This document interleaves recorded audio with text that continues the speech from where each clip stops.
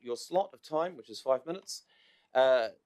Do be well. The councillors will be able to ask questions afterwards if they want to inquire more information. There is no need to read your submission. We encourage you to highlight parts of your submission that you may want to highlight over, just to make things more efficient on your part. The time is yours. Go for it. Oh, and I was supposed to highlight that the bell will ring at 5 minutes, and that's done by my trusty Carolyn here.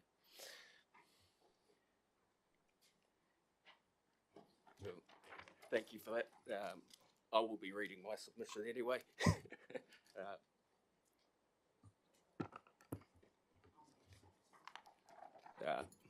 My name is John. I'm here to make an individual submission regarding the long-term plan, but I'm also representing others.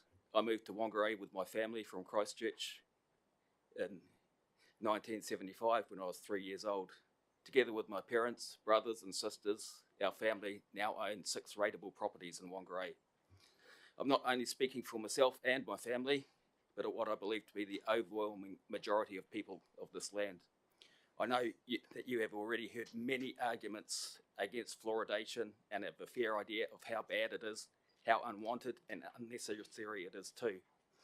I would like to thank you for last week's vote to delay the introduction of fluoride to our water supply.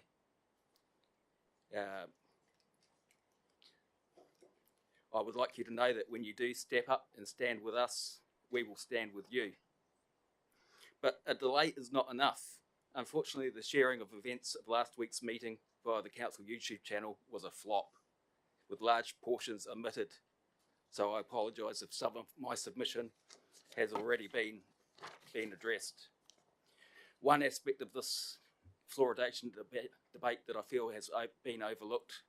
This is the impact of mass medication on those with multiple chemical sensitivities, or MCS. Many would argue that the needs of the many outweigh the needs of the few or the one, but I would put it to you that the needs of the one in any good moral society are the needs of all. One person may not be statistically significant according to the science, but I, for one, will not be told that any one person is insignificant. This is particularly relevant when we consider that the benefits of ingesting fluoride are minimal. So when we consider the long-term plan, part 1 of my submission is that the councillors consider the basic human rights of all residents as individual members of our society. While I brought this up in regards to the fluoride issue, I believe that it should be an integral part of all issues that this council considers. The second part of my submission relates to the water management and the potential creation of council-controlled organisations. I was raised to believe that we should live within our means. Taking on debt without a plan for repayment is irresponsible. I ask you to refrain from borrowing against the assets that previous generations have worked for, or passing our current debts on to future generations. In this regard, I would like to propose that any new CCOs created for managing our assets are debt-free and operate within identifiable income streams, and not mortgaging our assets or our rights to manage them. This includes all aspects of water management, as well as all council-owned property.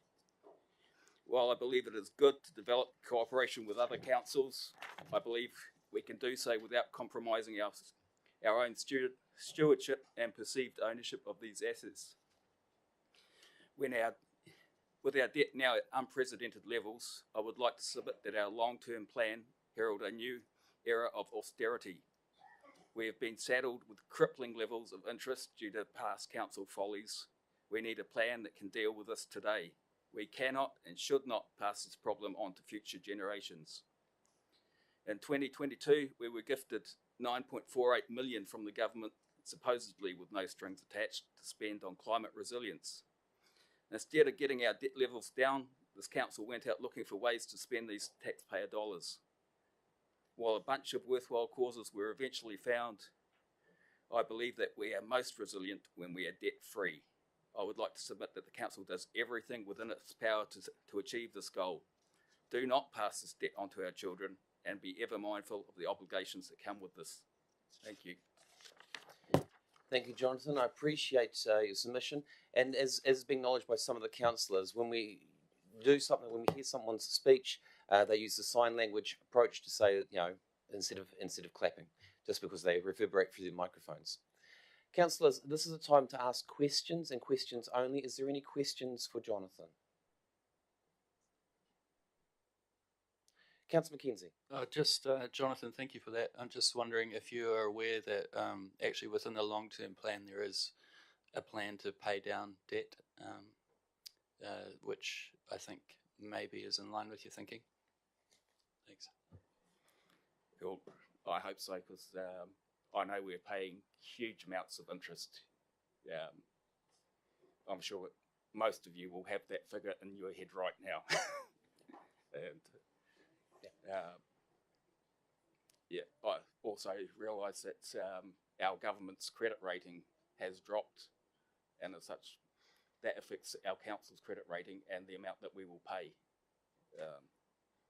So yeah, thank you for that. I'm not aware of the specifics, but I really hope you guys all are. I appreciate that, and thank you, Jonathan, for your answer to that. No other questions. Thank you, Jonathan, for your time. We appreciate you coming in and spending that with us. Thank you very much. Our next speaker is Roger McLean from the Whangarei Youth Music. That is on page 17, volume 17, page 27.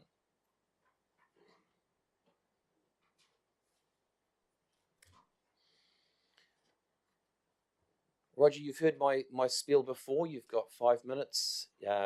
Carolyn will ring the bell when your time's up. I understand you've got a presentation as well that you'd like to... Yeah. Kia ora, everyone.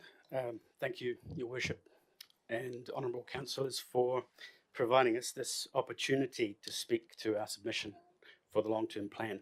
My name is Roger McLean, and I'm currently President of Whangarei Youth Music, and I'm joined by Michelle Jones from Sistema Whangarei Toi Akurangi, our closest collaborator in providing musical development and opportunities for the youth of Whangarei and Northland. We're here today essentially to request consideration be given to extending our lease at the old library so that we may continue to provide our valuable service to the community. I'd like to firstly just provide a bit of background about Whangarei Youth Music, and then I'll hand over to Michelle and indeed our little performance for you. Whangarei Youth Music is an incorporated society, and as we've recently been through the process of rewriting our constitution, it's probably a timely opportunity to reiterate our core values and principles, the main ones being, firstly, promoting, encouraging and fostering the study and appreciation of music among young people. Secondly, organising and promoting musical playing groups for young people, providing facilities for individual and group tuition and ensemble playing of music, making available musical instruments for the purposes of hire to members of the society, and arranging for professional tutors and or experienced musicians with teaching skills as required for individual and or group tuition. Engaging suitably qualified conductors for each performing group, and on it goes. And at the very bottom, it's outlined that any income, benefit or advantage must be used to advance the charitable purposes of the society. So that's what we're all about. And I'm pretty sure everybody is probably quite familiar with Sistema and what Sistema are all about. A little background of what's happened over the last 8 years while we've had the lease of the old library. We've had many musical performances in the old library, and we've hosted concerts by top...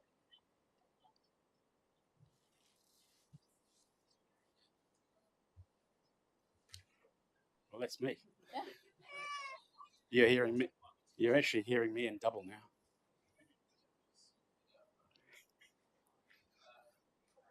And Roger, I do have to apologise for pronouncing your name wrong at the beginning. That's okay. Roger McLean, I know how important it is to pronounce names correctly, so sorry about that, Roger. That's quite all right. Thank you. We've seen the old library grow into a performing... Oh, you're still hearing me in double. Shall I wait? Keep going.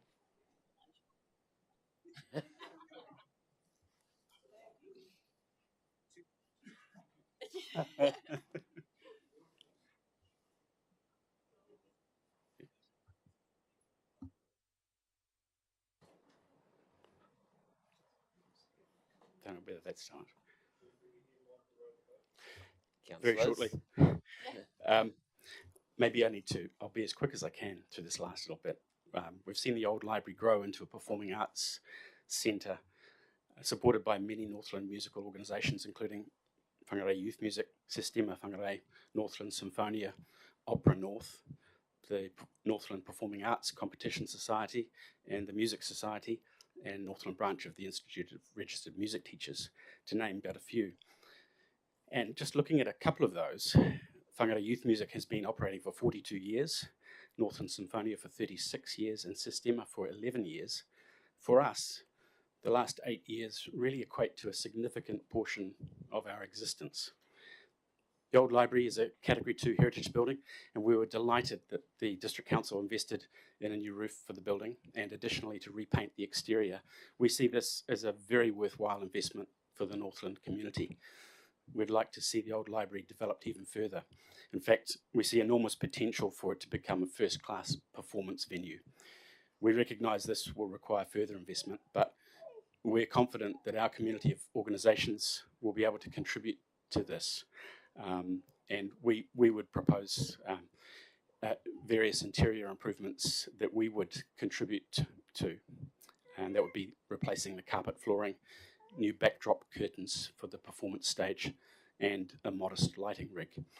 I sincerely hope we get the opportunity to see the old library fulfil its potential. Thank you. Now I'd like to hand over to Michelle. Thank you very much. I'll just keep it short. We've got a group of our families here. If anybody from System or any of the music community would just stand up and see. Yep. Yep.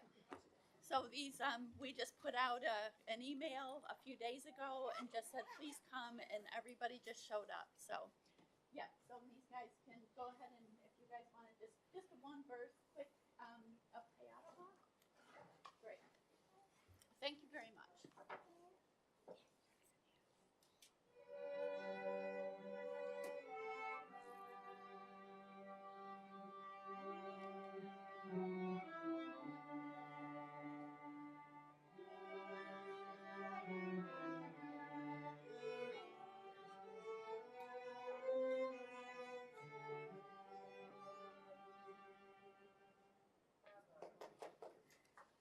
Thank you.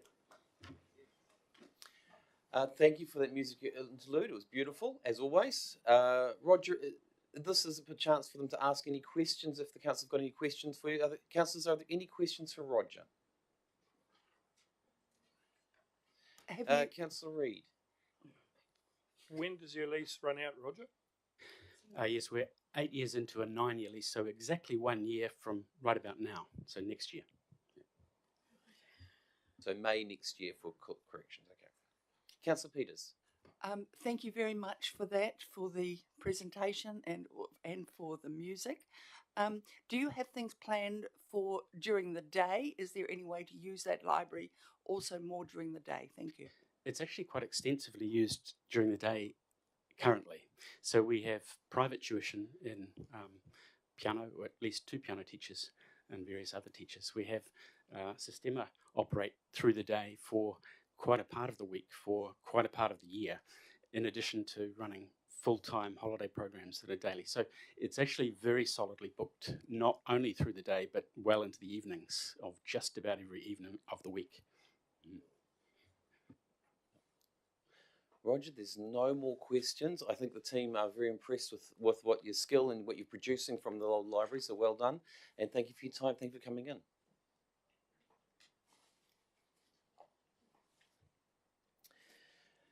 Councillors, our next speaker is Tanya McGuinness. Tanya, her submission is on volume 4, page 126.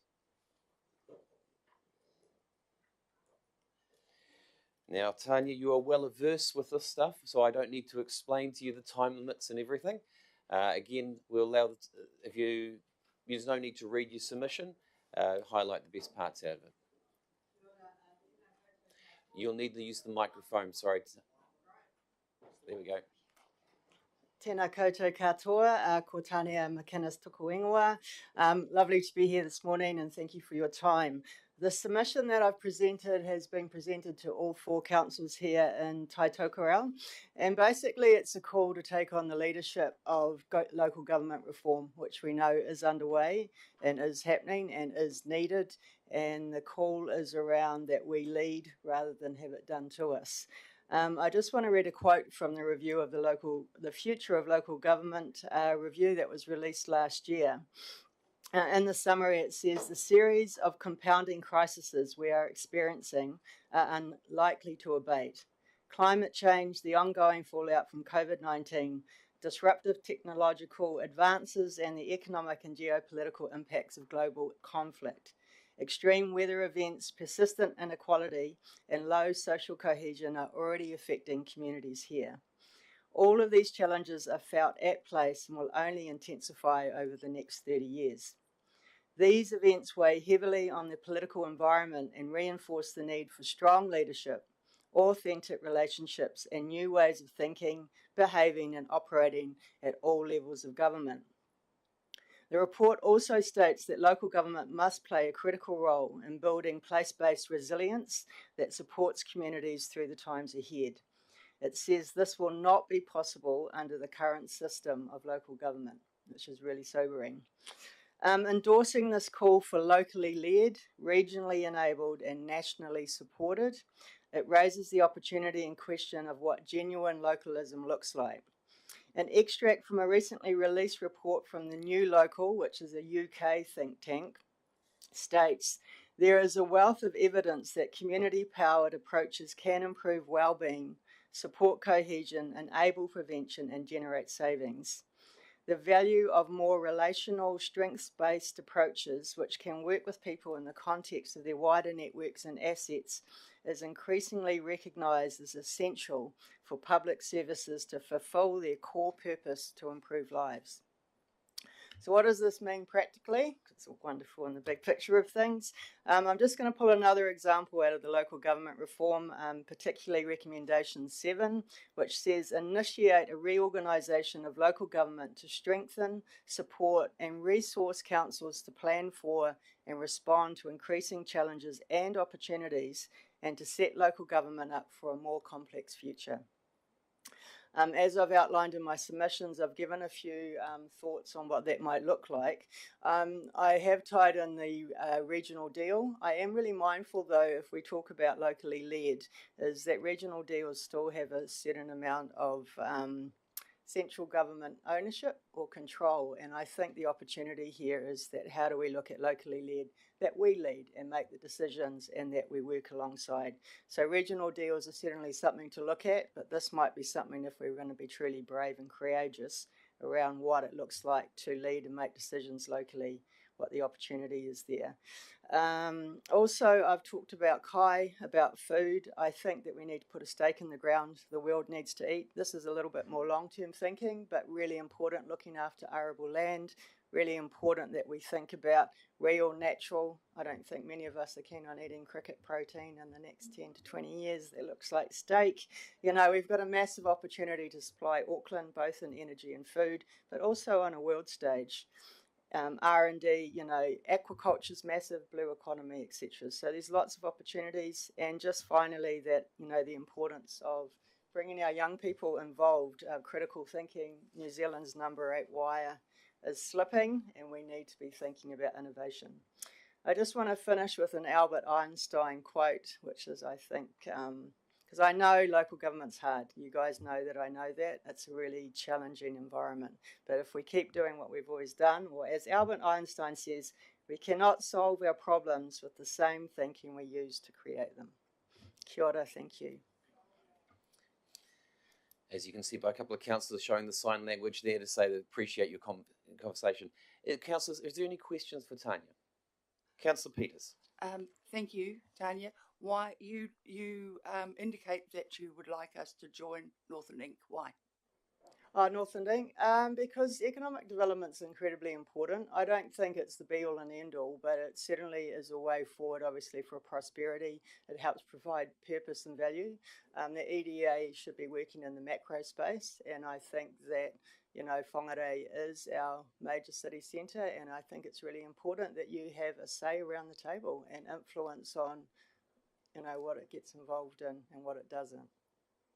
Tanya, just a continuation question on that line there. We've had many submissions turn around and say they don't want us involved with Northland Inc. because we've already got a staff member there. Yeah. Is there any difference between having a staff member from your mind and actually being as a shareholder of the organisation? Yes, there is.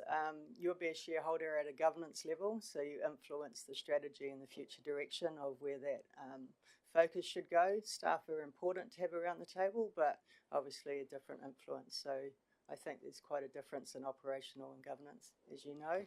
Yeah. Thank you for that answer. Okay, you're welcome. Councillors, no other questions? No other questions. Thank you again, Tanya, for coming in. Appreciate you taking the time. Still and well done with digesting pizza. But You did well with the pizza last night, yes. I know, it was great. Thank you. All the best. No worries. Our next submitter is Phil Cullen. Phil's submission is on Volume 2, page 23.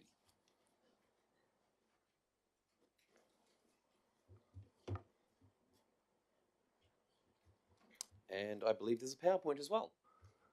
There should be some documents surrounding. Phil, I don't know whether you've heard, as I said before, you've got 5 minutes. It's best not to read your submission because we should have read it.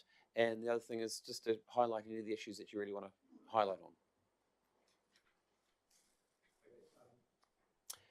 Ko pukerenga tuku maunga, ko kaiwaka tuku awa, ko maunga turoto tuku marae, ko taibuni te waka, ko kuti mana inga rangi mea rani o ku iwi.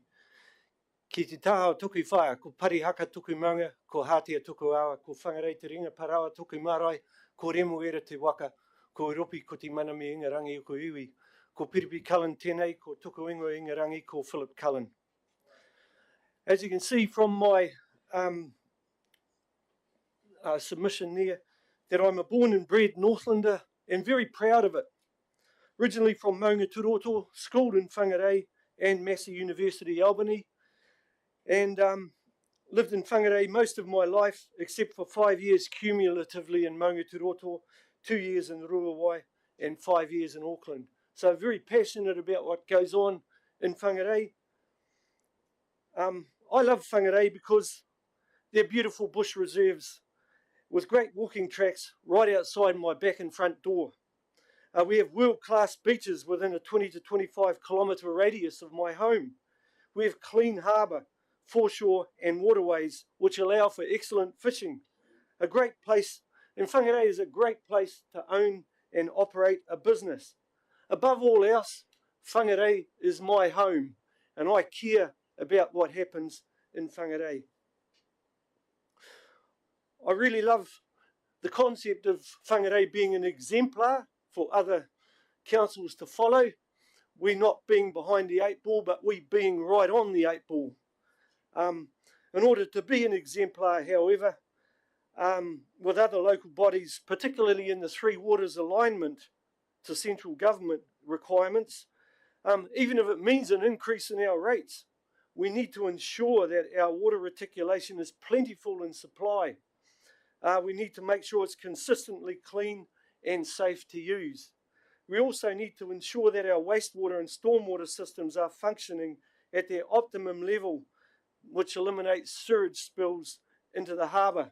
That is really important. We need to get that nailed. And as we get bigger as a city, it will become more and more prominent and more important. First topic in my submission from the consultation document is topic 1, becoming a shareholder of Northland Incorporated. We can either just take a back seat to Northland Incorporated and just throw them a few dollars and not actually be active in involvement, or we can take a major role and actually be a stakeholder. I think if we're serious about building the economy, I think we actually need to take a stakeholder mentality. I think it's important that Whangarei District Council plays an active role in creating a thriving and equitable region, and because it's important that we share that with our communities and our visitors, both now and in the future.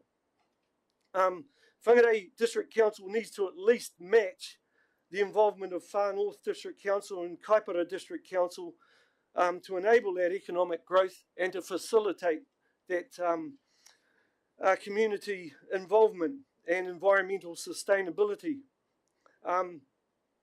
Whangarei District Council are actively involved rather than just funding, as I mentioned before. And as we get bigger as a city and as a community, waste is going to become an even bigger issue. And so other councils are echoing that they're pretty keen on, in fact, one in particular, that they're pretty keen on waste to energy projects, which I believe is really important for our future demands on electricity. Next topic is freedom camping. So regardless of the government funding outcome, it's really crucial that we keep this service operational, even if it is at a reduced rate, because not all freedom campers are responsible. And also the increased threat of waste, litter and nuisance and environmental harm would be more costly to the community than maintaining the service. So it would be more costly not only in a financial sense, but also in in a sort of an extrinsic way as well, like sort of non-financial. Our topic three, the topic three that I mentioned in my submission from the consultation document, relates to commercial property. I believe the status quo should remain as much as possible, but at the same time we shouldn't just bury our heads in the sand and pretend it's going to go away, because it's not going to. We are going to have to address it at some stage. But right now, I believe that there's many other projects that are mentioned in this consultation document here that are exciting, that are urgent, and that need our attention. Commercial property viability needs to be carefully considered. So I believe it would be wise at this stage to defer it as much as possible, but not to the detriment of Whangarei District Council's values, and put a predetermined date in place that we will revisit it, and perhaps, you know, at a more suitable time when these other projects are well underway. So just in closing, I came to the Chamber of Commerce opening of this building, or the night that they had through the Chamber of Commerce. I was most impressed. I think the building meets the modern demands of how work is done, how work is performed these days. And I think it's a very functional building. And I think the council is actually saying, right, we've put our stake in the ground as to what a commercial build or a new commercial build should look like. And we can actually go to the community, the private community, and say, look, we've put our stake in the ground. You guys need to step up. Thank you for your time this morning. Thank you, Phil. And as you can see by a few councillors, they're acknowledging it instead of clapping, but using the sign language. Councillors, there is any questions for Phil? Councillor Holmes, got a question? Thank you, Phil, for that presentation. Just a very quick question. Is this you on the drums? Yes. Good, thank you. Thank you, Phil. Look, appreciate your time coming in. Our next speaker is David Rohan, is that correct? Rowan, on volume 18, page 10. David, you've got 5 minutes as before. The councillors can ask questions at the end for clarifications of your topic. We encourage you, rather than reading your submission, to talk to it and highlight things that you want to highlight. Over to you, David. Morena.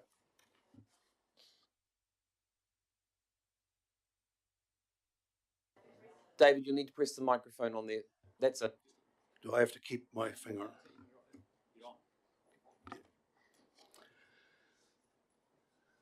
Morena councillors, I commend you on this attractive publication inviting us to submit on the future of this district for the next 10 years. Thanks for the opportunity to speak. In the interest of full disclosure, I have to confess this is not my birthplace. It's only been my home for 50 years. But it's where our son was born, and it's where I honour the graves of my wife and my father. I flew in from Whanganui into Inarahi Airport over our beautiful harbour on the Friday of Queen's birthday weekend. It was moving day for all farmers, share milkers and rural workers for my interview with Connell Trimmer at Lamb and Gerard.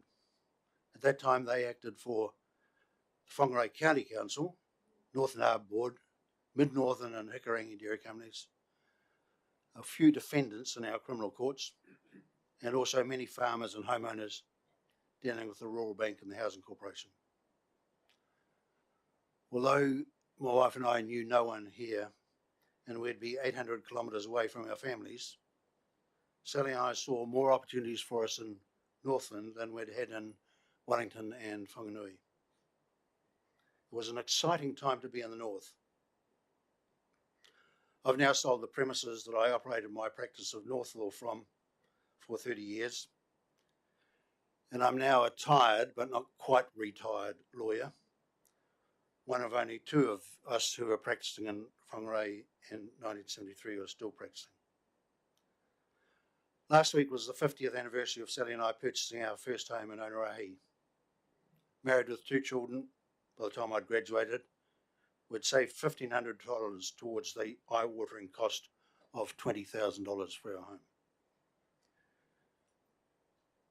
So I'm sit here before you as a ratepayer for more than 50 years.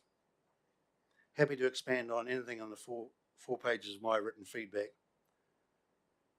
but focusing on how I now see this my home. First, I'm a citizen of Te Tautakarau, not just of Whangarei. Although Whakaoriori, Masterton, is where I was born, I regard the whole of the Wairapa bush, from the Rumatakas to the Manawatu Gorge, as my birthplace. Now I regard my home of 50 years not just as a Whangarei addresses, but the whole of the north from Welsford to the Cape. For that reason, I'm now impatient with any parochialism and Northland continuing to be ignored or taken for granted by elected representatives in the beehive, still holding the North back from realising the promise I saw in it 50 years ago. That's how long ago our provincial rugby team was called North Auckland, for goodness sake. That's how long ago our provincial holiday became a hot day of celebration and recreation of the whole of the country. That's how long ago the access to Northland as not only Auckland's but the whole of the country's playground through the Brandurans barrier should have been addressed. Instead of 10 million tunnel through in Wellington and a highway through some Northland MP's farm, how about demanding a start on a tunnel through the Brandurans before the next election? 50 years ago is how long ago the branch railway to Marsden Point and a vehicular ferry from Marsden Point, One Tree Point to Whangarei Head should have been established. That's how long ago we should have been planning an upgrade of our rail corridor to Auckland, closed for more than a year now since Cyclone Gabriel, and reintroducing rail cars from Oikaihau to Auckland. That's how long ago we should have been planning an international airport like Queenstown's at Kerikeri or Kaikoui. That's how long ago we should have been planning the redevelopment of the huge swath of World War II structures on prime land on James, John and Dent Streets that the Huntwasser roof garden now overlooks. We're standing on the shoulders of previous leaders who reticulated sewage to the residential properties served by septic tanks when we arrived, who doggedly installed water meters in the 1980s, and Wellington even now it doesn't have those, who, like Councillor Jovich's dad, had the vision to transform the Scungy wharf sheds and fishing boats dock to the inviting town basin we have now,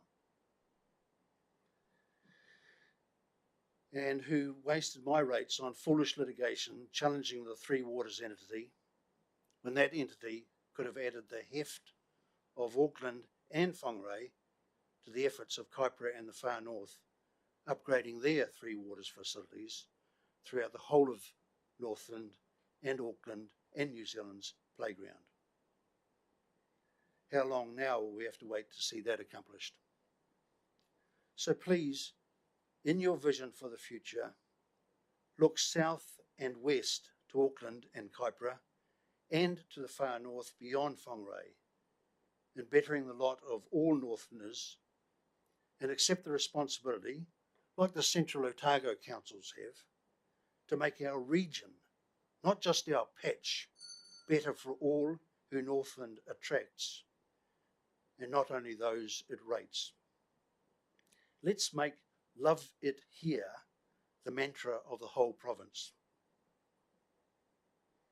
Finally, keep up and find more ways to show me how you value us.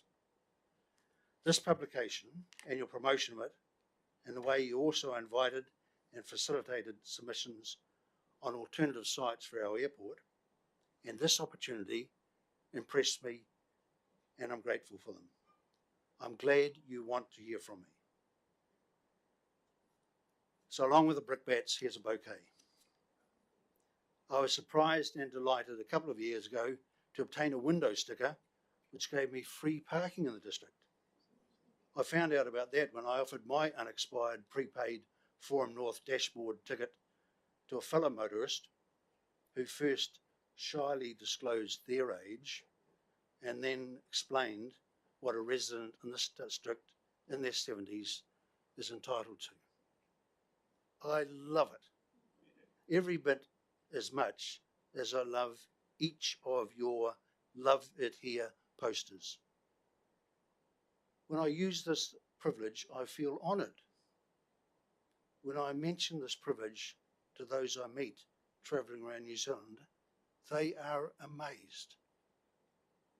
It was visionary of you to introduce this gesture and to generously make it available not only to ratepayers, but to all 70-year-old plus residents of the district.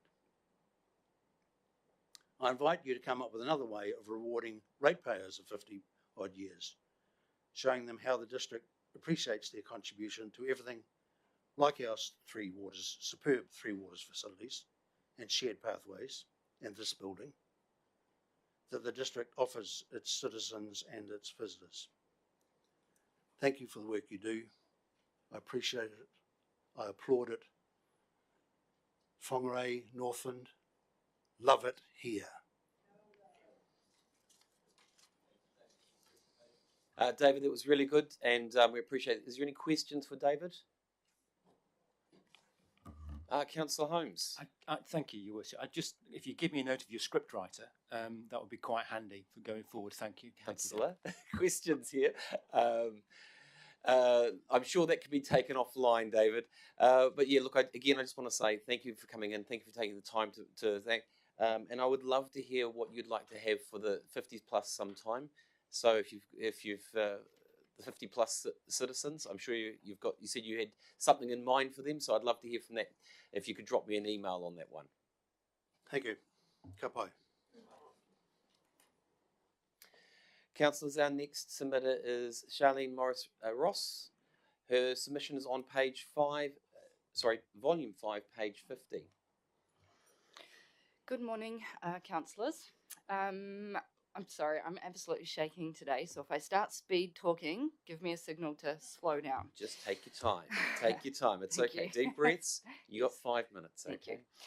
Thank you. So I've come here to talk to you today not about the council-directed points that were in the long-term plan consultation document, but instead I'm going to speak to the points that I noted towards the end, which of course are all about Hikurangi and what we're seeking from council in terms of the long-term plan for this round.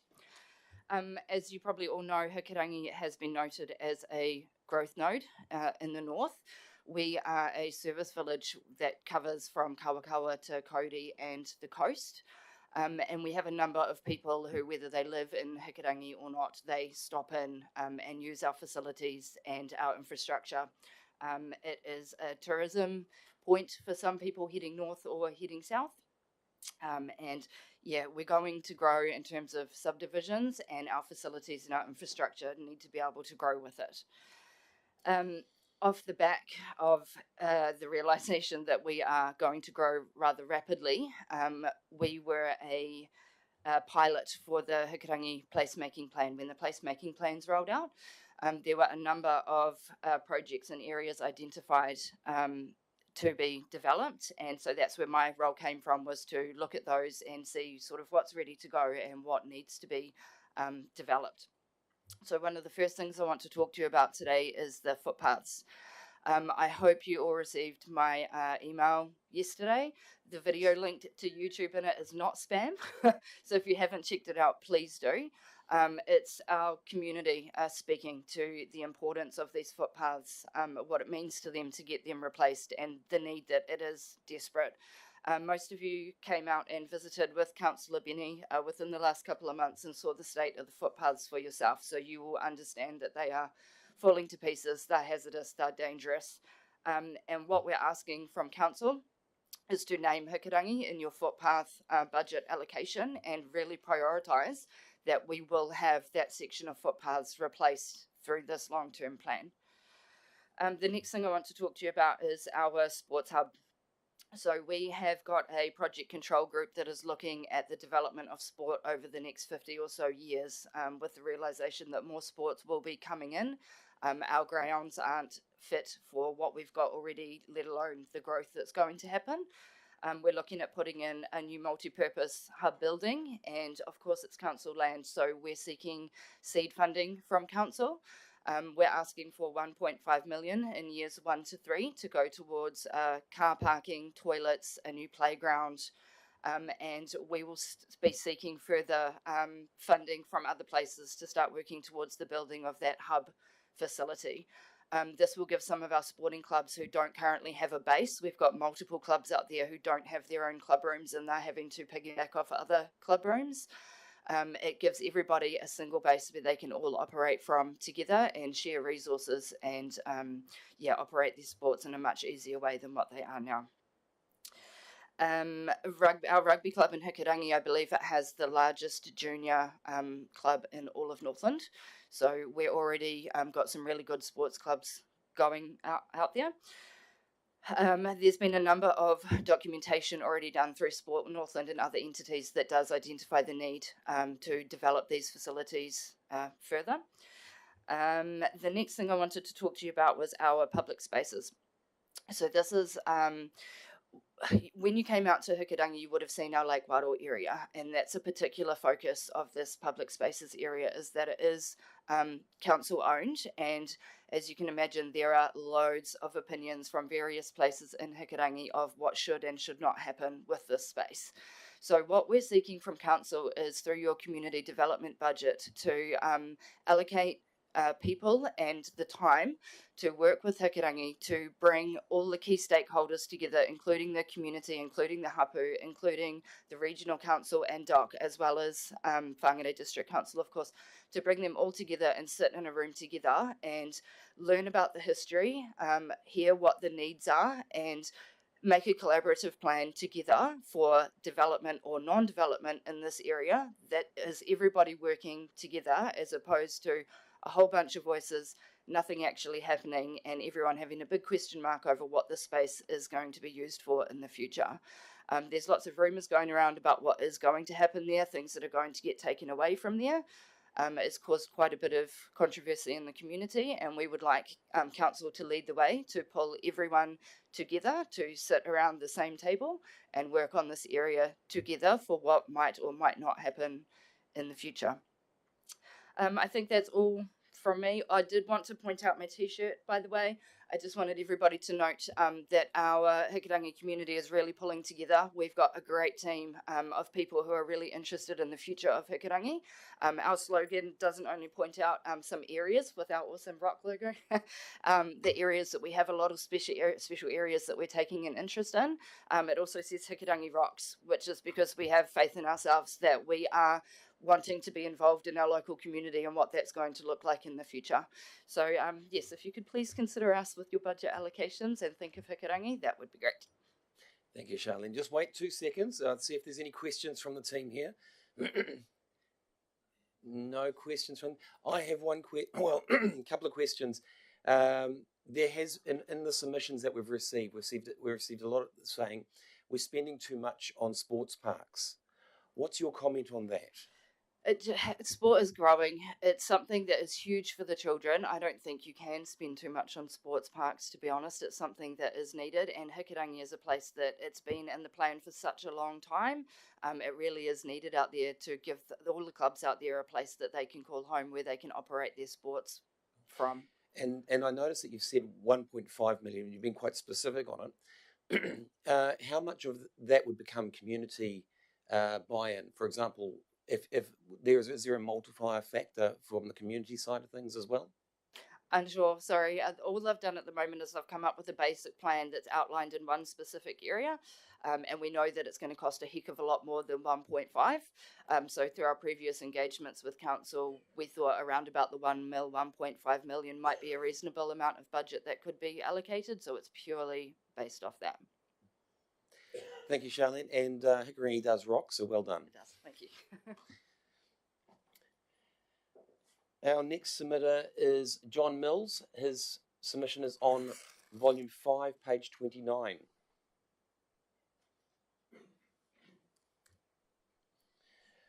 John, you've sat at the back there, so you've heard what I've said to the others. You've got 5 minutes. The button to speak is on the right, so you just need to touch that to speak, and the councillors can ask questions afterwards.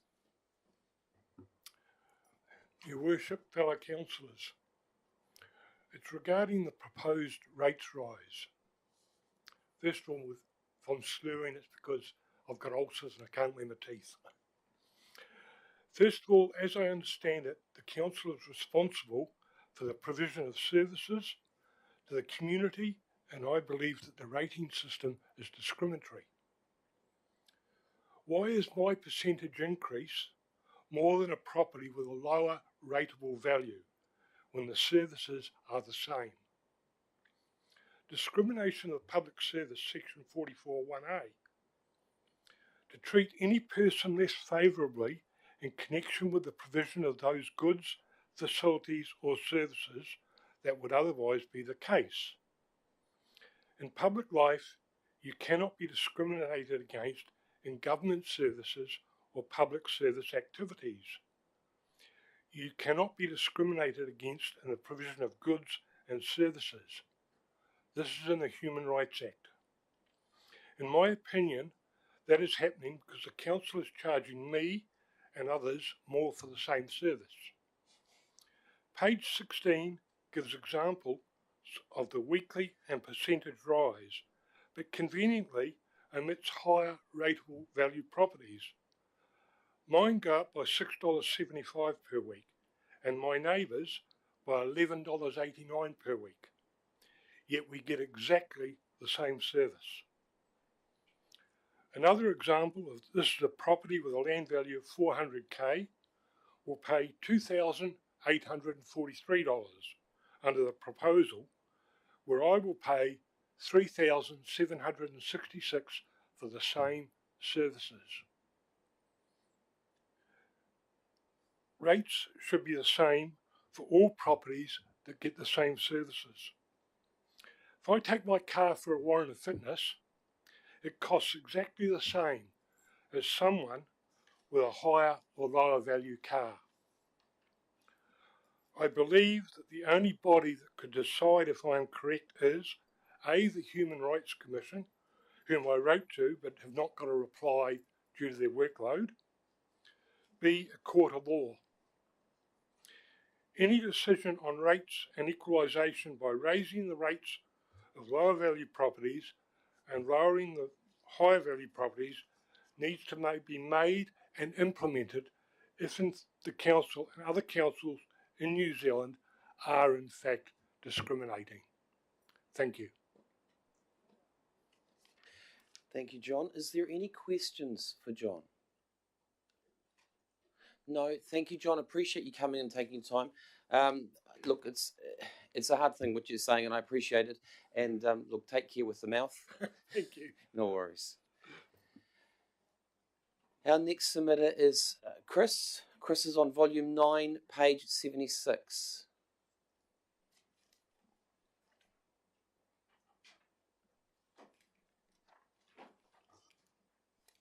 And I believe Chris has a handout as well, so it's going on. Now, Chris, it's the right button on the that's it to move the microphone. You've got 5 minutes. Take your time. We encourage you, rather than to read your submission, to highlight parts of it. Okay. Kia ora, and firstly, thank you. I'm Chris Souness from a company called Souness Developments. We trade as Nexus Australasia. I'd just like to firstly thank the councillors and your worship for the opportunity to come and speak to you today. I'm here to speak briefly about a product that we supply called Flag Tracks.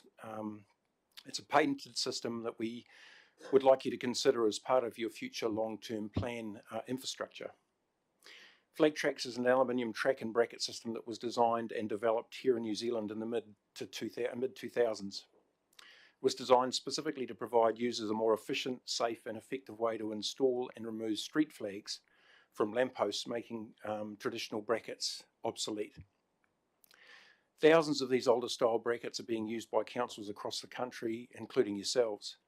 They were originally introduced to Auckland to promote and support the 1990 Commonwealth Games, and they sort of spread across the country after that. Your brackets are mounted on lampposts between 6 to 7.5 metres above the ground, mostly in high traffic locations. And the street flags that are mounted on them are used for promotional and event communications, as well as city beautification and placemaking. And I see you've already got some Matariki flags up, which is great. A little bit, Matariki I think is at the end of next month, but it's great to see them flying around the city. The brackets, however, that you're using have some quite significant drawbacks, and the reason is that because of their height, they can only be accessed by using heavy lifting equipment, typically a bucket truck that requires multiple users to operate. In most cases, specialist power or lighting contractors are required to change the flags. Traffic management plans are required, as well as specialist traffic protection over and above the bucket truck, which is changing the flags effectively on the road. Work is competed at height, which again creates cost. Changes are time consuming, and often damaged and ripped flags, because of the cost to remove them, are left up there, which can have quite a negative impact on your brand.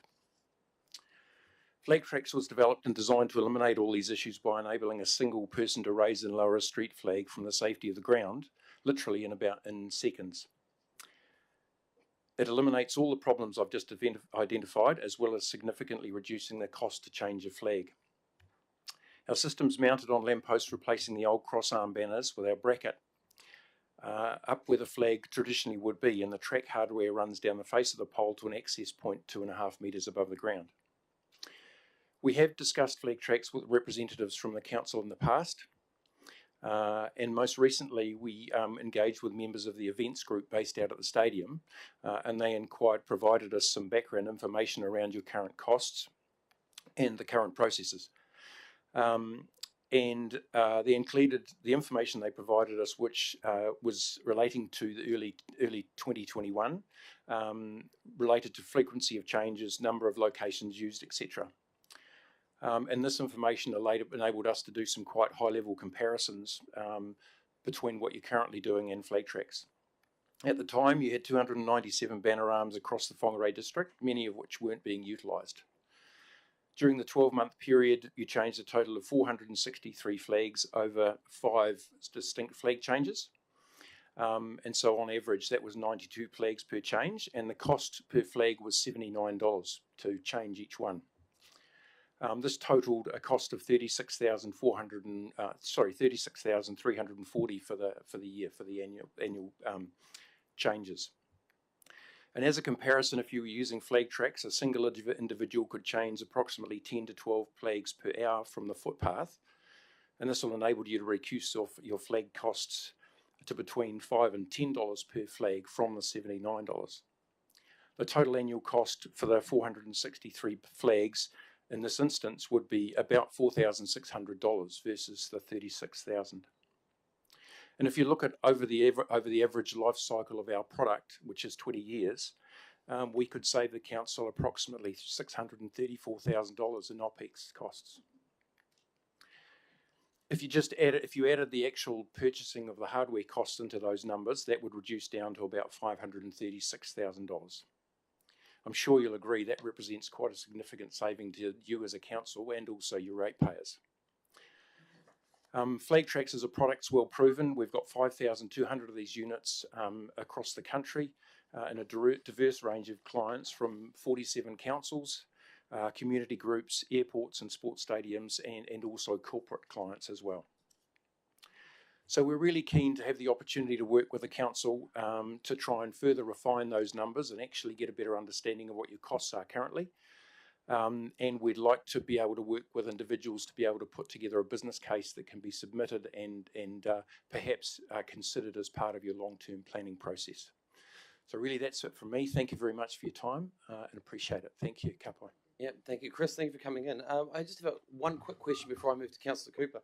So from what you're saying there, and I was doing quick calculations as we go, it's roughly $100,000 worth of capex to be done at the beginning. Yep. Okay, cool. Yeah, and that's for the 96 locations that we were talking about specifically. It would be more expensive if you look to change all your banner arms, but I would recommend that you actually do an audit, identify the ones that you want to continue to use, and I would expect that there are a significant number through the network that are obsolete that won't need to be used again.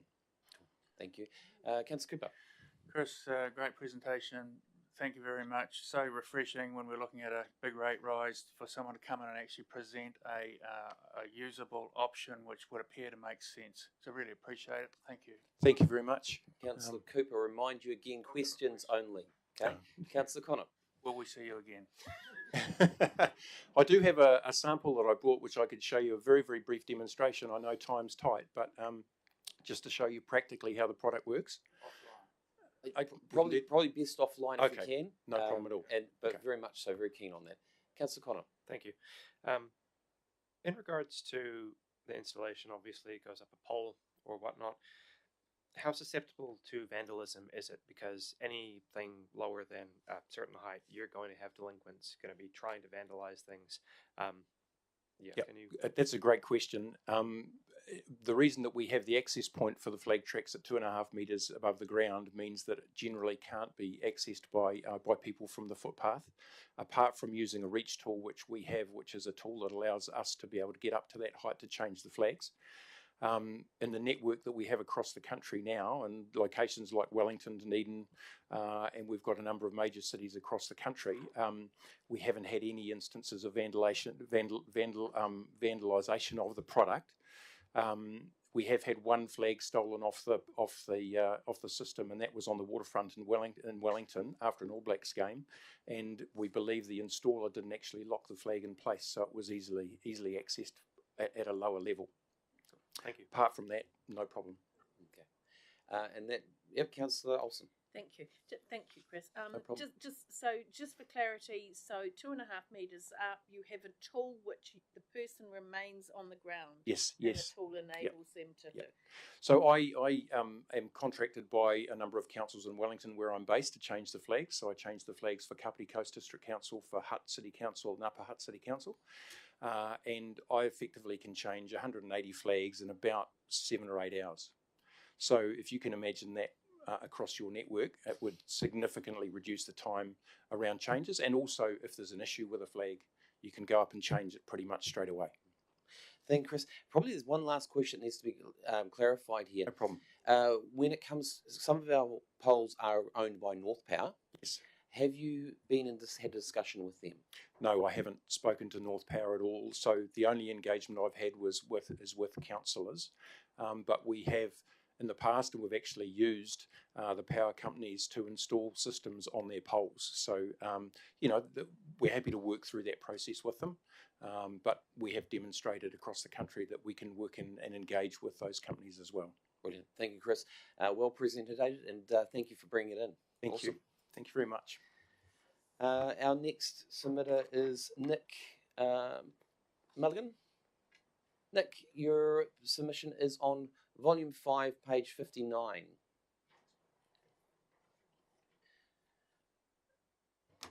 And Nick, you've been sitting at the back there, so you know the process. You've got 5 minutes to make your presentation.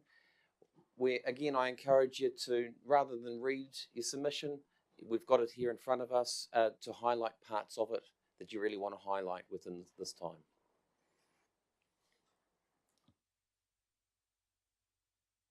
Presser. Okay. Your Worship and Councillors, I'm not going to read my submission because you've all got the opportunity to read it yourselves.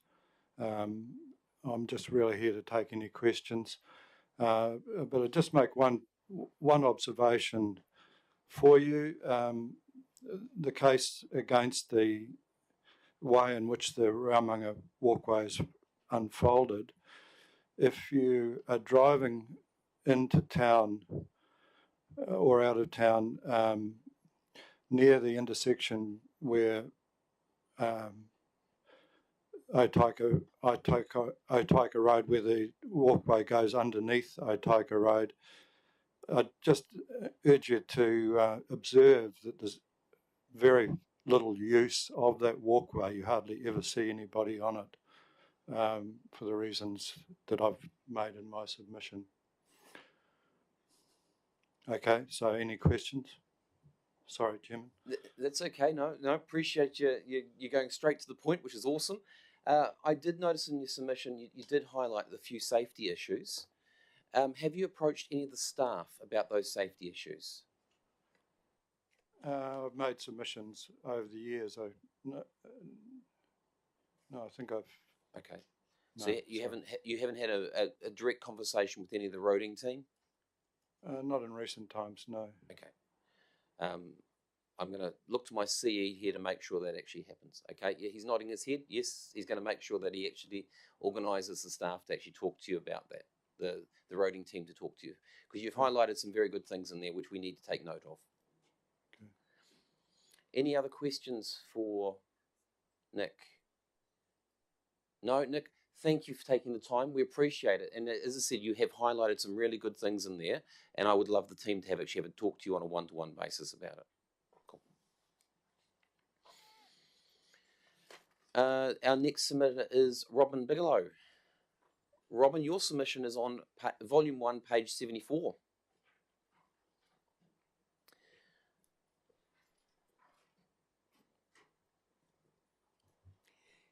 Kia ora koutou. Ko Robin Bigelow, Toka Wingua. I'm the chair of Weed Action Native Habitat Restoration Trust. And we've made a submission requesting that council assign designated and enduring, undisputed weed management funding to protect Rīatahi Mount Aubrey. You will be aware of Rīatahi. It's a stunning, iconic 60-hectare reserve that is enjoyed by families throughout Whangarei, and it's a very important tourist attraction. The forest itself harbours 6 plants specified as nationally critical of extinction, and 3 are naturally uncommon. We understand that WDC does not have a protection plan in place for these threatened species. However, that's a bit of an aside, because what I want to express is the work that Weed Action has done on that reserve since 2014. So over the past 10 years, we've been diligently doing what we can with limited resources. When we first started the work, Early Agnes was climbing up kauri trees and through deeply into the forest. Queen of Night everywhere, ginger moss plant sort of covering the understory of the forest and preventing regeneration. So the Rīatahi would have been in greater decline if we had not been doing this work. So we've been relentless about it for the last 10 years. So our request to WDC is that you develop a policy of enduring stewardship, a bit like you have with Parihaka, because we believe Rīatahi should be recognised as a high priority park within the park's maintenance budget with ongoing allocated weed control funding. While our submission is for funding specifically for Rīatahi, we also request that WDC consider the extensive conservation efforts that Weed Action has made, and instead of asking us, as you have under your new policy, to apply for contestable funding through your community grants process, that you continue to fund Weed Action from the Parks and Recreation budget. The funding that we have received in the past has been put to extremely good use. An example of this, like the 15,000 that we were able to receive from your previous LTP, we stretched that out across 5 of your reserves with volunteers, training them, providing health and safety, monitoring and support, and alongside being able to allocate some of that funding for contractors to do work that's outside of the capacity of volunteers. So the monetary value for the work on Rīatahi by the volunteer team is $7,800, with a total last year across the Whangarei Heads of 4,018 volunteer hours, with a value of $120,000. So in 2022, we were successful in gaining 50,000 from Lottery Environment Grant for our work on Rīatahi. This would not have been possible without utilising co-funding from WDC, the owners of the reserve. This additional funding enabled us, with the help of conservation team Aki Tahiri, who are mana whenua to the area, to remove 70% of the large seeding weed species over the Rīatahi landscape. The reason committed WDC funding is so important to us is that it validates our funding applications with a co-funder who require the owner's input into when they provide funding. Without a confirmed weed budget from WDC, we will lurch from year to year, unable to maintain momentum, access additional funding, and the progress made to date could be lost. To restore Rīatahi, we estimate it requires an annual budget of $60,000, reducing over 10 years to a maintenance budget of $20,000. The good news is that with committed funding from WDC as the owner of the reserve, it enables us to make annual funding applications to secure the balance required to reinstate Rīatahi. Our expertise and our very intimate knowledge of Rīatahi is a real asset to WDC, and I would really like you to recognise that, and that the work we do is essential. If council was taking care of the weeds within Rīatahi, the cost to the contractor cost would be substantial. It would be beyond your reach. So what we're providing is of great value. So anyway, thank you. Sorry to cut you short there, Rob. Yeah. Councillor Peters, you got a question? Thank you for that presentation. Really appreciate it. Do you know, over the period that your many volunteers have been working on this, how much the Kiwi population has increased? I'm sorry, I can't ask that question. I know it has significantly out in the heads in general, and in Rīatahi, although we do have problems with dogs around the urban area of Rīatahi. Yeah, but the biodiversity has increased a lot in general. Yeah. Councillor Holmes. Thank you, Your Worship. Robin, thank you. Great presentation. Thank you for that. So I've got a couple of questions for you. So you're saying that, you know, if council were to fund this group, which I acknowledge and I have a vested interest, it's my patch, does fantastic work on the heads, 60,000 a year for 3 years. Just give me the number again in terms of the value of the volunteer hours that equates to. Well, just on Rīatahi, it's 7,800. Yeah, we're asking for 20,000 designated to Rīatahi, not necessarily to weed action, weed management. If it filters down to us, that would be great. But we believe that if we did get some assured funding, we can then get funding in kind from other sources. So you're talking about using this as leverage so that you can go to Yeah, other yeah. funders and get greater bang for And buck. that has been successful with lotteries to date. Yeah. And the other question really is if we push you to the contestable funding route, which is what we're talking about. I mean, in simple terms, what would that mean if you were not successful? What's the impact of that compared to the current situation? I guess we wouldn't be able to do the large scale landscape contract work that we're doing. 60,000 we put in last year of contractor work. So we would only be able to keep the volunteers going, and then we'd be applying under that contestable fund for equipment only, probably. Yeah. Okay, so it'd have quite a serious impact. Right down, and the volunteers are not able to do the level of work that's required. Okay, thank you. Thank you, Robin. Question there from Councillor Harding. Thank you, Te Koro Matua. Kia ora, Robin. Sounds fantastic, the work that's been happening in Riotahi. It's also great to hear of the inclusiveness of Aki Taihere. So what are they able to bring to help grow the work that you're doing at Riotahi? Thank you. Oh, it's been fantastic. The work that we've been doing alongside the collaboration. Certainly it's been an amazing bridge for our community to be working alongside mana whenua, and for mana whenua to be sharing the stories, their love of the Ngāhere, maramataka, knowledge. So they just bring the whole essence of Mataranga Māori to the work on Riotahi. Yeah. Robin, I just got a clarification question just to make sure I understand. In your submission, you're actually saying 20,000 per annum, but when you come in here, you're actually saying 60,000. No, that is the cost we estimate to manage Riotahi, the weed burden on Riotahi annually, and we're saying we can make funding application for the difference between 20,000 and 60,000, as we did with lottery environment. Yeah, I saw the one before, so I just wanted to clarify it. So, and you're saying 20,000 per annum for the next 10 years? Yes. Or because you said before, just to clarify again, you said about it would be reducing off in time? So the needs of Riotahi, as we take the biggest burden out, it will reduce over time, and a maintenance budget of $20,000, we estimate. Depends what the weed invasion gets to be like, because it is increasing, as you will know. Yeah.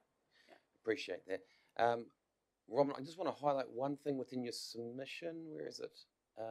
No, that's okay. You've covered it there. It's all good. Thank you very much for your time. Councillors, are there any other questions? Thank you. No other questions, Robin? You're free to go. Thank you again.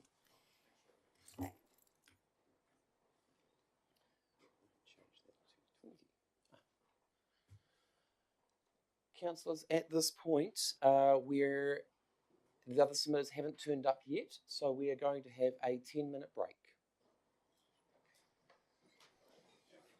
Sorry, I've just been corrected, 15-minute break.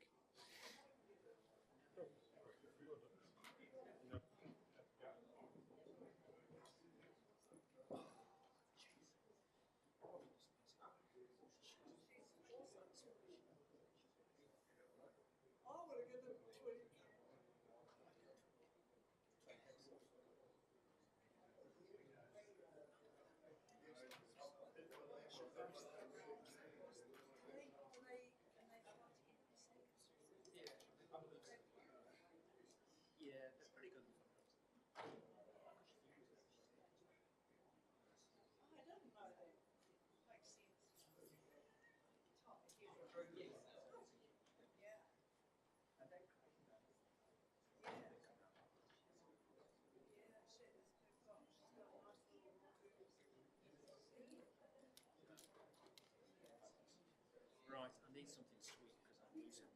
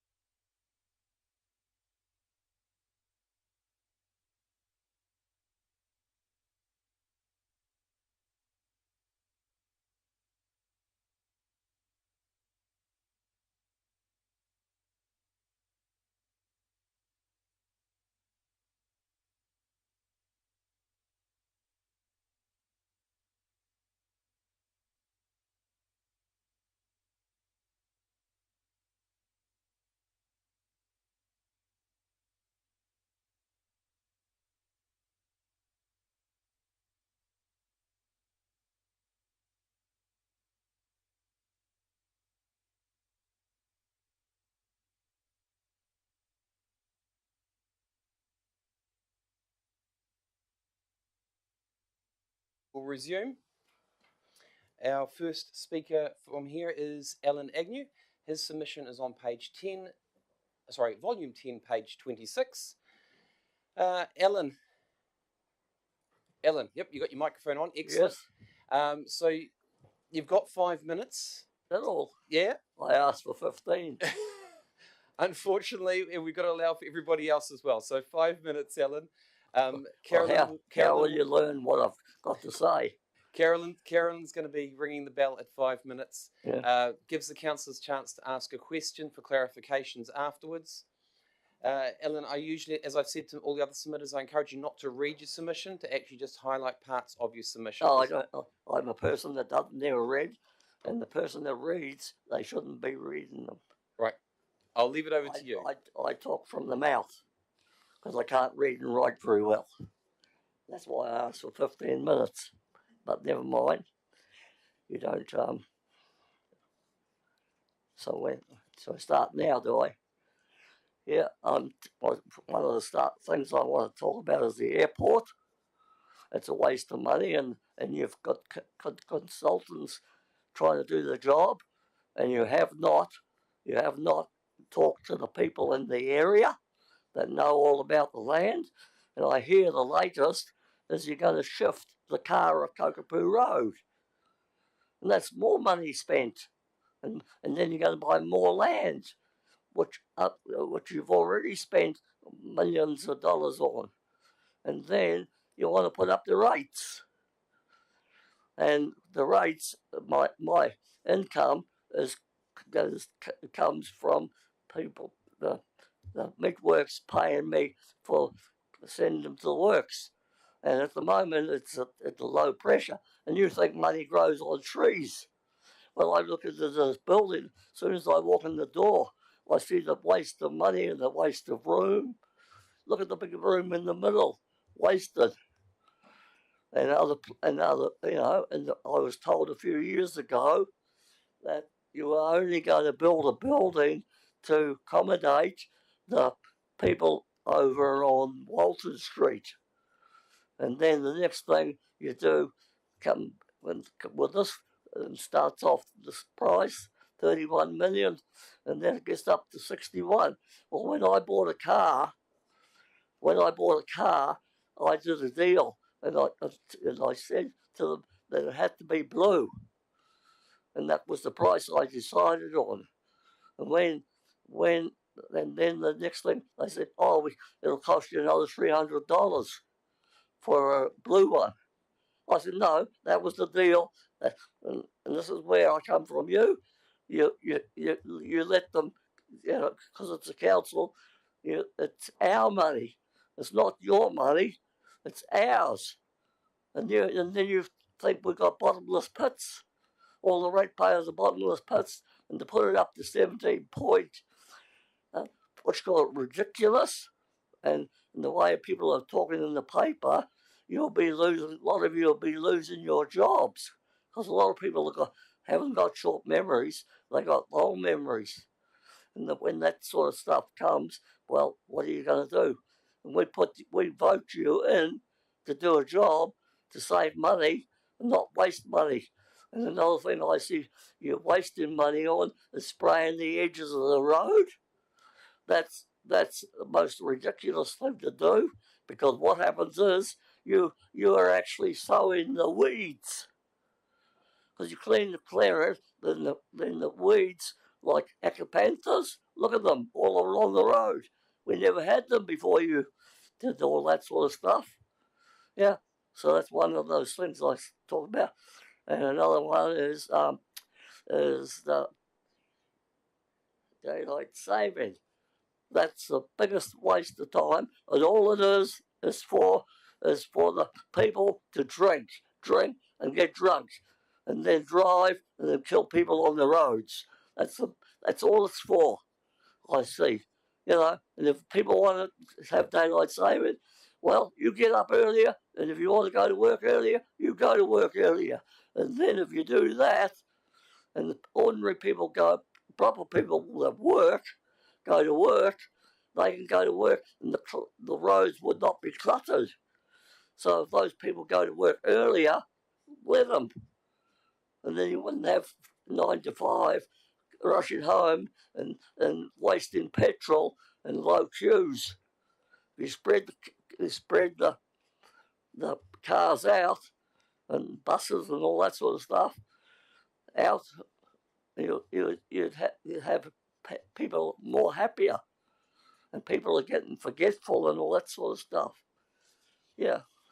And the bowls, and I talked about a bowls building for the disabled and the disabled people, and I wanted that to be a 3-story building with indoor bowls on the bottom, and the second floor is for indoor bowls and pool and that on the second floor, and the top floor is for all the disabled organisations to be, and a 3-story car park beside it, so that the people can go there all weathers, and because of disabled people, a lot of them can't walk, and if they get, and when they go to walk, some people abuse them and all that sort of rubbish.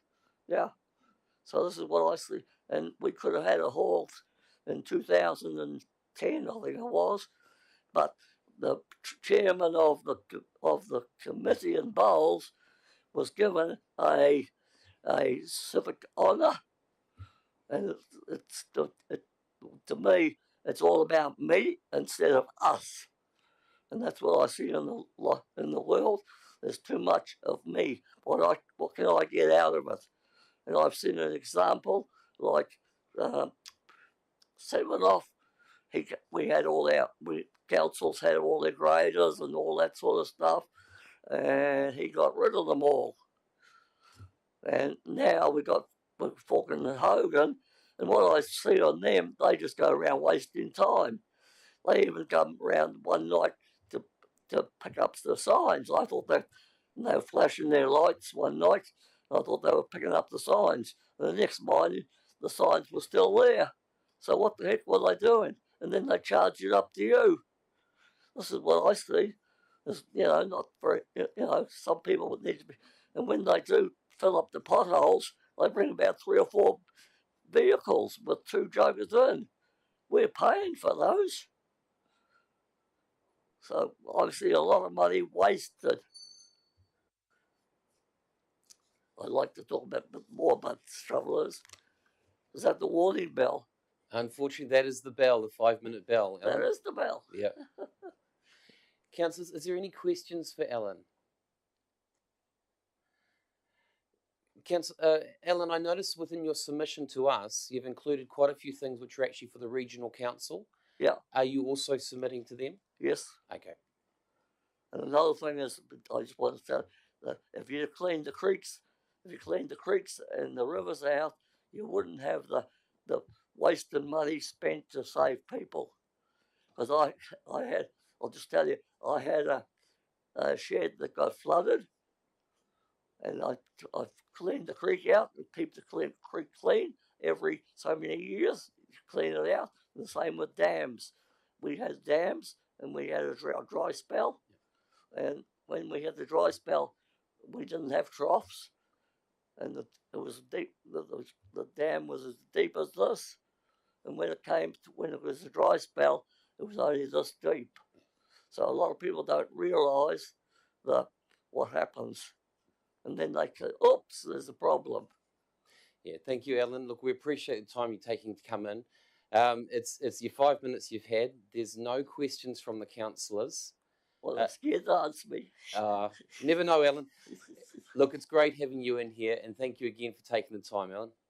And I'd like to thank Gav and Benny for coming out and seeing the problem face to face.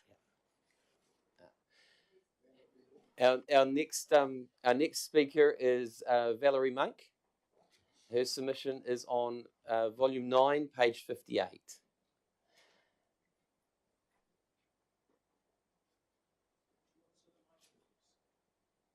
No, we'll just wait. It's okay.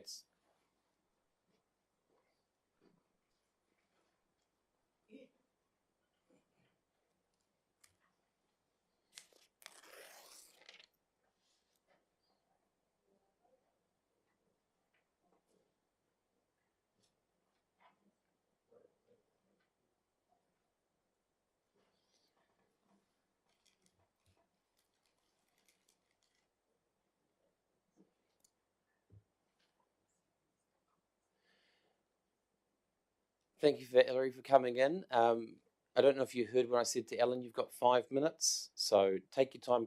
We usually encourage you not to read your submission, but to highlight parts of your submission that you want us to specifically be part of or know about. So I'll hand it over to you. Okay, I'm here on my own behalf only. Thank you for inviting me here to speak. I did make a written submission, but I want to speak about something more general, which is the public communications around your council's consultation. I'm here to ask you to make your process easier, clearer, more inclusive and more effective. I want to tell you how my submission process went for me. I found a link to what I thought was the long-term plan submissions portal, but for whatever reason it wasn't. When I clicked, I found a mass of mysterious headings. In the end, I did find a place to make submissions, but it didn't seem to be for the actual LTP. So I made a submission anyway. It was short and grumpy, complaining that I could not find the LTP portal. Within an hour, one of your staff had got back to me with an explanation and showing me where the correct link was. He told me that I'd been looking at the portal for the consultations alongside the LTP, not the actual LTP itself.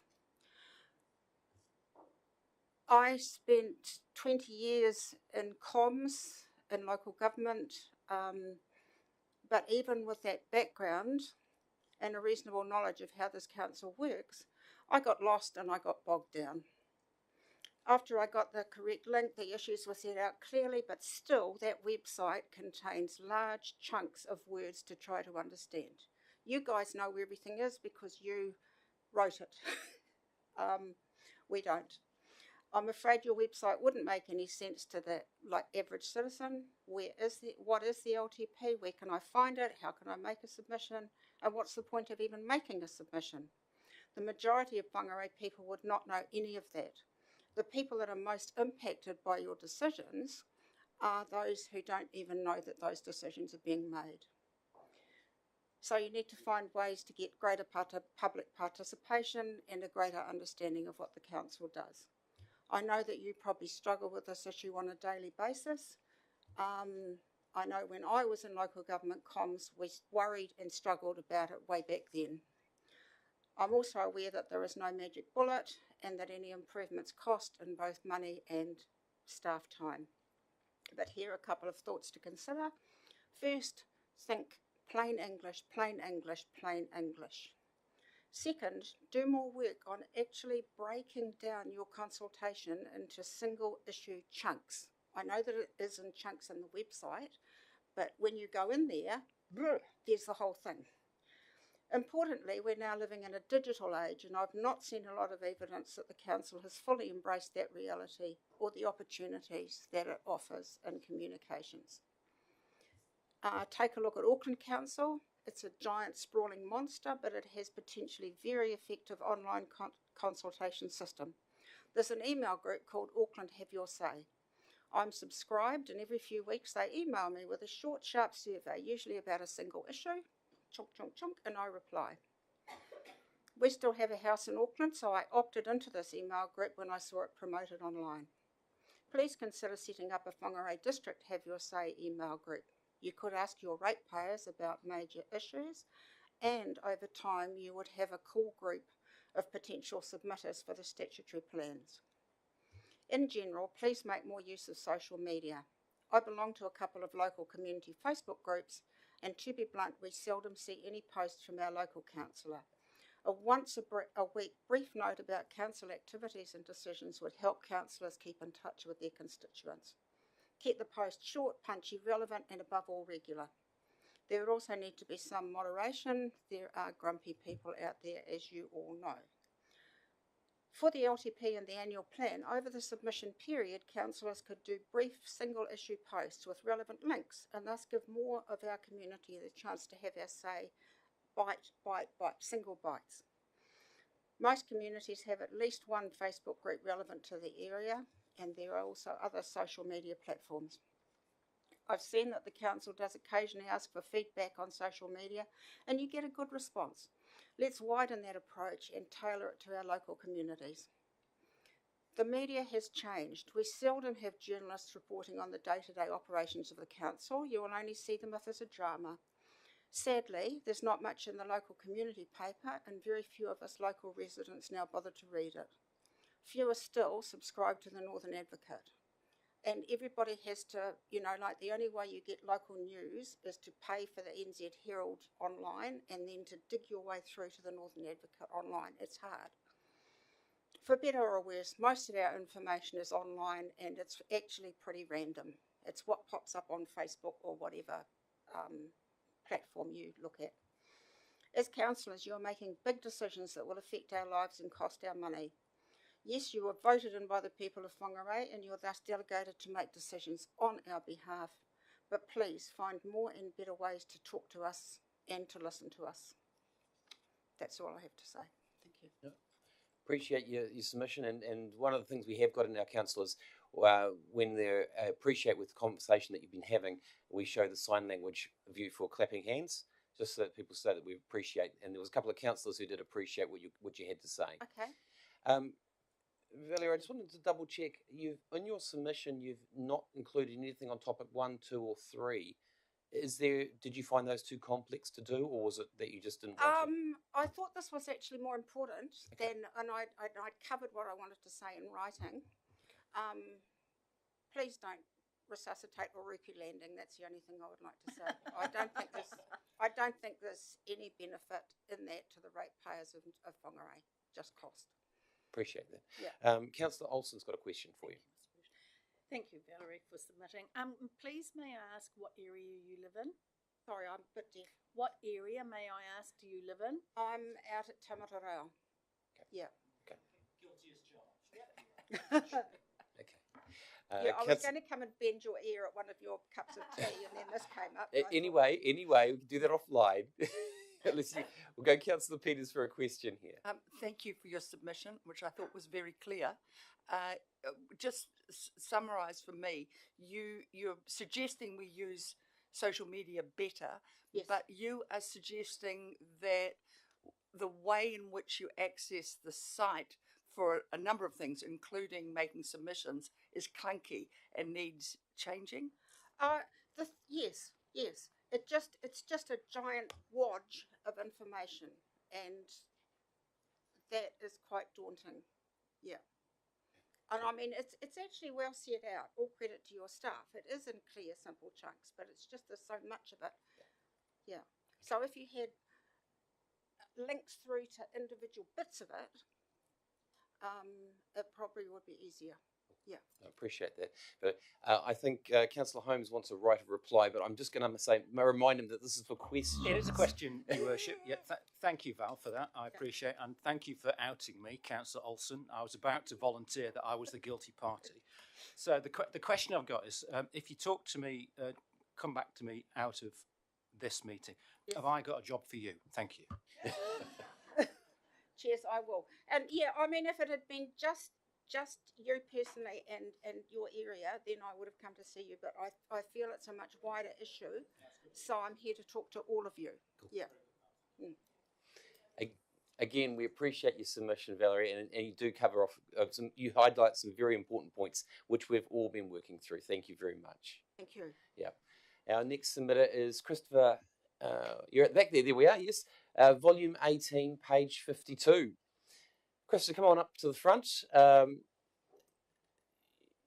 You've been in the chambers before, yes? I think you have, yes.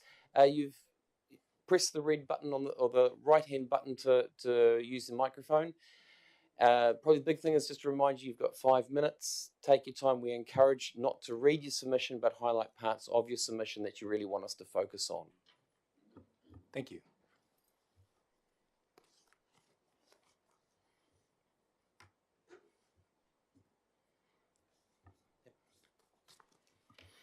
Let me start by saying, thankfully, we live in a democracy. My reflection from each Anzac Day, including the most recent one in Whangarei, is the importance of community and of service. There is a legacy to learn from and a legacy to live up to. It is based on self-sacrifice, dedication, loyalty, trust, and respect. These human attributes are in many ways the bedrock which cohesive communities are based and what enables communities to function. We live in a different and difficult time. So let's today tackle the elephant in the room first, the proposed 7.2% rating increase this year. What I can say is you cannot afford to lose the trust and confidence of the community. Trust and competence must be at the core of your function, your raison d'etre, and you have to prove it. A process won't fix that, it won't save it, and we have in reality become captured by it. I believe that must change. Less of the can't and more can, while being aware of our obligations. This is the time to show the community that you hear them, that you see them, and that you are acknowledging their concerns, and that you will act with prudence and great skill to steady the ship. I encourage you all to find ways to deliver a workable rate increase. My suggested figure is 11% increase. Last year it was 7.9. The bottom line should reflect your commitment to maintain the trust and confidence of the people and cohesion in community. I believe we know what to do and we know how to do it. It's in our DNA. Our community needs to be ready when that road opens. You will have to display the courage and resourcefulness of the likes of the New Zealand division at Le Quesnoy in France in World War I, and the courage and resourcefulness of the 28th Maori Battalion in World War II. Just two examples, and there were many, many more, where New Zealanders took action necessary to achieve success for their communities back home, lest we forget. Yeah, absolutely, Christopher. Thank you very much for that. And there's the sign language showing the councillors are actually appreciating what you've said as well. Christopher, is there any questions for him from the councillors? Christopher, I only have one question, which is you've said 11%. Are you thinking that just for the first year, or are you thinking that for every year? I think for the first year. This year only? This next year. Okay. I think we've noticed there's a change of government, and there'll be a lot of changes. And I think if we can just tie-ho a little and smooth out the rating increases and just make good of what we've got, that's how we built this country. We did more with less. And I think we can do it. I've got faith and confidence. You can count on me. I have written notes for those topics, which I could briefly speak to if anyone has a question. But I would mention the property concept. Someone like Peter Cooper from Kaitaia, who most of you know is very successful in property, and he has property in Auckland at the Britomart and the Landing. I would be going to someone like him, if I could, to get guidance on what he sees as the big picture, so that we can coordinate our endeavours within the region to take advantage of our position just north of Auckland and just south of the Bay of Islands. So I'd be looking for that sort of mentorship or input before I started a property division, thinking about what can we do with our bricks and mortar. Oh, appreciate that. Yeah. That's good feedback. Thank you for that, Krista. As there's no other questions, thank you for taking your time to come in, Christopher. We really do appreciate it. Spending the time here with us and just explaining your submission, and we do accept what you're saying. Thank you very much. Thank you, Your Worship. Yeah. Our next speaker is Bruce McGregor. His submission's on volume 4, page 120.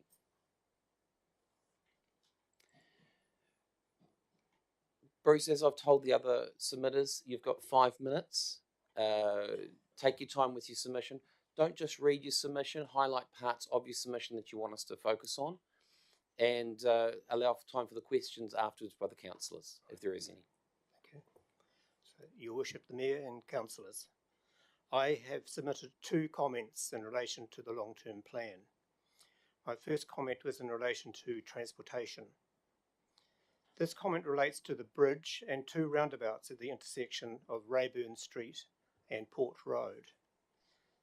My observation is that this intersection is likely to be highly congested at all times of the day.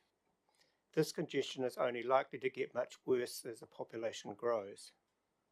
In my view, an upgrade of this bridge and the 2 roundabouts should be included as a major project under transportation in the long-term plan. An interim solution could be to build slip roads from the bridge into Port Road and also from Port Road into Okara Drive. In reality, the upgrade or replacement of the bridge itself is likely to be the only permanent solution. This major work will certainly be needed within a 10-year window, so for that reason it should be included in the long-term plan in my view. My second submission relates to parks and recreation. I refer to the walking track between Whangaumu Bay and Nangaru, and in particular the first section of the track from Whangaumu, which extends over the hill to the bay known as Red Rock Bay. I also refer to the side track down to the little bay known as Picnic Bay. This track is promoted as a key walking track in the Tutukaka area. It has a high patronage, including many families with small children. Some years ago, the council undertook some upgrades to the start of the track on the climb from Whangaumu Street, but for some reason the work did not continue. The condition of the track and the side track has seriously deteriorated. In particular, the access points onto the beaches are seriously eroded and pose a considerable risk to users. The upgrade of this track is not sufficient of itself to be included in the long-term plan, but I would like to be assured that in the long-term plan, sufficient is budgeted for upgrades for this and other walking tracks. Those are my submissions. It was a good submission there, Bruce, and I want to say you've highlighted those 2 quite well. You've left other things out. These were the main things that you wanted to focus on. Yes. Is that correct? Okay. Yeah. Okay. Councillor, is there any questions for clarifications for Bruce? Councillor McKenzie. If you wanted to pick that up offline, I'd be happy to discuss with you, being one of the ward councillors for Tutukaka. Sorry, could you repeat that? Take it up with you. With me, yeah. Thank you. Thank you. I'll just remind councillors it's supposed to be for clarification. So just and I'm and fair comment on that. So the ward councillor has made it quite clear that he wants to be able to work with you, especially without the Nangaru Tutukaka area. Thank you. Yeah. Thank you, Bruce. Thank you. Thank you for your submission. It was a good submission. Thank you. Our next person is Glenn McMillan. Now, I think Danielle's going to change things around for you, Glenn. Are you all right with that? Glenn's submission is on volume 5, page 15.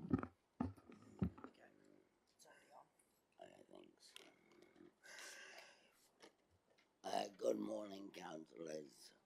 Not going to use the microphone. I sound really bad on the microphone, right? So my submission is not going to be able to be explained in 5 minutes. So I'm going to go through the basics, and what I'm going to say is disabled people, I'll start with safety, right? In the CBD, on a lot of the shared pathways, disabled people, wheelchair users, elderly, they're not feeling safe. Okay, they don't want to go out, they feel like they're going to get robbed or beaten or whatever. We had an incident only 2 days ago with an 80-year-old pushed off his bicycle on a shared pathway that happened in front of a lady in a wheelchair. She was terrified, but she had to get help. We had an incident months back where a man on a mobility scooter was beaten with a lumbar 4x2 and beaten unconscious. We need better safety. Okay, in the CBD we've got street rats running around. I have been the victim of a attempted robbery. So I was surrounded by a group of Maoris. They asked me for the time, thinking I'm going to pull my phone out. They had pulled the phone out, they were going to snatch the phone and run off. That shouldn't happen. I didn't pull the phone out. I sort of ran them down somewhat. Okay, now that's a safety issue. The other issue is I think you need to take more notice of what the disabled community is saying. There's this thing called ableism, and I like all of you to understand ableism. So we're expected to be a lesser, inferior people. It's not the case. We're badly portrayed in the media. We're badly portrayed in the public. Got to say it, the learning disabled are everywhere. The disabled are not all learning disabled. There's some incredibly capable people out here. Where I struggle is when I have a problem with council, I write to them, I get ignored or fobbed off. That can go on for months and months and months. We have some very good councillors in the building that have come on board and taken notice of me. We're making progress. I'll move on to mobility parking. I would love to give you guys a lesson on mobility parking because 90% of it's unusable. Okay, you've got all these parks, but only 10% of them are actually suited for what we need. Okay, so we've covered safety, we've covered mobility parking, disabled toilets. When I came in here, I went to your wheelchair toilet. Lovely, fully accessible until you put the bin in there. Once you put the bin in there, it's no longer accessible because the wheelchair needs to back up for the person to transfer onto the toilet. Can't get in there, so you've got a mobility toilet not accessible. Okay, now I have a website. My website is Disability Leadership New Zealand. I've written over 35 books. Okay, my books cover everything from mobility parking to accessible cities, accessible housing. We've been waiting years for the report on accessible housing. Don't have to wait, I've already done it. Okay, so what I would like people to do is have a look at my Disability Leadership website. Like I said, there's 35 books available through that website. They are very, very good, factual books, right? So all I'm saying is please listen to us more. Don't treat us as inferior, because we're not. Listen to what we say. Bowie Island, there's a by the BMX track. It's a public toilet there. No curb cut, so if I come up in my van or somebody in a walker and they park outside the toilet, they've got to walk 100 metres to the nearest curb cut and back. I've asked that they put a curb cut and I'm getting ignored. You know, like, I know there should be a curb cut there. You guys don't accept that. And over the years, I've got at least 30 bits of concrete, curb cuts, paths. Should be done in the planning stage, not as an afterthought. Okay, if you do it when you plan it, it's cheaper. If you do it as an afterthought, because I will find it, I will tell you about it, and I will lobby until it's done, right? So if you do it in the first place, much cheaper. Is that my 5 minutes? That is your 5 minutes. Cool. So you round yourself up. If that's, you're going to stop there, are you, Glenn? Yeah, look, I've said what I needed to say. I put in the submission done my job. Thank you very much. No worries, Glenn. I actually noticed that you didn't include your website in your submission. So next time, and have you had a discussion with Dominic Cooler from our planning department? Have you actually had a discussion with him? Because I know you've had a discussion with Jim, who's our infrastructure manager. Yeah, look, the problem is, Vince, I have discussions with people and they don't follow up. Okay. So I have a discussion, I get an email or 2 emails, and then it goes cold. So if I don't always follow, things drop off the radar. So I would love to have discussions with anybody I can. Okay. I appreciate that, Glenn. And we've got a couple of questions here for you, Councillor Reid. Thank you, Your Worship. Glenn, thank you for coming in. It's me, the fellow with the shortest hair. Yeah. Would you be so kind as to give the girls, before you leave, your email address, and I'll get in touch with you and see if we can do a little better. disabilityadvisorygroup@gmail.com, but I'll give it to them. I've already forgotten it. Okay, I'll make sure they've got it. Thank you. Yeah, along with short hair, I've got a bad memory. Thank you. Okay. Councillor Olsen. Thank you, Worship. Thank you, Glenn, for your coming to talk to us today. So can I just ask you, have you ever been involved with the council, with the disability committee? I was on the Disability Advisory Group for 2 years. Okay.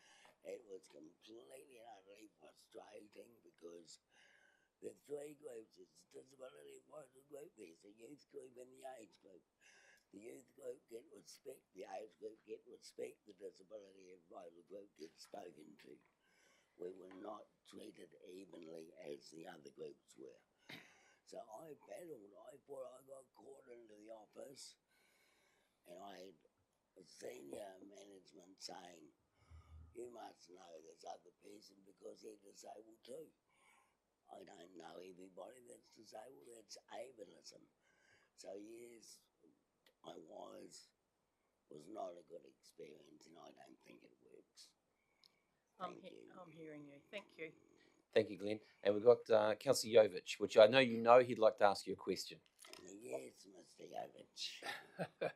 Councillor Reid, I will act as your PA and pass on this gentleman's email address. In terms of, I'm now new to this biz, so I'm only allowed to ask a question. In terms of your ongoing saga with Memorial Drive, I see that I finally just got an email today and it says an outcome has been reached. In terms of your comments today around taking into account accessibility, do you believe that that diagram in terms of the fix for Memorial Drive, it tends to your concerns? They haven't given it to me, and this is exactly what I mean. So we started with an email conversation. We had a great online meeting, and the intersection, we were there at 2 o'clock. The intersection was flat out. I got an email from them to say they're looking at it. They're nothing. So, like, you've got the email. I don't have the email. Well, it was 2 months coming, or 3 months coming, but it says an outcome was reached. So my question was relating back to your statement was, we design certain areas, but I know in terms of our footpaths and everything, the width of them and the Memorial Drive, some of the accessibility into that, you hit a solid net fencing, and with your wheelchair, you aren't able to manoeuvre, and you are do you find that quite, from what I understand from your submission, is that is prevalent across the whole district in terms of where you go? It isn't. Hey, look, I'm originally from Auckland, and when I've moved up here, your driveway curb cuts higher than in Auckland. I'm in a mid-drive wheelchair. Think shopping trolley with casters, right? If you've got a wobbly caster, you can't steer the shopping trolley. So I've got casters back in front. If I go with driveway curb cut, as I often do, the chair will sometimes slew sideways and lift the drive wheels off the ground. Your then beach is stuck there, you need to be rescued, and there is a problem with a lot of areas.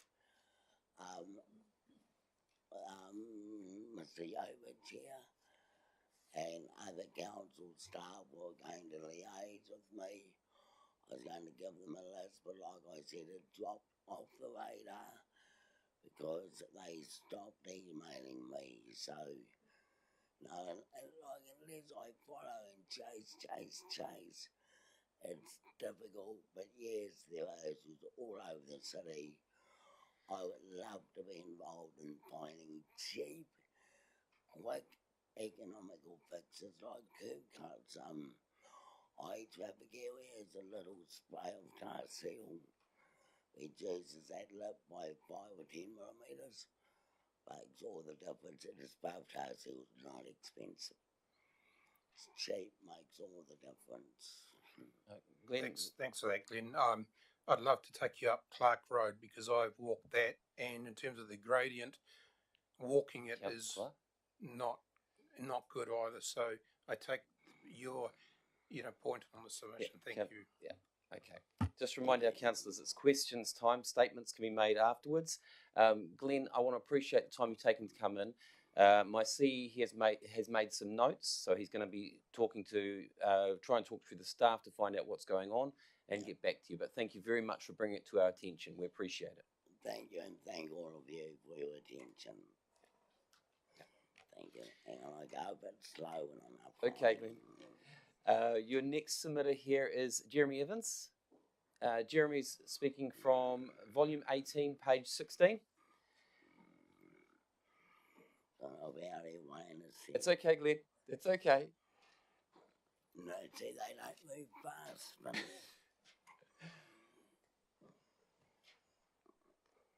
thanks, guys.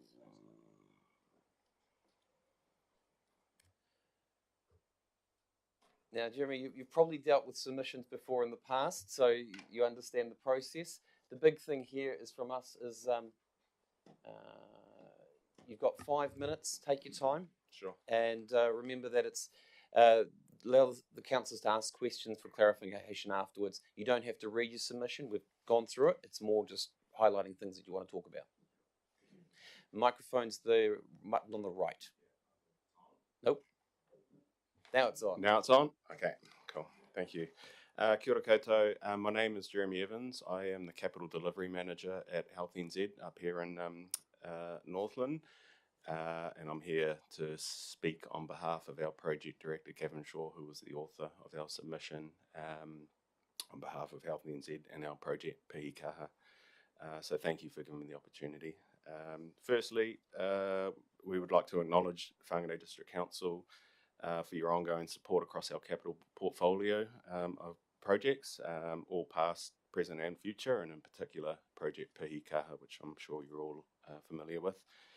To ensure infrastructure associated with our redevelopment is planned in a coordinated fashion, including assets owned by Whangarei District Council, we would like to acknowledge the collaborative work and participation on our local advisory group, in which various departments within WDC currently sit on, and which has also led to the initiation of the IBC for the State Highway 14 widening with Waka Kotahi. Would also like to acknowledge Mayor Coccarello for his ongoing governance, support and leadership across our capital portfolio as well. So, Project Pihikaha, I would presume all councillors and members are familiar with Project Pihikaha, and in line with the proposed LTP, agree its regional significance. So I won't delve into any specifics of the project given the time constraints this morning, but just by way of update on the current project status, we are currently in the procurement phase. We have onboarded our project management team and cost consultants teams, and we're just in the final stages of onboarding or procurement planning for our design partners, which we should have on board by the end of this year. So progress is starting to accelerate quite rapidly on the redevelopment.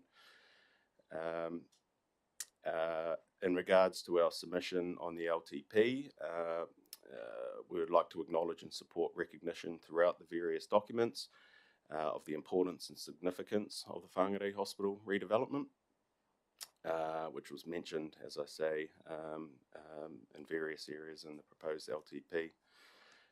However, we were unable to locate any reference to specific funding committed by WDC for any associated upgrades of WDC assets and infrastructure, such as Hospital Road, West End Ave, and any Three Waters or associated infrastructure upgrades as a result of the redevelopment. We do acknowledge the development contributions pathway and mechanism. However, understand this is a contribution and will not solely fund or cover the entirety of downstream, upstream, or associated upgrades or renewals associated with the redevelopment. And we defer back to the underlying principle that we build hospitals, NZTA builds highways, and WDC fund and manage their infrastructure. And that our current funding across our redevelopment has been structured accordingly. To that end, our submission seeks to formalise initial funding for the first term for any consultancy services associated with the design of any upgrades of WDC assets, and or including any internal resourcing that's required. It was unclear to us whether any funding had been allocated to this in a separate line item, and if so, we would appreciate clarity as to where and what that is. And additionally, our submission seeks the signalling of funding in the following terms 3 years out for the construction of and delivery of any WDC infrastructure to coincide with the construction and delivery of Project Pihikaha in a coordinated fashion. Just to summarise, we value the relationship with WDC, the ongoing involvement both through governance and strategic planning via steering groups and local advisory groups. We feel there is alignment and agreement that Project Pihikaha will be one of, if not the most significant infrastructure projects in Whangarei and Northland over the next 20 years.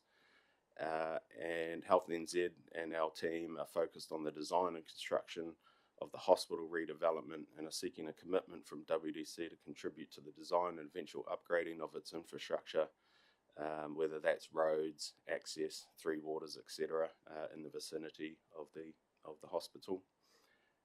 Once again, thank you for the opportunity to speak to our submission, and would be happy to take any questions. Thanks. Jeremy, appreciate you coming in and doing that on his behalf. Probably the big question before I move on to the councillors is, have you had any discussions on a one-to-one basis with our infrastructure manager to this point at this moment? No. Okay. Jim Sefton sits on our local advisory group. So he's aware of the challenges ahead, and yeah. Cool. I appreciate that. Okay. Councillor Olsen. No, I'll. Okay. Councillor Reid, you got a question? Yes, I have, Your Worship. It's sort of a question. On behalf of the council, Jeremy, would you take back to your project group our thanks for your astute thinking and input around the whole submission?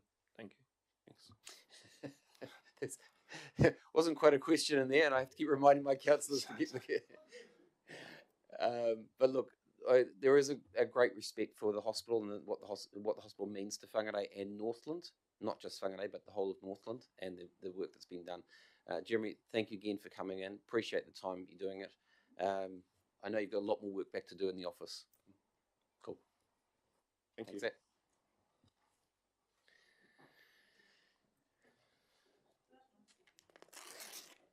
Our next submitter is David Colley. David's submission is on volume 9, page 12.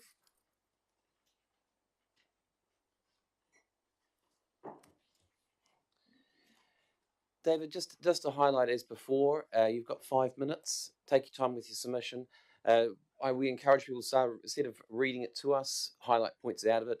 I know you've kept it quite short in the document, so I'll allow you to cover over anything else and you've got questions for clarification.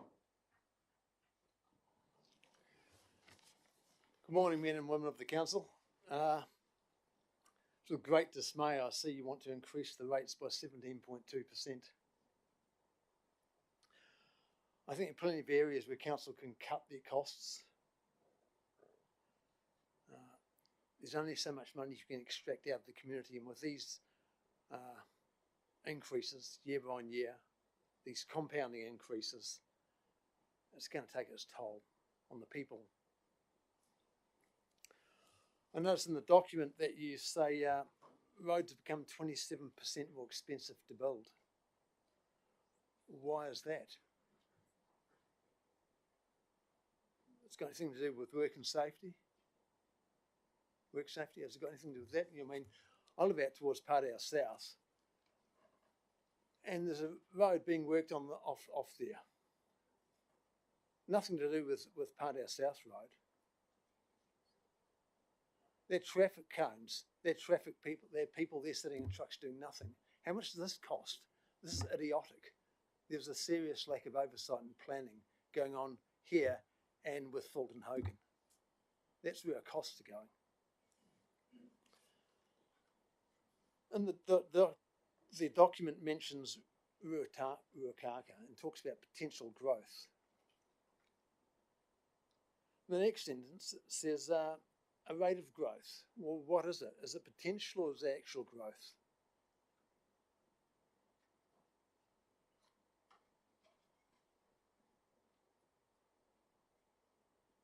You've got to, you say you need to take measures regarding wastewater because of climate change. Well, the climate's changing all the time. It has done ever since the world's been going. Do you mean global warming? There's no hard evidence for that. Do you know the warmest year in New Zealand? 1949. 46.9 degrees down near Rangiora. I mean, hello. We've got nowhere near that hot in recent years.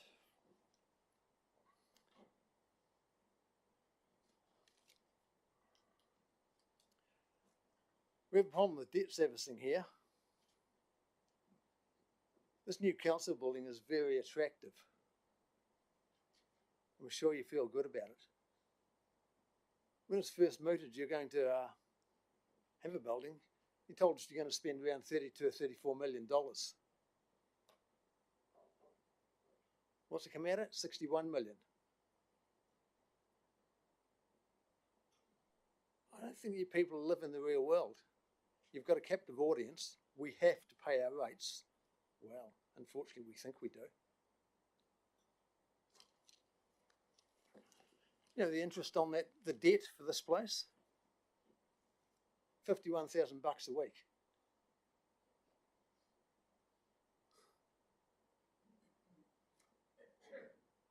If you told people that before, and you told them it was going to cost $61 million when you first moved it, I'm sure there would have been a lot more opposition to it.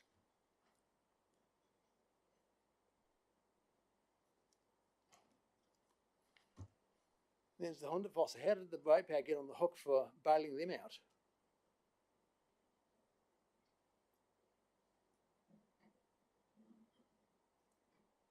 Did you think that would never happen? I mean, who can believe 450,000 visitors a year? It was never going to happen. The consulting firms will tell the people what they want to hear, won't they? I'm sure they've done that here plenty of times.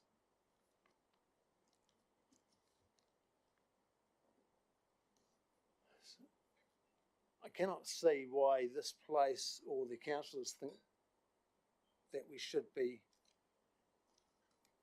shareholders in Northland Inc.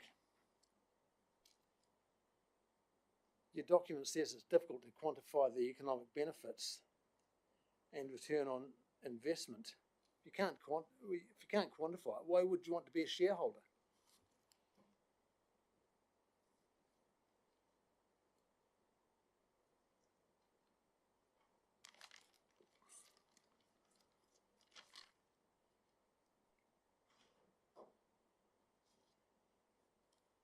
It's not up to the council to subsidise businesses by developing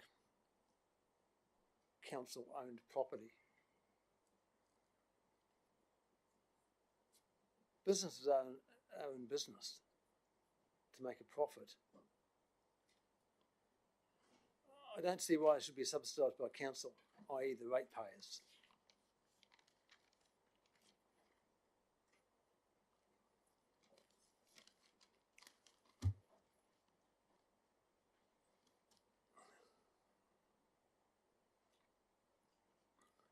There's much more I could go on about, but I mean, it's just astounding that you people are unable to see that you should be cutting a lot of spending here. We want to carry on like nothing's really happening.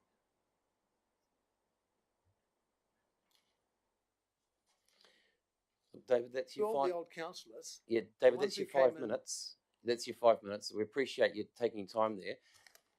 This is not a place where we can answer your questions. This is a place for you to make your submission and the councillors to ask for clarifying questions. So I'm going to go to I've got Councillor Reid wants to ask a question. Yeah, just one brief one, David. Have you ever considered standing for council? I have, but you know, I'm not really. I don't know if you're qualified to stand for council. Unfortunately, most people aren't either. Look, David, we appreciate your submission. We appreciate your time taking to come in here. Some of those I'm sure you do. Some of those questions, I think you need to actually put in an email, and we can actually probably get the staff to actually respond to them. We can't, as I said, we can't do that here. It's not the place to do it. This is about making a submission and to allow the time for everyone to make those submissions. Okay, so thank you, David. Our next submitter is Ian Reeves, Volume 6, page 36.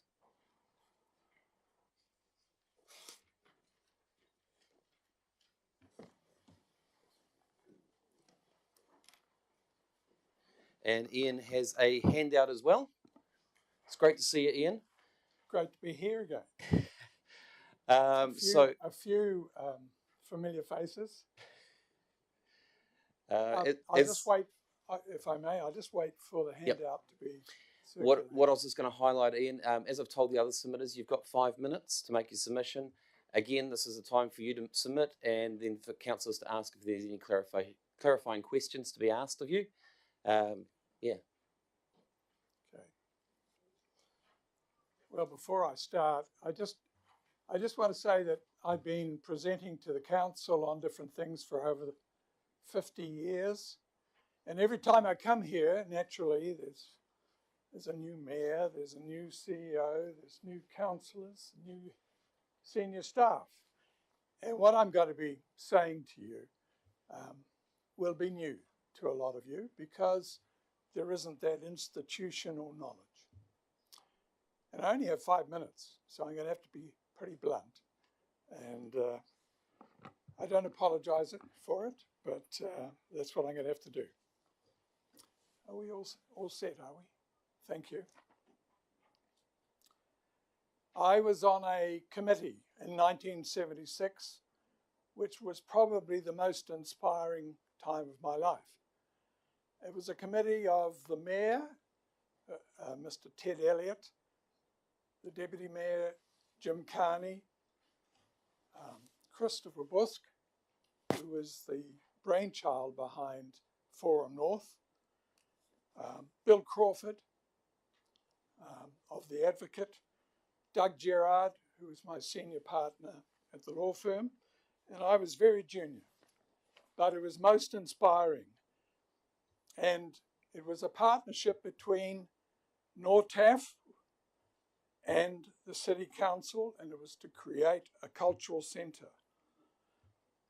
Indeed, the name itself implies that. It was chosen by a public competition, and it was to reflect a meeting place of energy, life, a centre of social, educational and artistic activity. And it became that. It became that for 10 years. It was very successful under the management of the Forum North Trust Board. And that was under a deed of delegation where Forum North Trust Board was, and the City Council agreed, Forum North Trust Board, you manage the artistic and civil facilities, not the office space. And Whangarei was applauded for the success. It really was. People said this is the example. But now it mainly remains empty and silent. For 10 years, the Trust successfully operated Forum North under the deed of delegation. But what happened was, at one point, the WDC, which was then the organisation, wanted to take back money that the Trust had saved. And the Trust resisted. It wanted to improve Forum North. There was an arbitration clause in the deed of delegation, and the WDC refused to arbitrate. In fact, instead it engaged in exceedingly bullying and clear conflicts of interest and took control of Forum North. It's all documented and recorded. And it took over the sole management under a new deed of delegation. What it then did was turn Forum North largely into a commercial real estate available for hire without a director who brought people in. It was just a place for hire. And that's no doubt for accounting considerations, but it ignored the social benefits. And that was frankly ignorant. The council raised rates for hireage. Clubs could no longer afford them, so they left. Spinners and Weavers Society removed their looms that were stored. Mirrors for dancers were taken down from Kafla Suite. Northland Youth Theatre was evicted. Te Kotahitanga Exhibition Hall was used extensively as a marae, and that virtually ended. And the schools used it as a resource. The schools were in it all the time. It was a lively place. It was very successful. But Forum North is no longer there. There was a restaurant bar, and the WDC raised the rent well above the commercial rate, and the result was the bar closed, and the council grabbed the space for more offices. That's what it did. There was planned to be a larger theatre. After 47 years, we don't have it. Council has paid for at least 3 reports that I know on Forum North, but that's in addition to the earlier reports when the whole project was being developed. They all recommend management be put back into a charitable trust. The council ignored that. There was also a report on economic impact of arts, culture and heritage. Council has largely ignored that. There have been countless representations along the lines that I've been talking, ignored. An interesting thing is, the council operates Forum North under a deed of delegation, and that lapsed in 2014 and was meant to consult with the Forum North Trust. But what it did, it took the trust out the back and shot it. It wound it up. So there was no one to consult with. So the question is, does the council have authority to operate it at all? You've known for years that you're going to be moving out, and you've not settled on its future. So in conclusion, there is clear breach of good faith by the WDC in the past, and conflicts of interest, and they're appalling. It echoes George Orwell's famous novel, Animal Farm. And in that, promises were made to the community, they were broken, and the pigs took over the farmhouse. Now, I'm just quoting what the book says. I'm not calling you pigs. Please don't quote me as... But what it's done is disregarded the original intentions. And that's not only ignorant, it's arrogant, because it ignored also the reports that it used. And it must be an embarrassment for you. And I ask you to have a look at my paragraph 7 in the original submission, which sets out what should be done. Give it back, fix it up, fund it, and let people who know how to operate do the job. Thank you. Thank you, Ian. We appreciate your submission there. I've got a couple of questions from our councillors here. Councillor Olsen's got a question for you. Yes, thank you. Thank you, Ian, for your submission. My question is, in this supplement here, it's got threatened legal proceedings may yet proceed. Yep.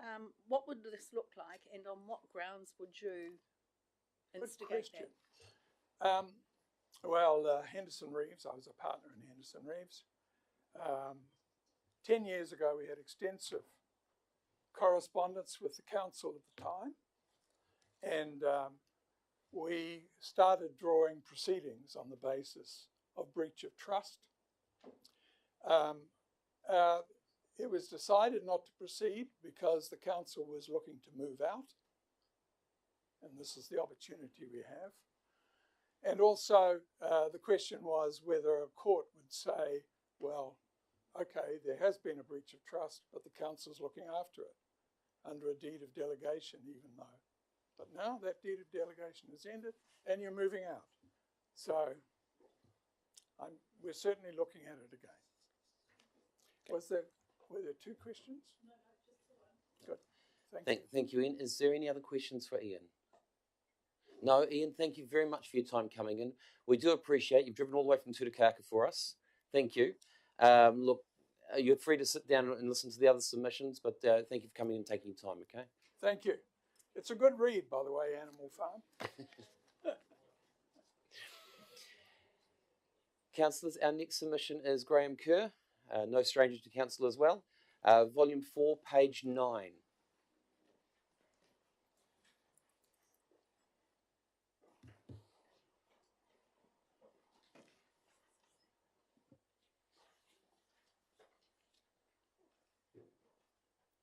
Graham, as before, you've got 5 minutes. This is for you to make your submission. The councillors are here for clarifying questions. The right-hand button there is to turn the microphone on. Excellent. Thank you, Your Worship, and I apologise for being here for the second time today, and I will not take up too much of your time.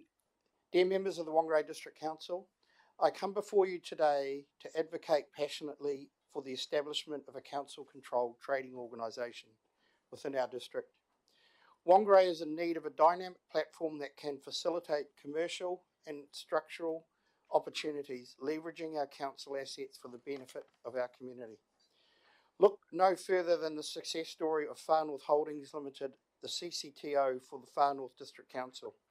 This entity has exemplified the potential of strategic asset management, doubling the value of the assets entrusted to it by the council through visionary leadership and strategic partnership with stakeholders such as iwi, government departments and private investors.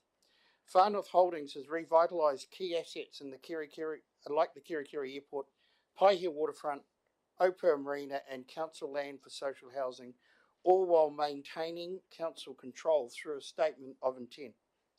This statement of intent outlines clear objectives, performance measures and reporting requirements, ensuring that the CCTO operates in alignment with the council's strategic goals and priorities. By implementing such a framework, the councillors will, through the structure, maintain oversight and accountability while still enabling the flexibility and agility necessary for effective commercial operations.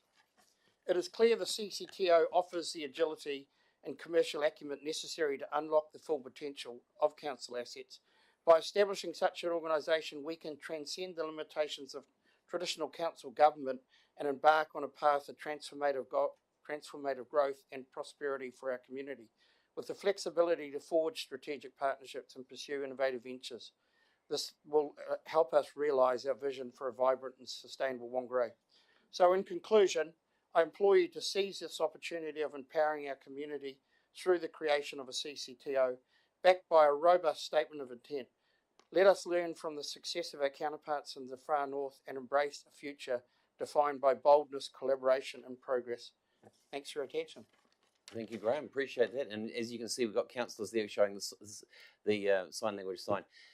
Graham, the question I have for you is there is a lot of submissions within here to not go to a CCTO and to do with a in-house business unit. Why you've highlighted some reasons why go to CCTO, but what is the gut for you? Your Worship, I think the key is to be able to bring in people from outside that have done the things. And that is, when you work your way through the CCTO in the far north and some of the other ones I've looked at, there is people that have done the deals and they know the players and all that, and they just want to see the region move forward. And that's actually been how they've been able to do that. And the Kirikiri Airport, with what they've done with Air New Zealand and that, and it's those sort of things that we need to bring to the region. They have flight training happening in Kirikiri with Air New Zealand. It's not just an airport, and the commercial aspects that go with it. It's all about how the bills get paid. Okay. So it's just my thoughts. No, appreciate that. As I said, this is just really for clarifications, and you made a submission very clearly on the CCTO, just like you've just done now. Is there any other questions from councillors? No, there's not. Thank you again, Graham. Appreciate your time. Thank you, and I know it's a long day. All the best. Councillors, our next submitter is Fiona Raymond Piakia. Have I said that right? I'm sorry if I haven't. Piakia, thank you. Her submission is on volume 6, page 27. Fiona, you have got 5 minutes, and I see a handout coming through about the Onerahi Rugby Football Club as well. So just let them just give that time to get that around. This is a time for you to make your submission and the councillors to ask clarifying questions on yours. Okay? I get one of these handouts. Thank you.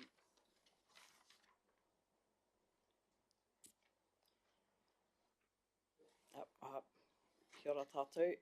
Firstly, thank you for the opportunity to express our issues that we have in Onerahi in our community. Just bear with me, I'm really nervous and I'm way out of my comfort zone here, so... Just take your time. Yeah, so hopefully, yeah. So my name's Fiona Raymond Piakia and I am the chairperson of Onerahi Rugby Club. The Onerahi Rugby Club first became incorporated in 1957. However, some of the photos that date back up to 1921, just to give a bit of history of how far and how rich our club history is in Onerahi. I became a part of the club in 1986 as a little 4-year-old playing rugby. And I'm unsure how long we have been situated where we are, but definitely my whole lifetime.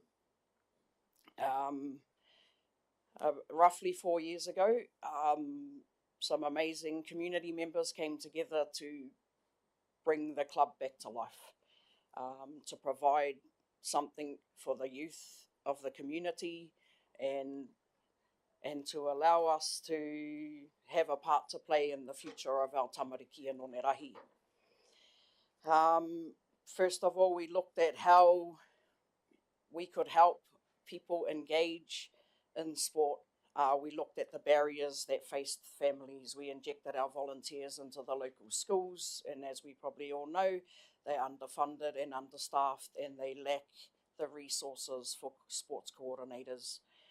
So we put our volunteers in there to do lunchtime programs, to muster up some interest, and then from there, here we are today. The barriers that our families were facing were affordability and accessibility. The families that could afford to play sport were playing sport in town. The families that were not playing sport, we've captured them.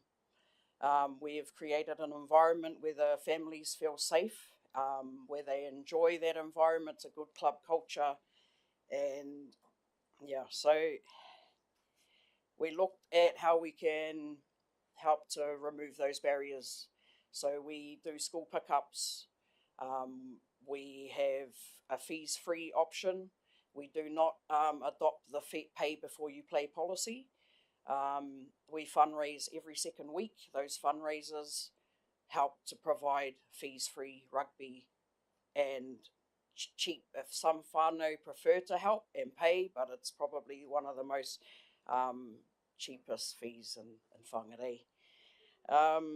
I looked at the key points, 5 key points of the council's long-term plan, and I refer to number 1 and 3, and it talks about the increases in the rates, the expenses compared to the income, and we feel like that's trickled down to the families of our community, and they're in those at that same situation.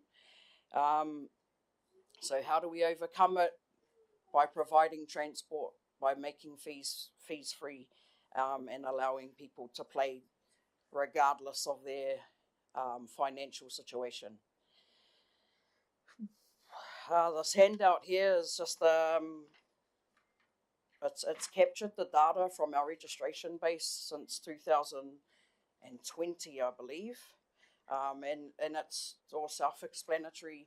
How many players we've grown from 2020 to 2024, the ethnicity group of our members, and it shows pretty much where we've targeted in our community and how we've been successful in capturing those families to participate in sport. Our issues that we have is our poor quality of fields, climate change, weather. Rugby is a winter sport. The fields are closed a lot, and then when they are open, they're very muddy and boggy and unsafe. Some of those, that impacts player safety, increasing the risk of accidents and injury. The lack of adequate lighting. So we currently have lights that light up half of the strip of the field, which is very difficult. It's dangerous at times because we've got a lot of traffic there and people can't actually see properly. And then we only have one field that has half a field lit and no lights on the other side, and it's been like that since I was a child.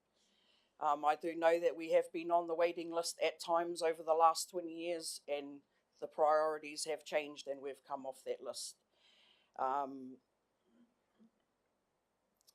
Those issues create barriers for participation, and then that trickles down to impacts our development of our players, and the quality of training and stuff like that. We look at our club as a community hub. Yes, we are a registered rugby club.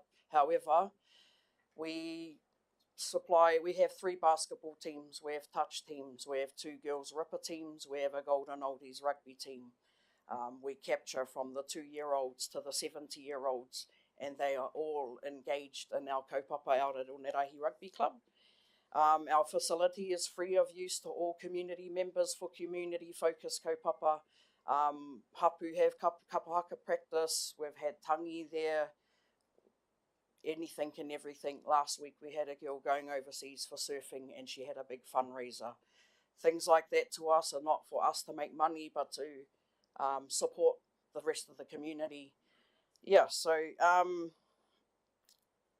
we would like the council to consider putting us back on that list at the top to give us some better quality with all the people that we have.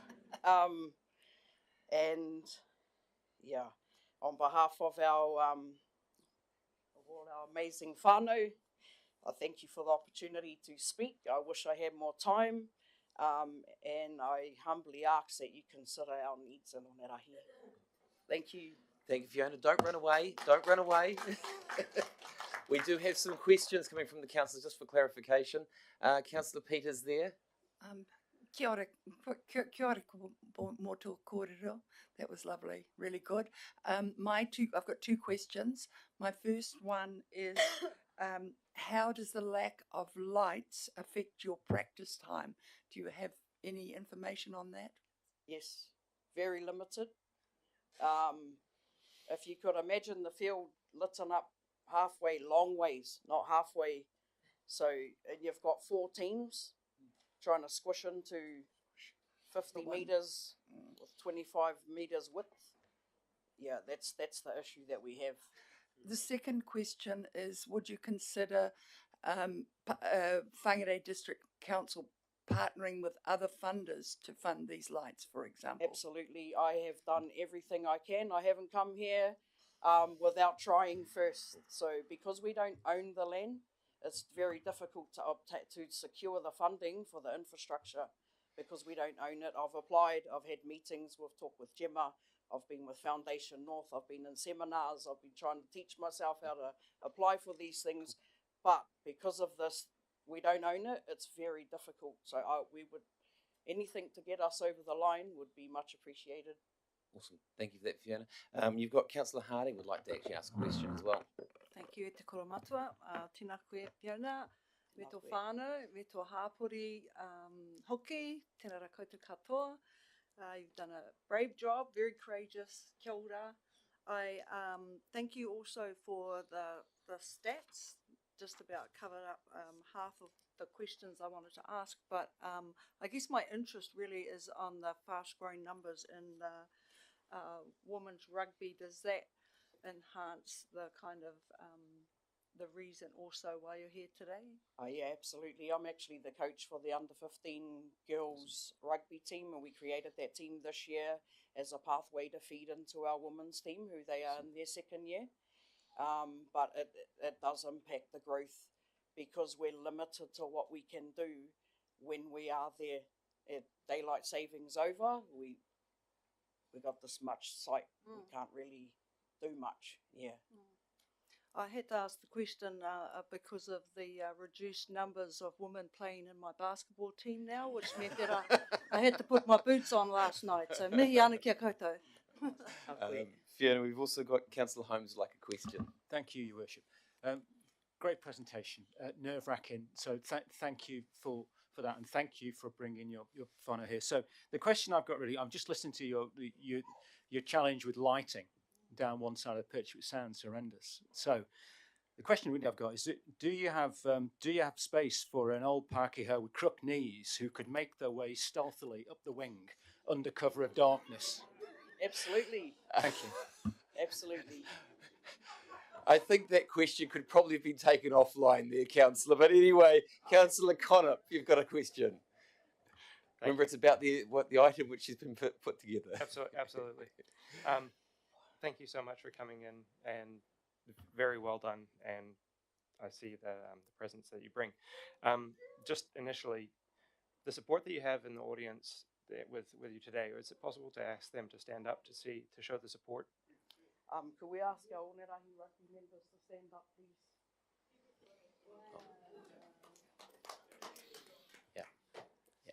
No, it's fantastic to see, and with the statistics that you have in here, with the engagement that you've had over time within the Onerahi community, and the issues that we have with youth and things that keep coming up, have you seen any direction that this group would be able to continue to be able to support, or have seen any change in the issues around?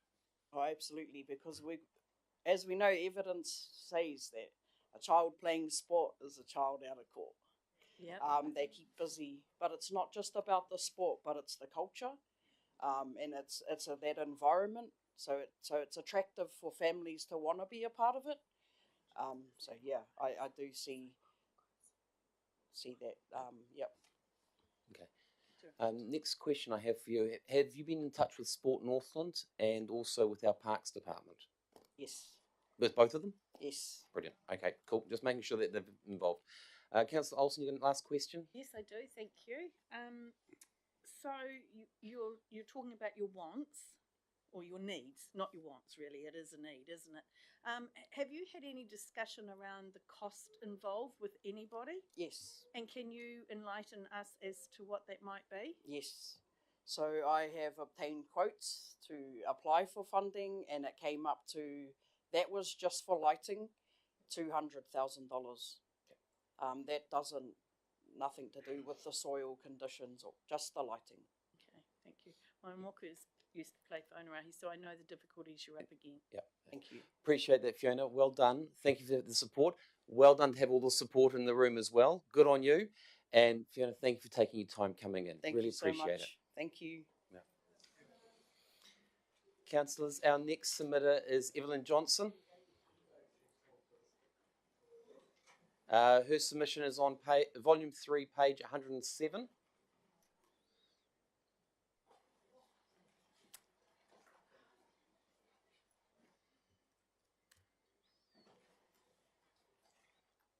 Evelyn's, I know she's here somewhere.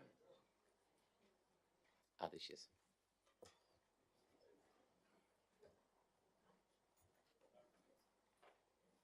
I feel deserted. Wait, come back. Good morning, Mayor Coccarello and all the councillors. Thank you for listening to me today. Now, I think this is on, is it? Can everyone hear me? Okay, I'll sit.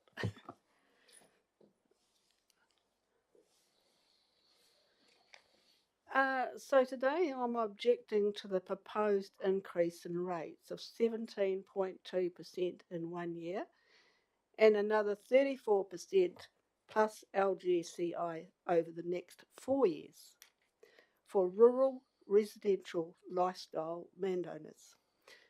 This is on top of a 2023-24 7.9% rise, making it 59% plus in 6 years if the proposal goes ahead.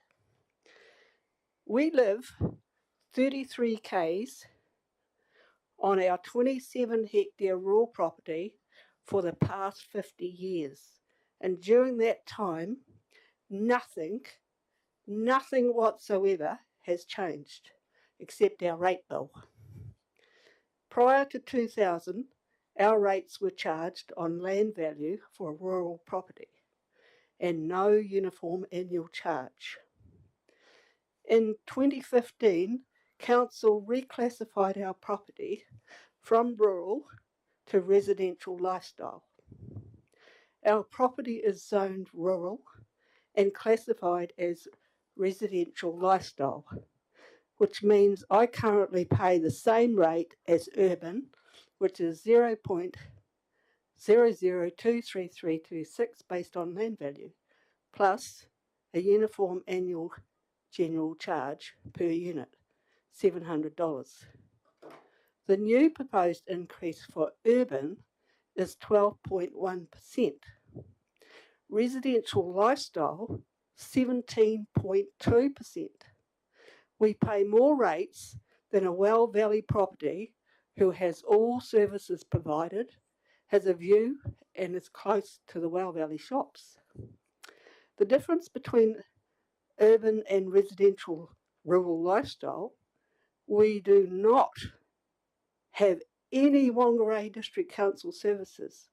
We have to supply and service our own water, sewage, stormwater.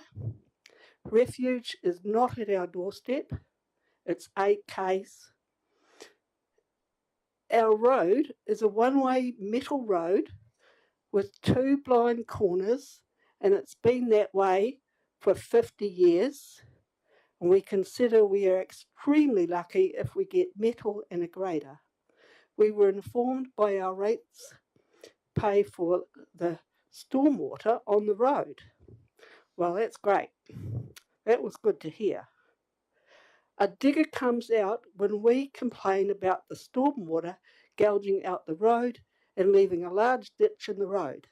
Council's digger digs a ditch, into the nearest farm paddock and diverts the water into it, causing slips. If we require a sealed road, all properties on the road would need to contribute $1,000 per annum for the next 5 years on top of our rates.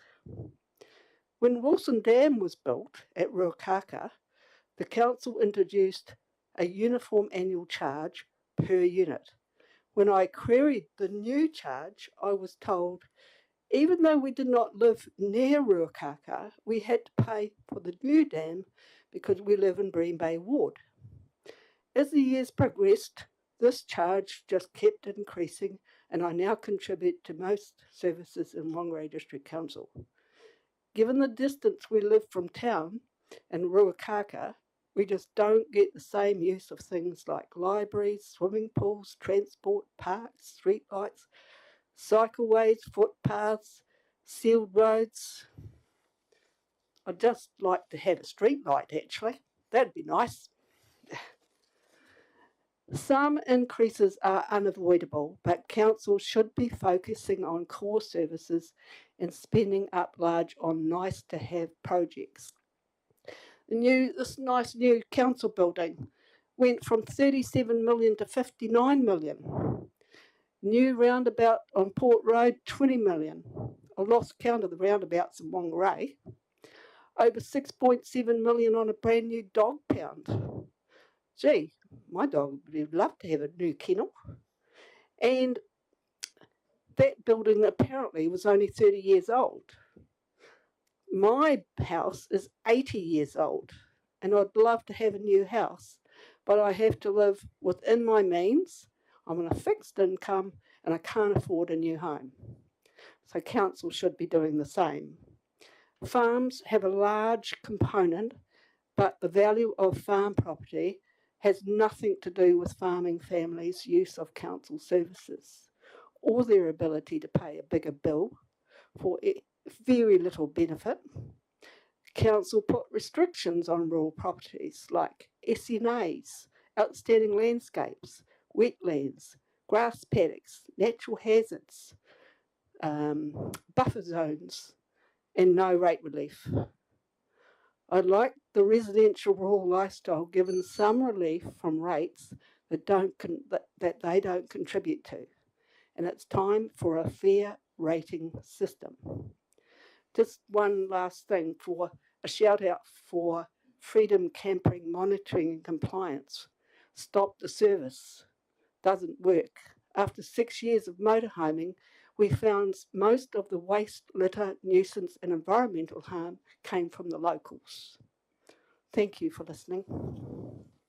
Thank you, Evelyn. Appreciate that. And again, you've got some councillors there who are supporting you, I think, by doing the sign language for appreciation there. Councillors, is there any questions for Evelyn? No questions for clarifications. Thank you, Evelyn. Thank you. I know you feel lonely with all the other people disappearing, but you've still got a bit of audience there. Thank you very much for taking time coming in, though, okay? Okay, thanks a lot. Our next submitter is Scott Fratcher. Scott's submission is on volume 2, page 88.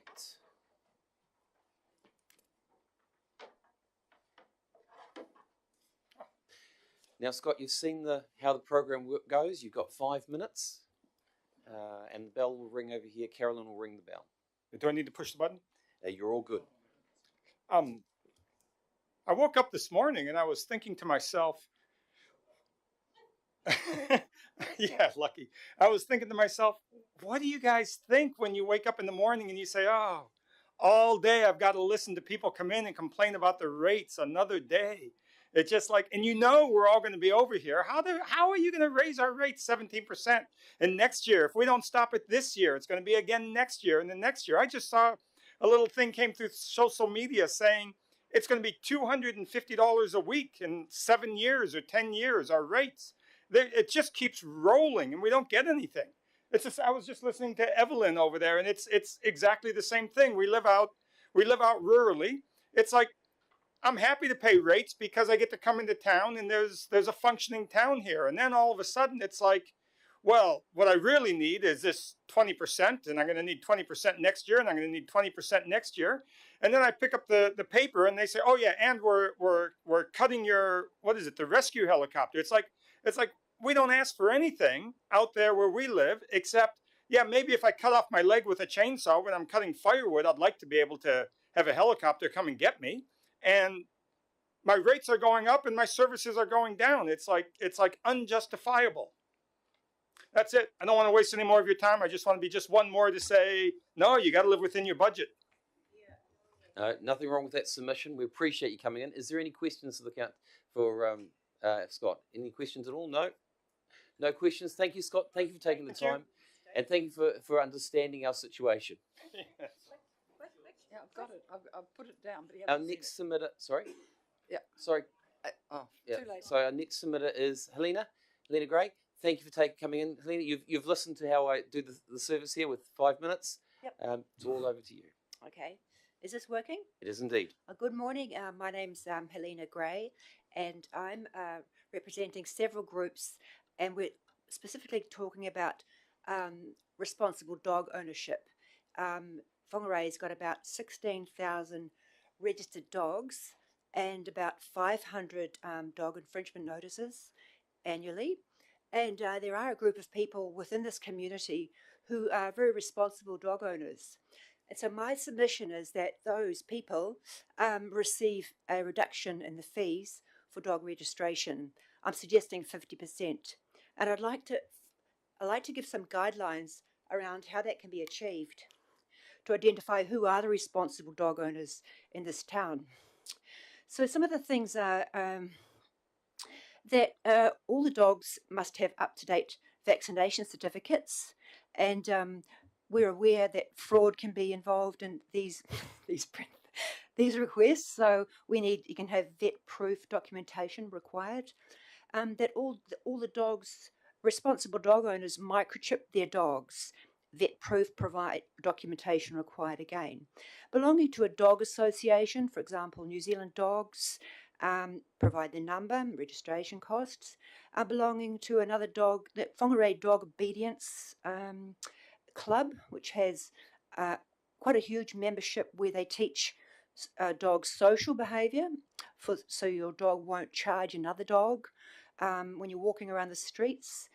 Or Dog New Zealand. Pedigree bitches that will be bred and certification of the pedigree proof from New Zealand Dog Registration required. All the care dogs who work in this town, who go to schools and to go to hospice and to go to rest homes and hospitals. All the care dogs who complete the St John's training for therapy dogs, and the certificate of the completion of their training is required.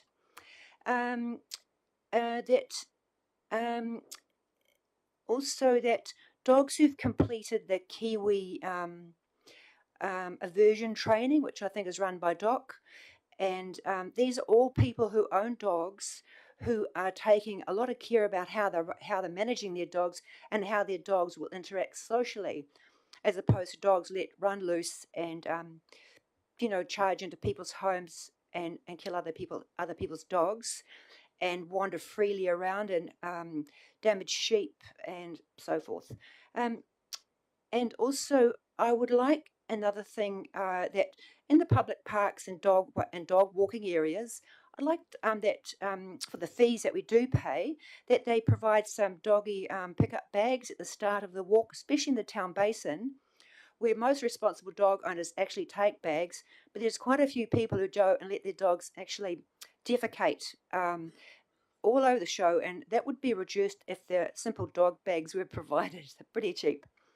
Entrance to Paruri Park and entrance to Barge Park are other places where people are able to exercise their dogs. I would also like an instigation of a notice of dog fines for dog feces to be set at $25, and this is for all dogs who are identified as public pooers. And I'd also like all registered dogs to travel on public transport on a leash using Whangarei transport, as is done all over Europe. All right, that's the end of my submission. And I'm asking half price for all those people who actually do something for the animals other than just, keep them at home. Fenced properties have to be included in this list. Okay. So with most of the things that you've suggested, Hina, I've got a question just to cover off this. Do you suggest a council-run centralised system to actually to hold all this information? I just think when you make an application, yes, through the council for your dog registration, when that time comes, that you provide this information and that's included on the reason why you get half price. Okay. Because I think I had a discussion with you previously about being vets, and you're saying that vets have a centralised system. No, vets keep all the data on vaccinations and all the data on microchipped animals. Okay. For example, at the moment, if you have a dog wandering loose, plenty of loose wandering animals come into my house, and I retain them, and we now ring up, it's been put off to security services, and they'll come to my house and they'll scan the dog's neck to see if they're microchipped, and if they're microchipped, they are returned home to the owner without any fine. So it's a very valuable it's a very valuable thing for people to identify wandering dogs and to return them to their owners. And microchippings, I think, about $100. It's for life. So all of the things that are listed can be authenticated by vets who I assume aren't involved in fraud, currently involved in fraud operations. So yeah, I'd like that to be a consideration for the few owners. Probably there's no more than maybe 1,000 dog owners who go to the trouble of looking after the animals correctly. I appreciate that, Thank Helena. you. Is there any questions for clarifications from the councillors? No questions there. Thank you. Very succinct. Well done. Okay, bye-bye.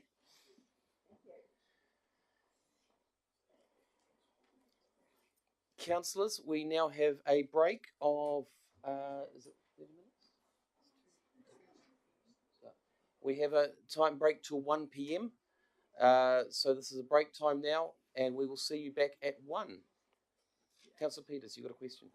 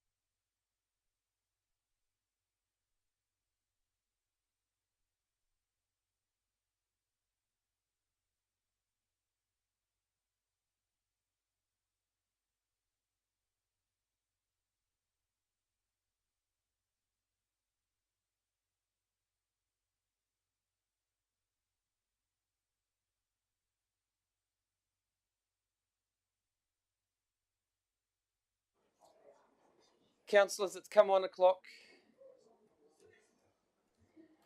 Our first speaker this afternoon is Julie. Julie Gregson. Yep. Her submission is on volume 14, page 78. Now, Julie, just to give you a heads up, it's the right button on there to turn the microphone on, and you don't have to have your finger on it. You've got 5 minutes. Again, this is a time for you to make your submission and for the councillors to ask questions for clarifications purposes. Thank you. We have one apology this afternoon so far from Councillor Golightly, and Councillor Holz has got an appointment to head away to later on in the day as well. The time is yours. Thank you. Mr Mayor, Mr Deputy Mayor, councillors and guests, Kaurihohori Cemetery does not wish to become another closed cemetery in the Whangarei district. With council support to purchase a small piece of neighbouring land, we can continue to offer burial services for the next 12 to 15 years for the fast-growing North Whangarei communities. I'm Julie Gregson. I'm Secretary of the Kaurihohori Cemetery, and I'm also double as a gardener there. I've been Secretary for about the last 5 years. Our cemetery is historic, dating from 1865, and I think from a few of the surnames here, you've probably got some long-lost relatives there. It's well patronised by the dead. We have a ex-mayor of Whangarei, Harry Weaver there, and his family, just behind the church. It's well visited by the living. We'd get at least 6 visitors a day, either seeking out family connections or recent loved ones. For example, I was there on Tuesday gardening, and that morning we had 6 visitors alone. Of course, weekends and Mother's Day and those sorts of things, it is a really busy day for us.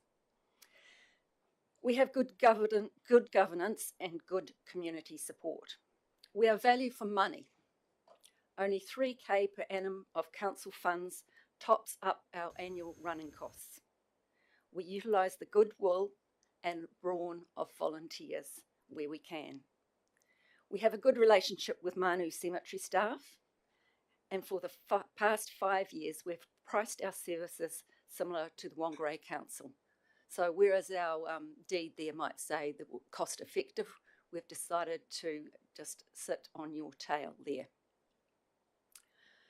And we also, we do have that really good relationship with Manu Cemetery staff. They help us out now and then with the act, and we together bemoan the invention of plastic flowers. Selling plots the right to occupy as our primary income, and these funds maintain the cemetery now, and with good planning in perpetuity, as our deed says. We have $310,000 in the bank, which is approximately 12 years running costs for us. The proposed extra land would conservatively give a further 200 burial plots, another 12 to 15 years operation, depending on the growth in our community. And the additional funds from selling those plots would maintain the cemetery for the next 30 years. Thank you for considering our proposal. We're eager to continue providing a valuable community service and revered local amenity with your help. Thank you, Julie. Appreciate your presentation there. Julie, one question from me before I open up to the floor for the other councillors, and it's a clarification question in relation to burials. Manu Cemetery is having a huge influx of cremations. Mm-hmm. Are you finding the same at your cemetery? Yes, post-COVID especially, I think there was a bit of a backlog there because of the choice of cremations, and certainly there is a backlog sitting in people's rooms from the dates of death, and we recently opened a new area for cremation and the interment of ashes on a small piece of land we have. So there is a trend towards that, but it's not the most eco-friendly way either. I appreciate that. Any questions from the councillors? No? No questions? Thank you, Julie. Appreciate your time. Thank you for coming in. Our next submitter who's sitting patiently waiting there is Jules. Jules' submission is on volume 12, page 3. Now, Jules, is that microphone not working? It should be the right button. Button? Yep, we're going now. There we go. Okay. Jules, you've got 5 minutes. Yep. I thought I'd get extra time since the one didn't go full. Okay. Take your time. You're doing well. Righto. The big thing is you don't need to read your submission. We have gone through it, so it's just highlight parts of it. Okay. Cool. Thank you. The phone went off, and I'm going to time myself. Start. Okay. Jules White here and Grant Brown sitting next to me. We represent the project called the Bream Bay Shared Path, and it's a community-driven project to get a safe shared pathway between Ruakaka and Marsden Bay and One Tree Point. The major issue here is safety of cyclists and pedestrians. We have a community that is run down the middle by State Highway 15. It's the busiest road after State Highway 1 in your area. The logging people tell me there are 600 truck movements a day, 300 and 308. You can add a lot more to that as well. So we don't want cyclists and pedestrians trying to go along as they do in one of the routes or cross this highway. The New Zealand Transport Association want this off the highway. It's a major safety issue. The government have pulled much funding for cycleways and pedestrians pavements, but they do support a safety issue. Now, we are not greenies, because I know this whole thing about cycleways draws emotions from people one way and the other. We're not greenies, rather we're grannies, because we now have a much older slice of the population out on bicycles in their 80s plus, travelling frequently on their bikes in long distances. This is a new phenomenon. E-bikes has facilitated it. COVID also got a whole host of other people out on bikes. The route that we proposed, and it's on page 5 of your papers, I hope. And this stage will be roughly 4 kilometres long, not 7 as on the front page. This is stage 1, 4 kilometres.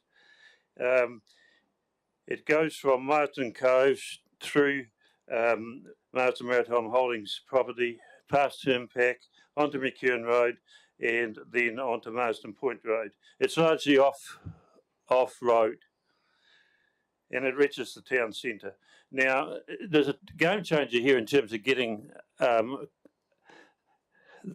obviating this problem of the highway. And one way is to go over, and the other way is to go under. Now, Councillor Holtz, or Deputy Mayor Holtz, came up with a game changer here, in that we can use both of those. There is a road over McEwen Road, over the highway, and there are 2 unused cattle races under the highway from Marsden City area. The other thing that Councillor Holtz brought up was the use of council-owned easements, which get us off-road and get us away from the trucks. The trucks want rid of us as well. So it's a two-way issue for safety. The benefits of this proposal are listed. They're mainly safety for both us and the truck drivers. It's providing a dedicated off-road track, which will be helpful to local business and tourism. It creates a destination, and it can tie in with the Northern Cycleways Trails Initiative, which I think you're going to hear about, and also the Te Aroa Trail. At the moment, the people walking that trail, walk down a portion of that highway. This would give them an opportunity to be offered and catch a taxi from Marsden Cove across the other side.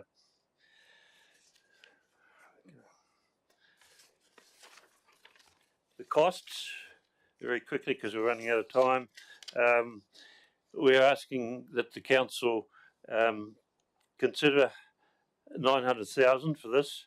This is for the stage one, in which we would put 100,000 in, which would be collaborative model that we've had in Waipu, where you have money in kind. It's the type of community we live in. We're surrounded by farmers with tractors, diggers, chainsaws, etc. So in summary, we're proposing a safe route, which is a shared route. It's a short route. It's shorter than any vehicular route between the two nodes of settlement, and it has sparing costs, and it has a shingle surface. So we'd like you to add it to your 10-year plan, preferably your 3-year plan. Go the grannies. Thank you. Thank you, Jules. Appreciate that. Yeah. Councillors, is there any questions from the councillors for clarification? No questions. That means you've been very succinct with your message. Oh, Councillor Conapo, my apologies. Yeah. In your submission, you've got a petition from a number of people, and I've not been able to count how many that is. Do you know how many people supported the petition? How many people on the petition and support letters? Petitions are 195. Yeah. Support letters are 5. Okay. The petitions 195 people, and the support letters are 5. But they come from some pretty high flyers. And we did acknowledge that within the submission. There were some good letters in there from them. Yeah. No other questions. Thank you, Jules. Thank you, Grant. Thank you for taking the time. You feel free to sit there and wait for the next lot of submissions, or, it's up to you. I've got a meeting in Auckland. Oh, well, you better go then. You're not a problem. Our next submitter, who's not ashamed of this area either, Cheryl, your submission's on. Now, you've got 2 slots here, so I'm guessing you're going to use both of them, or you're going to do one and then do the other? Don't know yet. Okay. So for the councillor's sake, it's volume 4, page 98, and the concurrent consultation is on page 7. Te koromatua tuarua, tēnā kōrua, I ngā mema o te kaunihira e whangarei takiwā, tēnā koutou katoa. This is nerve-wracking. I tell you, I've never done this before, so this is I'm getting a taste of our own medicine. Thank you, everybody, for the time that you're putting into hearing submissions, hearing from your community about your proposed long-term plan. As His Worship has mentioned, I have made 2 submissions, one on the LTP and one on the concurrent consultations. I probably will speak to both to make it expedient on your time. Firstly, I want to address water rates. The water rates are not only in your long-term plan but also in the concurrent consultations. I note that you are proposing to increase the water rates by 2.5% plus LGCI in years 1 and 2, and then proposing to increase the water rate to 20% for years 3 and 4 plus LGCI, and then reverting back to 2.5% plus LGCI for the remainder of the long-term plan. I think you should consider spreading that so that the increase is less dramatic in years 3 and 4, mainly because most people, as you know, water is a user pays service, and I think in year 3, it's probably outside of this iteration of council, but for the next council to consider a 20% increase in the volumetric charge is quite a significant and dramatic cost. We know that your costs will be increasing over from here on in, given the new drinking water standards and all of the other things that are being proposed, but particularly for drinking water, I think that's something that would be worthwhile considering. Another aspect I would like you to consider is the Uniform Annual General Charge, which is as we know, a regressive tax. And the proposed rate is going up from $701 a year to $821. I did a bit of research in other councils up and down the Motu, and this is on the high side. I think it is something that would be worthy of consideration of reducing that UAGC, which means that lower value properties, and which generally correlate with lower income households, would have a slightly reduced rate, and the balance would be spread out over other ratepayers. Just interestingly, the range goes from the lowest I could find was Christchurch at $153. Rotorua is about the middle, about $500, and Timaru was by far the highest, at around $996. And obviously, I don't know whether this is something you can consider outside of a rates review, but I think setting the UAGC, given that you are changing it anyway this year, would be worth reducing.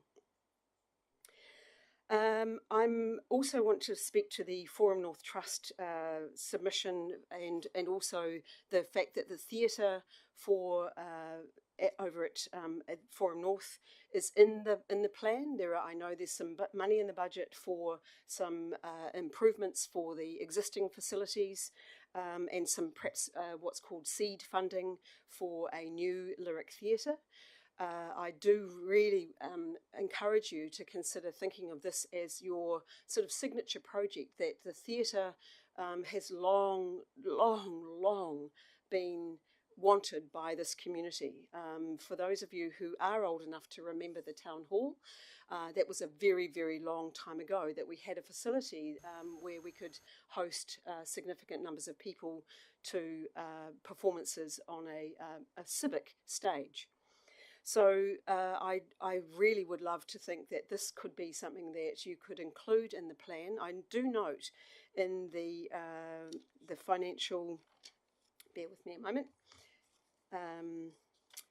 the proposed infrastructure strategy, which is in community facilities and services, there is actually funding on page 20 of that, the supporting documents, $47.25 million for that particular project, but it's outside of the scope of your first 3 years of this LTP. That's the kind of investment and direction that the community is looking for to perhaps bring that forward. Those were the points that I wanted to. I also, would like to support the Whangarei Youth Music submission. I think they spoke with you this morning about continuing their lease in the old library, and also any of the Whangarei Art Trust proposals that they may have put forward. I haven't seen any of them, but I strongly support any support for those organisations.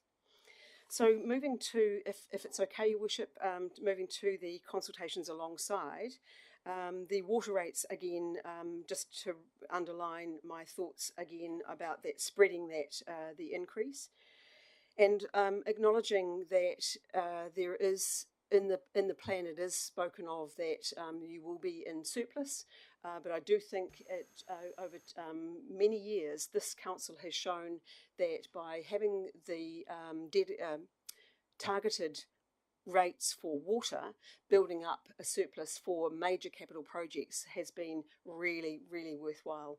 And the fact that we could build the Faux Valley water treatment plant with the reserves that have been built up over the years is testament to that.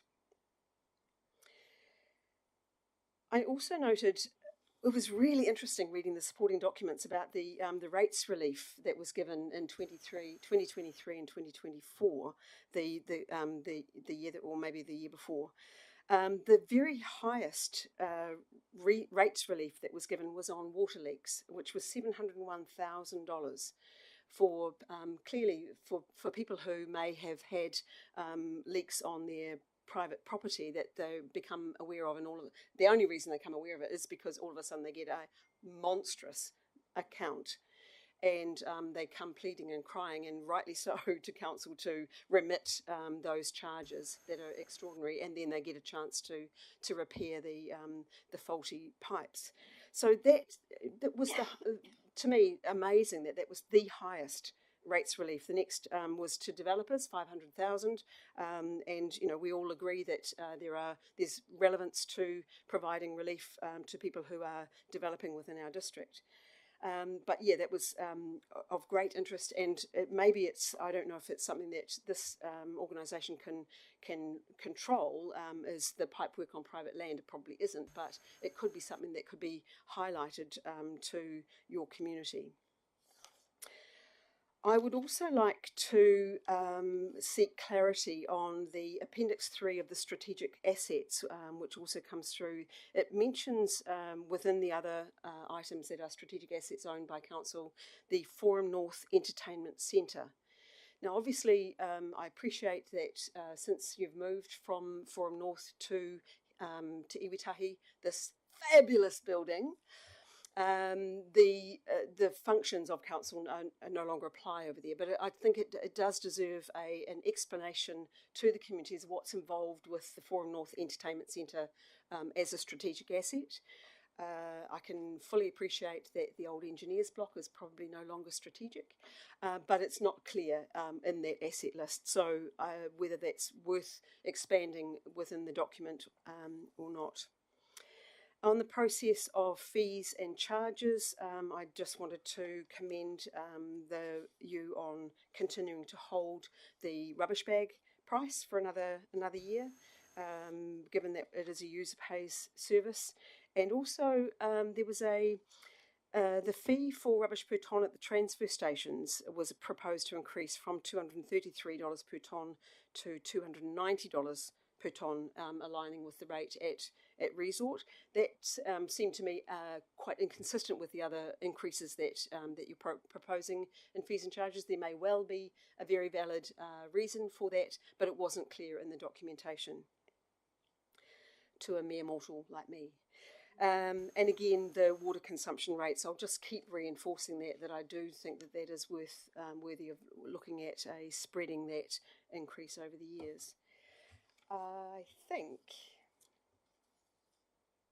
Oh, one last, and this is a suggestion as a submitter to the long-term plan. As I was going through the documentation, and it is quite meaty and chunky, and I was fortunate to get some printed copies. You've got your summary in printed, but it's really hard to find the documents and to navigate through those. One suggestion that I would like to make to you is that in your submission forms, if you had a drop-down box in the section where you're asking for feedback, which related back to the documentation, it means that a submitter can read the relevant information and then make comment on that. So it was just a thought that I was going through it rather than me going back to the document and making notes, which I did. Funnily enough, that's what I do. I've probably gone over my time. Thank you so much. No, well done. You haven't gone over your time. You had a whole 10 minutes there because you've managed to incorporate both of them in there.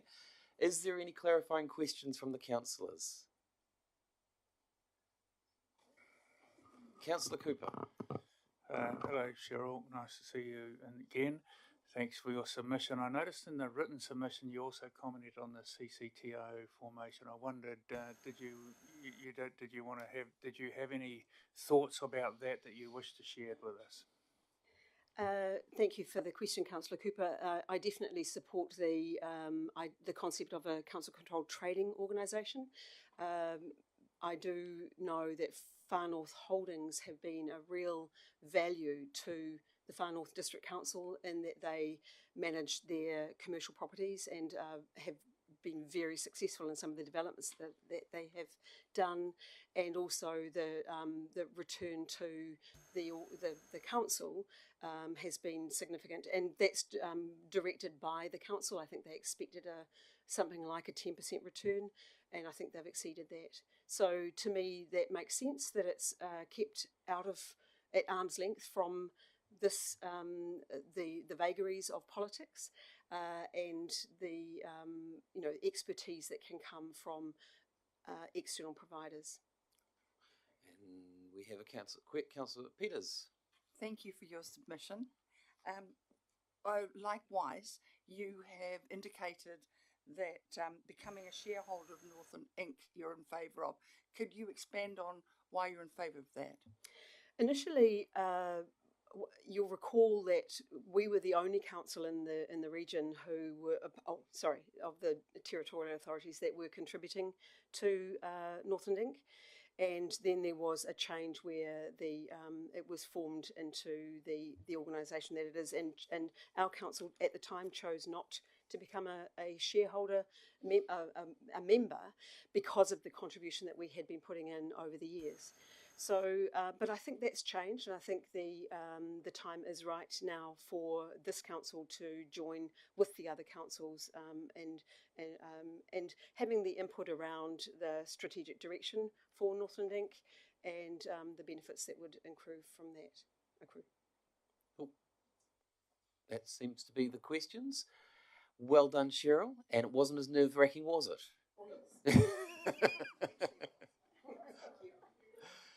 Our next submitter is Alan Palmer, and Alan, he's also got two submissions there joined back to back. I'm guessing, Alan, you're going to do both of them together? I think so. Do you mind if I stand? You can stand. We will need you to turn the microphone on, though. Turn it on. The right button. This one here. There we go. Okay. Right. So before he kicks off, just so the councillors understand, volume 5, page 106 and 110. Thank you for the opportunity. Tēnā koutou katoa. I like to stand because I can breathe better and I can speak better and I don't get all choked up because I get emotional about these things. I've got all the papers and all the figures in my bag, but you've seen some of those and you'll see them anyway. But I thought I would just tell you a story. I woke up this morning and I thought, what am I going to say? How am I going to say it? And I came up with a story. And the story is about this couple that came and lived in this provincial town. And they had a circus. And they had a big tent, beautiful tent for this circus. And they had a daughter. The father was very good at all the accounting and looked after the money and looked after the maintenance of the tent. And the mother was a good producer and a director, and she got people to come in and perform, and their daughter was a very talented performer and performed in the tent all the time, and people would go and they'd love this. They loved this particular place, and it became a real focus of the town, and lots of other circuses came through and lots of other performers came through, and the community would go in there, and really a great place in the town.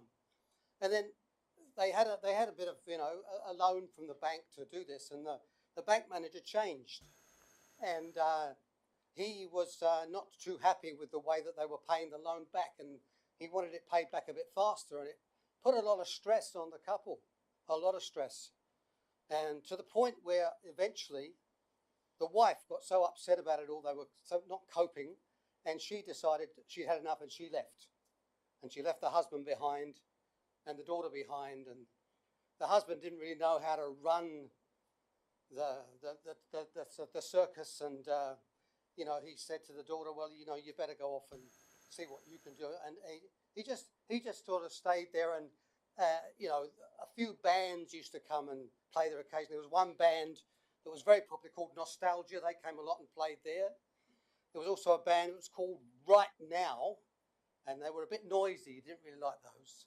And there was a band called The Future, but that was a bit risky. He didn't like bringing those in because they were a bit risky. So, but this band Nostalgia came quite a bit, and they were very popular.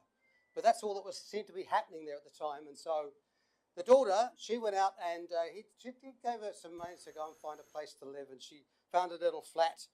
But they had all the props and the scenery the props and the costumes at the circus, and so she had to take these away because they were not looked after. So she took them away and found a garage or something to put them in, and but she left all the scenery and the lighting behind because she had nowhere to put that, and nobody really knows what happened to that.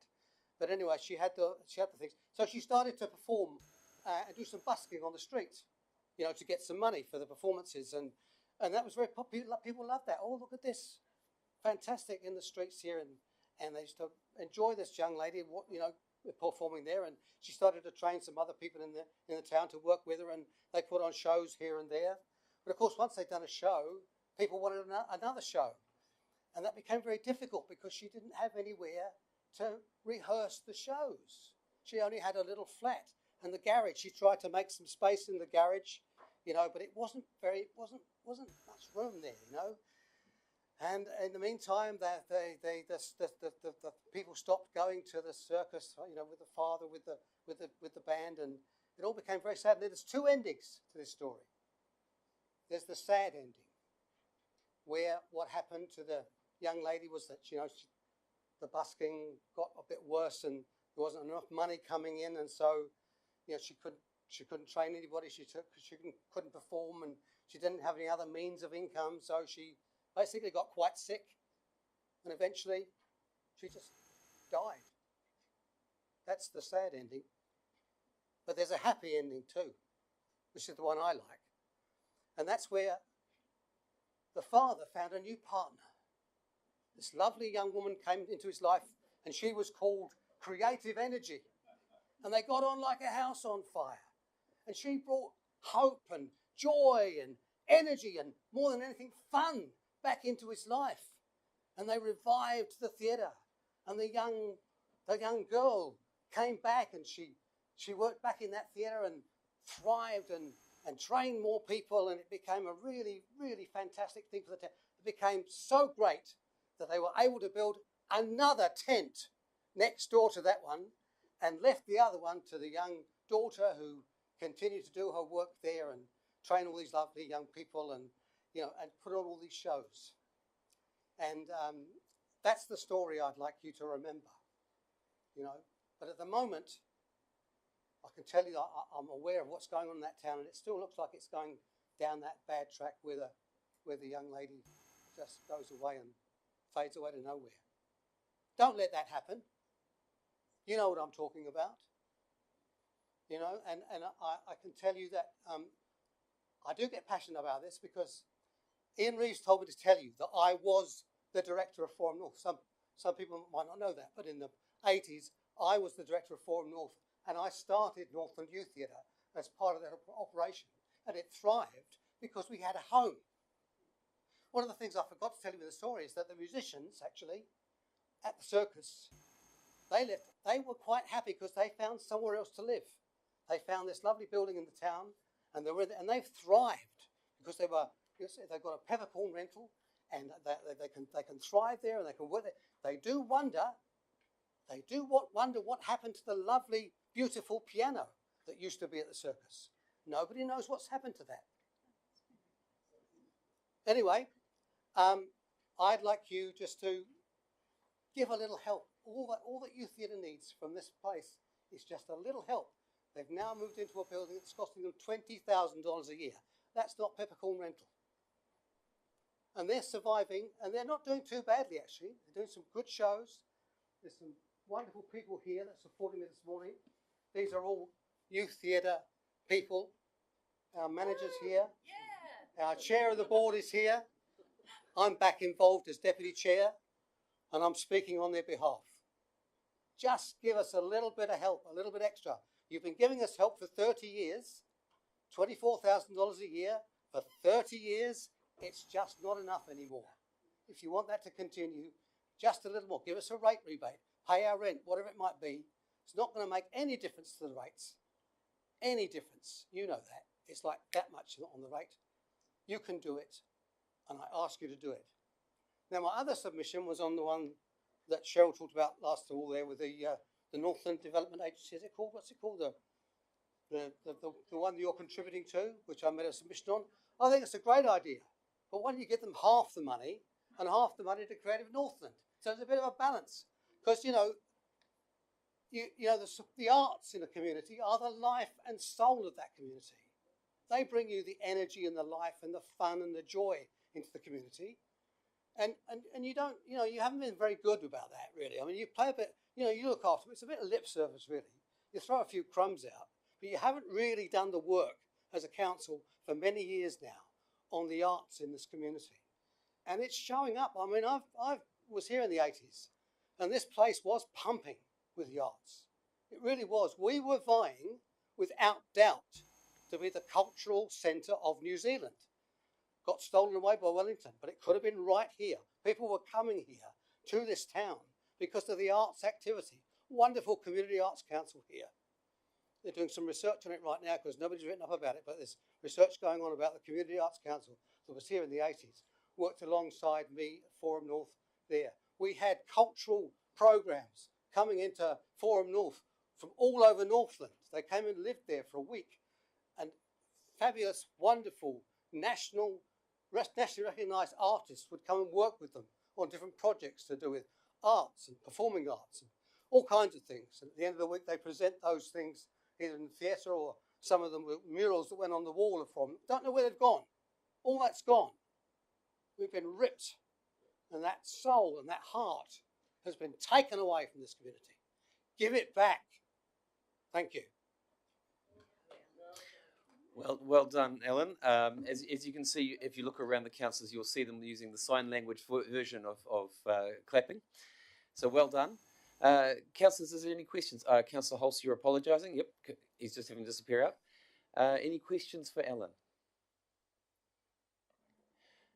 Alan, great analogy. Well done and nice presentation. Thank you.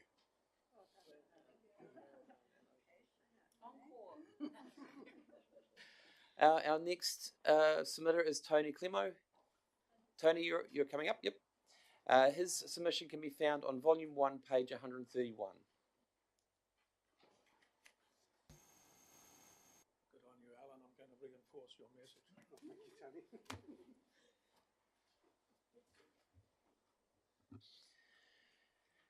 Tony, you've got 5 minutes, so take your time. Do press the right button on your microphone there. There we go. Kia ora katoa. Ko Tony Clemo, aka, the Bard of Te Kamo. Now, I would love to say te amo, embrace you, but that would be hypocritical because you've kicked my pet project down the track. I'm referring to our missing link, the Lyric Theatre. Now, it is my mission to back up my submission in the hope that you'll give fission to something before I die wishing.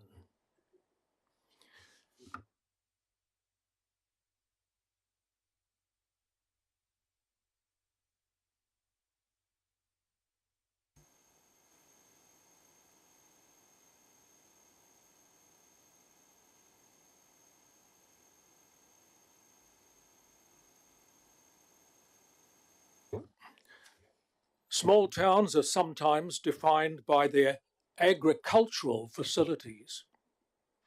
Medium-sized towns, such as ours, are more often than not defined by their cultural amenities. Think of New Plymouth, and you envision the Lenlai Gallery. Think of Whanganui, and you visualise the Brewster Gallery. Do our decision makers have cultural vision? Sure, we have the Haunted Vasa, but that draws people away from our centre. We need magnets to re-enliven a dying hub. Forum North is like a mausoleum at times. 10 minutes ago, I couldn't even get through the door to have a pee. Empty. Hollowed out. In fact, you probably don't want to recall that the council colonised it many years ago, and since then its local culture has suffered terminal blockage. Take that small town to the north, Kirikiri. It has historical treasures and tourist numbers to burn, but the hub for locals is the Turner Centre, which welcomes a host of events which leapfrog Whangarei for lack of purpose-built event centre. I have to travel for 2 hours return to see the National Ballet Company or the NZSO or the Met Opera. Why? Because we can't accommodate them, along with many other visiting stars, for lack of capacity. I have to run a continuous shuttle to get my culture. I'm one of hundreds who journey north or south to escape our cultural doldrums. We're like migrating dolphins in search of riches to slake our insatiable appetites for unobtainable tidbits. My question to you is this: do you lack the capacity to compete with our satellite? Can we, or will we, and are you willing to create a lifeline for our stuttering hub? A hub which might well lead to a cultural renaissance, as Alan has suggested, to nurture budding talents like Billy T and Rachel House and sundry other Northland talents which have had to emigrate for lack of opportunities. Let's be like Kerikeri and fill the house, if not every day, at least every second day. If they can do it, why not whangarei? We can't afford to just think about it till 2029. We need it up and running by that date, or pretty close to it. Since my voice is versing, I'll conclude with the lyrics in my own voice in the hope that some good advice will reverse current inaction on a pressing issue. We can do better. We deserve to stand taller than Lilliputians up at Kerikeri. Will you serve up good solutions? Or must mere sprats just flounder on for lack of nous with foundations? A parable. There once was a town in the north whose functions matched those of Weeborth. That's a wheel hick town up in Wales, which I cycle to. It had so few attractions to give satisfaction that its citizens had to go forth to a satellite town in the sticks that offered a far better mix of history and culture, with our city vultured of celebrities like 116. Those midgets had gumption and spades, and soon had the foundations laid for a theatre of note, while we missed the boat as they rained on our puddles parade. So come on, you folk in positions to focus us on exhibitions of merit, pizzazz, so poets don't razz you as dragsters who've blown their transmissions. Where there's a will, there's a way. We want you to show us the way. Thank you. Well done, Tony. And as you can see by the councillors, they are appreciative of what you've just said. I hear nothing, Vince, because this ill timing. My hearing aids came apart 10 days ago and have been sent to Wellington for refreshment. Oh. And my proxies don't cope, so I really don't hear anybody who's within 3 metres of me, but I'll try my best. Well done, Tony. Look, that's better. Yeah, that's all good. I'm just going to check if there's any questions from the councillors. No questions from the councillors. Tony, I'm going to thank you for coming in. I do enjoy your poems. I do enjoy the time that you spend with us. So thank you for coming in, and thank you for submitting. Thanks, Vince, and thank you for your tolerance.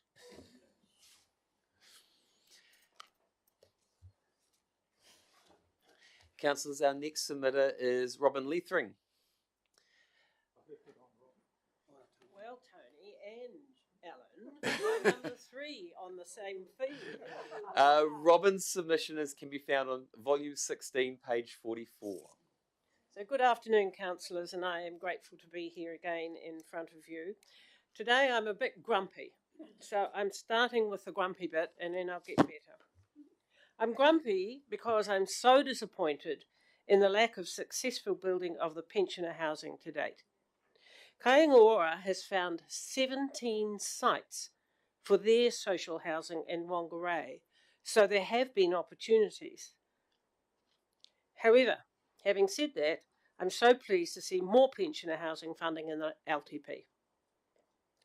With reference to the commercial property options, if taking the property portfolio out of in-house as suggested with the CCO would include the identification of suitable land and development of pensioner housing, I could somewhat support this. If taking the, but having said that, the sense that this gives over the expenditure of ratepayers' funds to a body with a potential commercial-only approach, while council also has social responsibilities, concerns me. If the legal documentation included a strong accountability back to council, and from there to the ratepayers maybe, documentation should include the basis for disestablishment of such an identity and the legal protection of the assets being returned to council. Now, I may be saying what you've already thought anyway, but I want to say it. So, I request that council's control of such an entity is given emphasis in the establishment of such an organisation so that any misalignment with council's strategic planning can be negotiated or vetoed by council. I don't find in the LTP consultation documents any long-term vision that governance is guiding a broad-brush vision of the community we want. It's very, very concentrated on dollars. The highlighting of the 3 matters for feedback are a very, very odd selection. 2 of interest mainly to the business sector, and the 140,000 camping matter is of no significance when you're spending millions. I thought it was there for a distraction. And while there is reference and recognition of the increasing older population, there is no identified action anywhere. Unbelievable.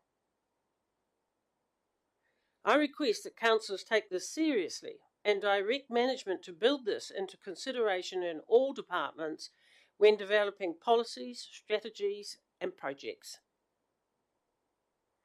Park and Ride, just a brief comment on this. If we're looking out into the future some 30 years, then I find it essential to identify and purchase land now for park and ride locations before we've lost the opportunities. Just imagine if Auckland had taken that step 30 years ago, how their current inner city problems would be so much less. Maybe, and this is a legal matter which needs research, maybe you could designate such sites so they remain in current ownership but can be brought into the transport plan in the future when needed. Now, you know you designate roading. I think it's potential you could designate for park and run.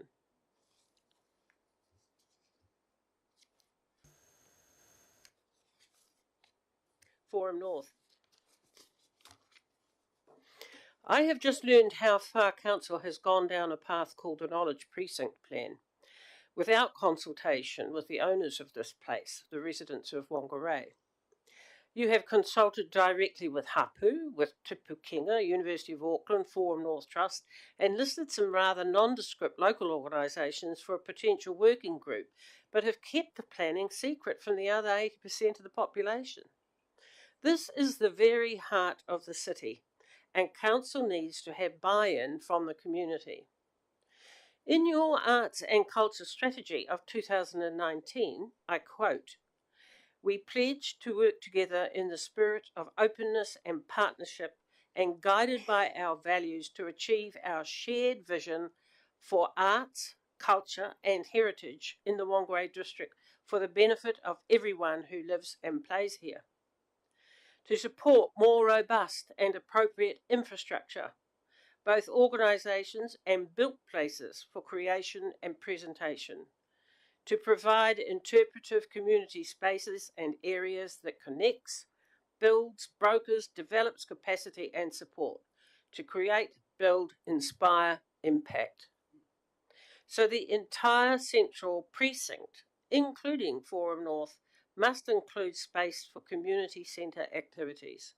Free spaces to enable small gatherings, creative spaces, workshop spaces, exhibition spaces, education and information spaces. I request that in the overall planning for the Knowledge Precinct that this includes infrastructure to meet the promises and activities outlined in your Arts, Culture and Heritage Strategy.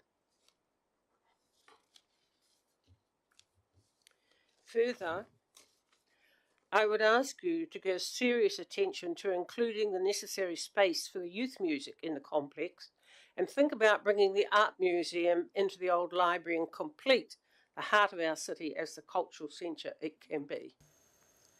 Sometimes a good idea snowballs, but council must at all times be aware of the requirements under the Local Government Act. I think that this activity should be considered for a special consultation procedure. You have nothing to be afraid of.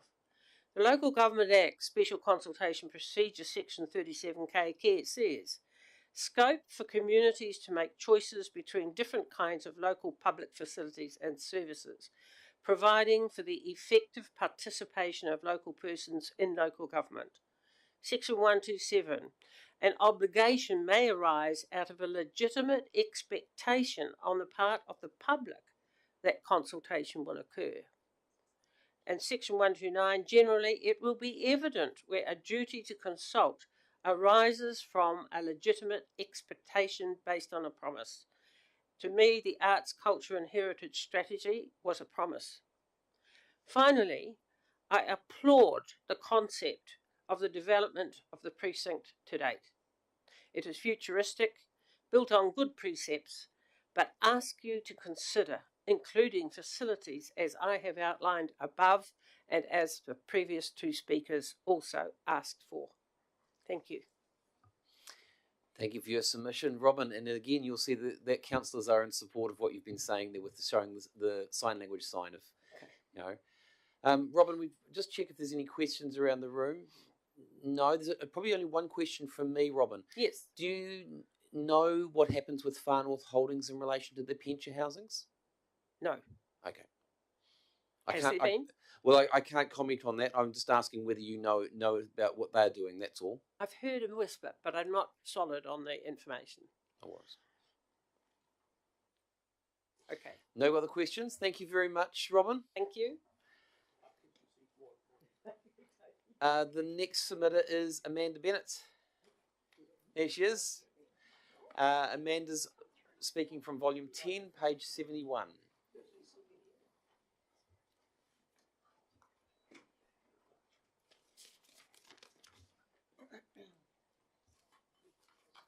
I'm glad I've followed some theatrical people because I've got some props here today, people.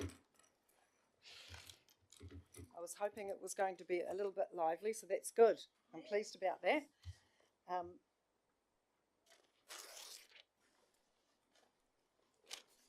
just wanted to...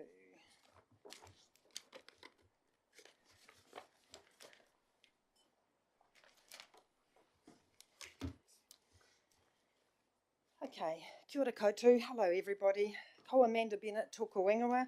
My name is Amanda Bennett and I'm representing the Northland Regional Trails Project 2024, and thank you for allowing me this time. As you will have read in our submission, the 2024 regional project has been created to revitalise the 2018 Northland Walking and Cycling Strategy, which was agreed to by all Northland councils. This is a link around Northland Tai Tokerau using roads, water and trails. Today I am going to take you on a journey and I'm going to give you an example of the link and how it relates to this submission of ours. A family of 4 leave East Coast Auckland and drive to Helensville, where they park their car in a secured parking area. With their bikes and backpacks, they board the ferry to Dargaville. All aboard.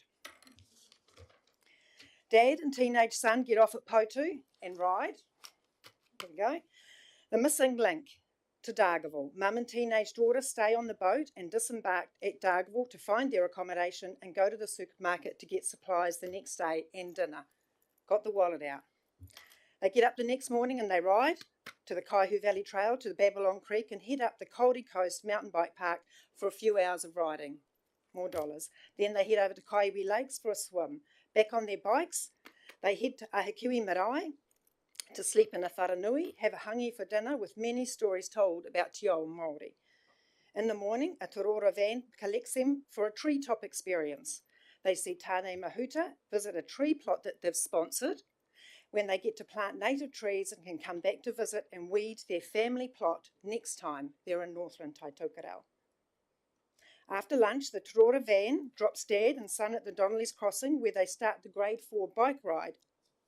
Helmet again, over to the Waikato Coach Road, up the Waimea Forest, and then down into Horeki. Mum, daughter and the bikes get dropped off at Opanoni for the afternoon to have a swim, get some lunch, visit the Mānia footprints of Kupe. They ride their bikes to the Rawini, they catch the ferry, hang on a minute, Faith, all aboard, across to Kohokoho, and from there they ride their bikes to meet Dad and son at Horeki. They have dinner and they stay the night at the Horeki Tavern. More dollars spent. On the bikes again the next morning, they ride the Pohiringa Tai Twin Coast Trail to Okaihau, to Kaikoui for further supplies, to Nafa Springs for a soak, to Kawakawa for lunch, for a train ride, all aboard. To Opua, spend more dollars, into Paihia where they stay the night, get the purse out once again. The next day, put on their helmets, they visit the Waitangi Treaty Grounds and catch the ferry. In the afternoon across to Russell, spend more dollars, spend the night at the Russell Top 10 Holiday Park. In the morning, they cycle through Wangamumu and Wangaruru harbours to Helena Bay where they grab some takeaways. They stay the night in a B&B. Then they get up the next morning to cycle to Sandy Bay, Matapuri for an ice cream. Then on to Turakaka, Nangaru, and then into Whangarei. Yay!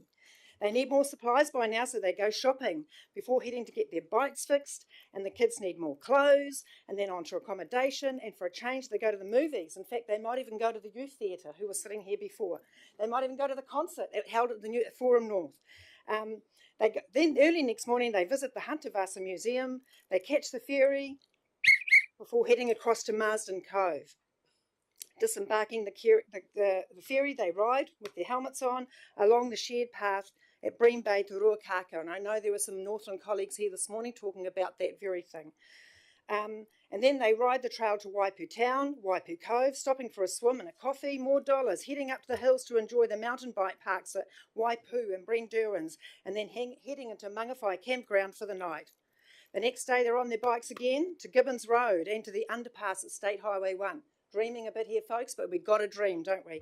So we're in the underpass over State Highway 1, and then from there, hang on a minute. Then from there, they ride down the Heartland, ride through to Mongatoroto for a coffee and cake, to Paparoa mountain bike parks, and then on to the Matakohi Museum, then back into the Heartland ride to stay in a sheep farm at Arenga, shear a sheep, and stay in a shearer's hut. More dollars.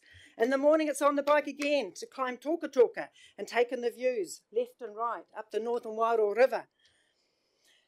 Then into Dargle to stay the night. More dollars. And it's the last night of the holiday, so Dad says, I'm going to shout dinner. Yay. The next day, they take up the ferry at 11 o'clock and dollars, and then back to Helensville. They climb into their car. I'm going to take my helmet off now so I can read properly. They climb into their car, which has not been used for 11 days, folks. That's great for the carbon footprint. They're wary, of course, they've done a lot of cycling. And just bear in mind, it could be tramping or trekking. I'm not just saying this is about bikes. However, with amazing memories about the history of Northland, Taitokerau, the great outdoors, helping to save the environment, supporting the business and the communities of our region, spending quality and healthy time as a family, meeting new people, making new friends. They're already planning the next trip because there are so many experiences they just did not get the chance to take.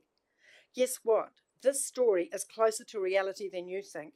It just needs planning and collaboration, and that is what this 2024 project is all about. Guess what else? Mum and Dad are now thinking seriously about moving from the hustle of Auckland to the north.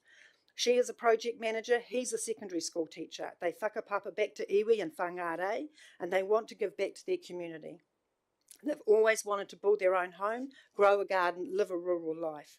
Think about this. They may not have considered this if not for walking and cycling trails. The more people like this family who visit, love and live in the north equals more people to disperse costs to our existing challenges like our roads and rates.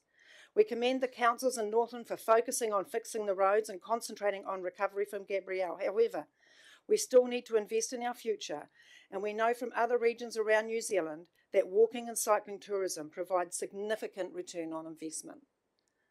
Northern Regional Trails long-term plan submission is asking Whangarei District Council to continue to co-fund the project lead role for the next 3 years and continue to support the implementation of trails across your district and our great region. because supporting this legacy project needs to continue. Kia ora. Thank you. Well done. There's some great sign language showing there that was supportive of your submission. Great imagery the whole way through. I'm hoping that you've made the same submission to the regional and the Kuiper and Far North councils. Great. Yes. Excellent. Okay. Is there any questions from the councillors? Councillor Peters. Just, you made me cry. It was so good. Oh. Question, Councillor Peters. Did it make anyone else cry? Anyway, I have this issue trying to make sure they have questions, the right type of questions for this. But thank you, Amanda. Thank you for taking the time. Well done, imagery.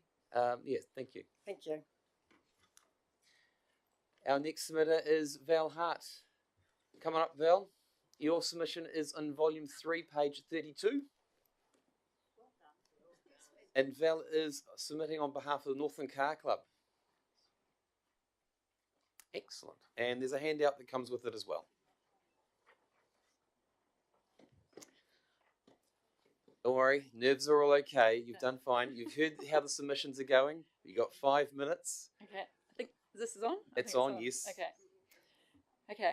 Hi, my name is Val Hart, and I'm here on behalf of the Northern Car Club to ask the Whangarei District Council for support in providing this sport with a venue that we can call our own. A little bit of history about the club. The club was formed in 1955, which is nearly 70 years ago, and we're affiliated with Motorsport New Zealand, so we're bound by rules and regulations to keep safety at a high standard. The club is purely run by a group of dedicated volunteers, and we organise a variety of events that range from entry-level, lower speed events like motorcarnas and autocrosses that are typically held on car parks or paddocks, to higher speed events that are like hill climbs, bent sprints, rally sprints that are usually held on closed roads. But I'm here to talk to you about getting a permanent venue for holding motorcarnas and autocross events. Ideally, this would be a large tar-sealed area. Years ago, the club used to use a variety of venues, which included supermarket car parks, tikipanga and Onarahi tavern car parks, the old AFCO car park down Kiori Road, and the old gravel car park at Okara, where the cricket ground now sits. And that was a great venue that we used to use. And back in the 60s, the club held grass track races at Poe Island. And even though the club has held many events at this venue since then, it's definitely a no-go these days. So with the development of those areas over time, these venues are now unavailable, and there's no other options we can turn to easily. These days, we usually have limited options for venues for motorcarnas, mainly a grass paddock, but it would be great to have other options. Motorcarnas and autocrosses offer great car control skills and confidence. Using your own vehicle, you can get to know how to handle your car under different circumstances. People can also start competing in these events from the age of 12 years old. So this offers great awareness prior to the age of 16, which is when you can go for your driver's license. When we run motorcarna events on tar-seal surfaces, we get a greater turnout to our events. It attracts a greater range of people, from spectators to people that want to compete in events. Our club has 85 members presently, which includes life members. This is down significantly from previous years. So to build the membership up again, the club needs to get back to basics and offer a more cost-effective events to start at. To enter in a motorcarna, all you need is a car up to warrant fitness standards. So you can have quite a bit of fun at a low cost compared to the high speed events that you need a competition vehicle for. It would also be great to get more women competing in the club. At the moment, there's myself. I try and do most events, and then there's another couple of ladies who usually compete in motorcarna and autocrosses, and one of those is my daughter. If we get a dedicated venue, it could be possible to offer time for women only to get them started, as a lot of women don't have the confidence to start out in front of a group of men. We could also extend this invite to schools to get young people involved. We also have 3 generations of family members competing in events, so all the family can participate in one sport and compete with each other. I wrote to Vince Coccarello a few months ago about trying to achieve a venue near the Whangarei Speedway down Port Road. This would involve creating a large tar seal area with protective concrete barriers. This location would have been perfect as it was in the industrial area away from general housing population. Vince did look into this with the council, but unfortunately their land is privately owned. So in conclusion, I'm asking for a dedicated venue like many other sports clubs have in the area. A venue that the club can call their own, that we can set up and use how we need to. It can be a venue that other clubs from around the country will want to come to and compete in our events. It can be a venue that our previous club members from the 60s thought we should have had many years ago to progress as a club. And you'll see that, I've handed out just a thing that Brian Scudder wrote from the 60s, and he's a life member of the car club, so yeah. Val, well done. Thank you. Yeah. Wasn't that nerve-wracking, was it? Yes. The big question we have for you is, what size area do you need? You haven't listed it in there. Yeah. Well, obviously, motor cars. Oh, it's hard to say off the top of my head. Size of a rugby field? Is I was that about too big? to say that. Yeah, size of a rugby field for motor cars, probably twice that, maybe 3 times for an autocross, because an autocross is a little bit higher speed, and we set up cones and things. And then, of course, you've got to have parking for all the cars and things as well, so we've got to have enough room for that. Okay, cool. Councillor Jovich has got a question for you. Just a question. Looking to visualise around the country, are there any similar setups? I don't know if Hampton Downs have something, but then that's at a racetrack, so that's privately owned. I'm not quite sure myself anywhere in the country that has this. I'm not. Yeah, not. You're just trying to visualise it, so I can. Yeah, I'd love to see something that a concept. Yeah, obviously, like on our YouTube page, I've got there's just videos on there. You might be able to find what a motor carner is in there, because motor carners are just short little courses that are set up, and you kind of start in a makeshift garage with cones, and you do a little course that might take 20, 30 seconds, and you come back. So it's all controlled in an area, and each test is timed. So you might do 5, 6 tests throughout the day, and then all your times have added up, and then it's the fastest person wins. But it's car control, and Val, for the purpose of the councillors, is the Northern Car Club prepared to work with other motorsport industries as well, most organisations? We could do. Obviously, it just because obviously we're backed by Motorsport New Zealand, so it just depends on that and the other circumstances. So Okay. Cool. All right, food for thought. Thank you very much, Val. Cool. And no other questions from the councillors? No. Thank you again for taking the time, and it wasn't that nerve-wracking, was it? No. Thank you. Okay, well, thank you. Our next submitter is Jan Boys. Jan's from the Whangarei Head Citizens Association. Now, I think Jan's actually got 2 submissions in there, volume 11, page 3 and page 8.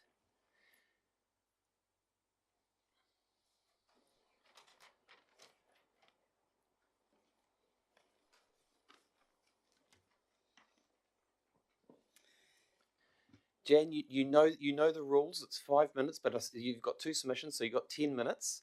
The right hand button there sets the mic on. That's it. It's on. Right. Good. Take your time. Okay. Right. Well, thank you very much for the chance to submit to you. The Whangarei Head Citizens Association is probably 80 to 90 paid up members, and these are not just email members, which is easy to do these days. We run the McLeod Bay Hall, which is busy with yoga, bowls and bridge, music makers, etc. And we have a community lunch yesterday. Thank you for the support you council gave us last year. We decided to do it ourselves this year. We receive and appreciate the help council gives the halls and facilities to maintain and improve them, and hope this will carry on. We also, of course, run our very popular newsletter every 2 months, and it's all run by volunteers. We feel that we should have better engagement with other ratepayers associations with the council before the drafting of the long-term plan. We did appreciate the meeting a few weeks ago, but we'd like to progress local issues more, and we'd be happy to meet with council to help organise that sort of thing. And now I want to talk about some costs. Have we seen enough to show that council has tried to trim costs, like the government departments have had to very severely? Some of our members have asked about your wage increases in council and your total wages bill. Has it grown much in the last few years? A 17.2% increase is not acceptable to most of our members. A lot of them, retired ones, have become asset rich and cash poor, and as you know, it's not even easy to sell these days. So we trim our budgets, and maybe yours could be trimmed to 10%. Thank you. That's one of them. Wait, you kept that very short and sweet. I thought you were going to go on a bit more. Do you want to keep going with the next submission? I will. Okay. Okay, this is my personal submission and it's on a different page. I'm Jan Boys of Tarakura Whangarei Heads, and I'm involved in many of the local groups for the community, my health and social well-being of everybody, which is mostly means the coffee sessions afterwards. I think it's time to go back to basics. Property development with borrowed money? No. Northland Incorporated. We heard that this unelected group gets major funding from the government to distribute. The previous government, I should say. Is there something wrong with an unelected group giving out money? Coastal infrastructure. I'm very keen to ask you please to spend more on this. We need it. We are the tourist attraction down around here. I know Northland has a lot of tourist attractions. I also know that ground slips keep moving, but we have red stickered houses in our area and one is being lived in. This group of owners have had Hawthorn and Geddes making plans for the rehabilitation. It seems to be the council's making it all a bit too slow. Now, a year and a half nearly. My beachfront, Tarakura Playground, it is a children's play area. The council can't patch the cyclone damage in a wee wall, which leaves rough rocks just below the grass playing area where the children playing touch rugby and cricket are bound to fall off the edge. We're now told we can do some of it ourselves, whereas we were told we couldn't touch it previously. We don't really get enough money spent on our area. Transportation on Whangarei Heads Road, yes, we got a lot of money spent on that. Average speed limits have gone down, but we really needed speed cameras to catch the real speeders. That would have suited us just fine. And please make the 30k zones small and variable times. Thank you for all your work and effort. Thank you, Jan. Probably the big question which is coming back to you, has anyone been in touch in relation to the speed review happening out in your area?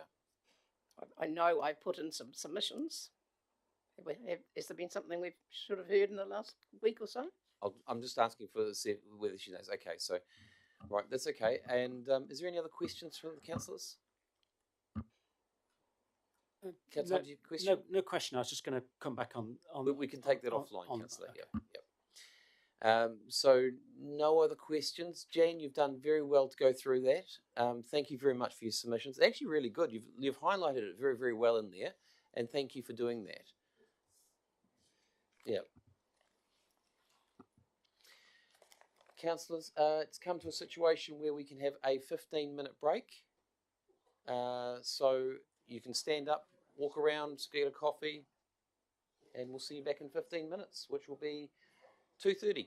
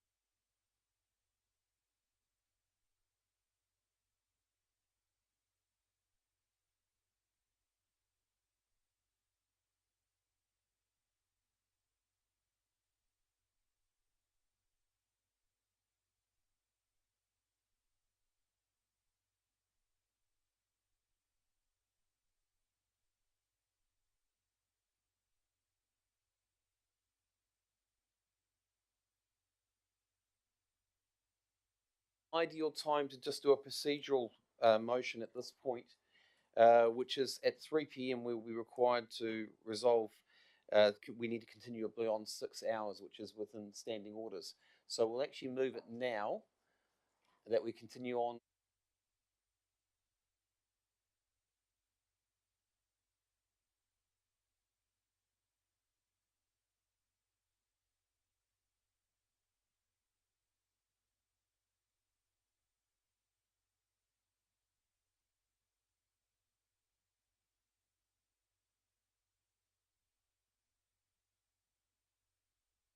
Okay, well done, councillors. Okay, so our next submitter is Karina.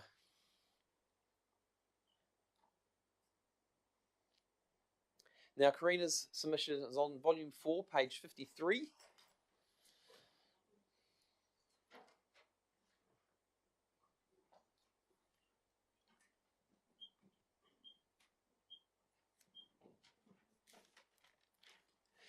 Now, the microphone, you've got that in front of you? Yes, brilliant. Karina, again, you've got 5 minutes. Go through your submission. There's no need to read your submission. The councillors have been through it. The key is just to highlight the things that you want to highlight off it. You've got 5 minutes, and it gives the opportunity for the councillors to do clarifying questions afterwards. Over to you. Thank you. Kia ora, my name is Karina, and I am the Housing Manager for Habitat for Humanity Northern Region. When speaking today, I'm obviously speaking in the self-interest of my organisation, but that self-interest comes from a firm belief that strong community housing providers are key to good quality housing. So it's not my community housing provider alone that I'm here to speak on behalf of, but the entire sector, will advocate for, to be fair. Habitat considers it's essential to have a strong community housing sector to ensure quality, affordable housing. We know via the WDC housing strategy that WDC is aware of the housing need, and we are assuming a commitment to that strategy. As part of that strategy, Council needs to be encouraging as many responsible actors as possible to be activated. We at Habitat for Humanity are good at what we do. We have an excellent track record of providing a quality service, and we have a pipeline of almost 100 houses that we are building and will build in Whangarei in the next 18 months, both public housing and progressive home ownership. We fundamentally believe that partnerships are key to enabling affordable housing. With partnerships come leverage and the ability to do more. We are currently partnering with central government, with organisations that provide philanthropic funding, with private donors, with banking institutions, and with commercial organisations, all to enable us to build at scale and ultimately serve families in housing need and support home ownership. With regards to topic 3 in the LTP, we endorse a stronger focus on strategic property management and support option 1. Referring to my previous comments about partnerships being essential to the development of affordable housing, we consider that option 2, the CCO or CCTO, would provide an environment where partnership is less likely. Further, we consider that the size of Council's balance sheet at 30 million does not lend itself to a CCO or a CCTO at this time. An in-house option, well resourced, could have a deliberate focus on facilitating and creating an environment for strong public and private partnerships. And finally, to enable affordability, affordability needs to be built in. Council can and should enable this. Affordable housing requires subsidy. It requires a conscious decision from many players to contribute to affordability. Council can and should be one of those players. In our written submission, we mention development contributions as an option. Tauranga City Council, for example, has a dedicated policy to enable a refund of development contributions for the creation of affordable housing. And we will continue to advocate for inclusionary zoning, just like Queenstown Lakes. Both of these councils have made a deliberate decision to support and enable affordable housing in their districts, and we encourage WDC to do the same. Our door is always open, and we welcome a continued discussion in this space. Kia ora. Thank you. Short and sweet there. Thank you, Karina. We have a councillor. Councillor Cooper would like to ask a question. Thank you very much for your presentation. I just am a bit interested. Have you partnered with anybody in Whangarei to build affordable houses? Any CCTO, for example? No, we have partnered with government to build, central government, to build the houses that we're currently building at the moment in Monu, and the ones that we've got, we've partnered with a local developer in Onerahi for some homes up there, and no CCTOs, I guess, but we have partnered. Certainly, we can't do it by ourselves. We don't have the balance sheet or the access to funding. You need a partner. Okay, we do. Cool. Yeah. Thank you. Karina, are you aware of how Far North Holdings does their pension housing? Yeah, so we're not formally partnered with Far North Holdings, but we have had discussions with them around what we could potentially do together for housing, but nothing has come of that as yet. Far North Holdings, nothing has come of that as yet. Okay. Okay. Any other questions, councillors? No other questions? Thank you, Karina. Thank you well for your done for time. your presentation. Thank you. Councillor, our next submission is from Tessa McKenzie from Tahoe Trust, and I see you got Johnny here as supporting, which is good to see you, Johnny. Your submission is on volume 7, page 121. Tessa, so that you understand, it's that's the red light to make it so it's going. You've got 5 minutes, and the big thing is just relax, take your time. The councillors have got your submission here, so we encourage you to point to things that either are not in your submission or you want to highlight as part of your submission. Okay, thank you. Yes, so my name's Tessa McKenzie, and I'm here submitting on behalf of, Johnny and Tahoe Trust, but also following a community meeting that was held on the 5th of April for people with disabilities and their families, some of whom are here today as well. So we're just, although we didn't fill in for a lot of the standard questions, we've basically gone for some of the things that were talked about at that meeting. The first one being around emergency preparedness. So really highlighting, and this was reiterated at the Emergency Management Forum yesterday, about how it is for people with disabilities, and perhaps that there does need to be a voluntary register for people with individual needs to be able to identify what special needs might be required in the time of evacuation or emergency, either to stay at home in place, i.e. have like fridge medicine and things like that, or if they needed to be rescued. So that's something that we would like to encourage as a collaborative approach, including council, but as well as people like North Able, and those conversations have started. But just really reiterating that community are often the ones with the knowledge of how to react in an emergency. So how can we best support people with disabilities in that scenario? The next item was transportation. So acknowledging that CityLink buses are now all accessible for wheelchair users, but the health shuttles aren't necessarily, and there's also a need for equitable access to Whangarei as a whole. So Total Mobility Scheme does cover taxi chits, but it doesn't cover for whānau being able to transport people, or for community vans. So we'd like to really encourage that to be expanded to be able to include community vans who aren't registered as a taxi service, because that's the limit on total mobility subsidy now. The other thing around transportation, which isn't actually in the submission, is around electric points for mobility scooters. So we have the cars that are electrically run, but for people having to travel in on a scooter, then there aren't any accessible public places for them to be able to charge up. The next one's parks and recreation, so that's really about inclusiveness, not just for people with disabilities. We're thinking of particularly takiwātanga, which is people in their own time and space on the autistic spectrum who may like to run, but also for elderly people who perhaps are living with Alzheimer's or dementia, of having an area that is safe and inclusive for them to be able to be taken out, one on the Hatia walkway, because obviously there's the river there, but there's some great facilities for exercise and things for that to be fenced. And Central Park being the other one, because there are accessible toilets and a playground there. And another one that we've added since is Potter Park in Tikiponga, because that's opposite the youth centre and also by the Alzheimer's facility there. So those would really improve the lives of people with disabilities and their families by being able to have safe recreation in town. In terms of community facilities, I know we've had a big issue around the sporting facilities and emergency helicopter need. And so just want to reiterate that that is very important to our disability community, to have access to the sporting facilities for recreation.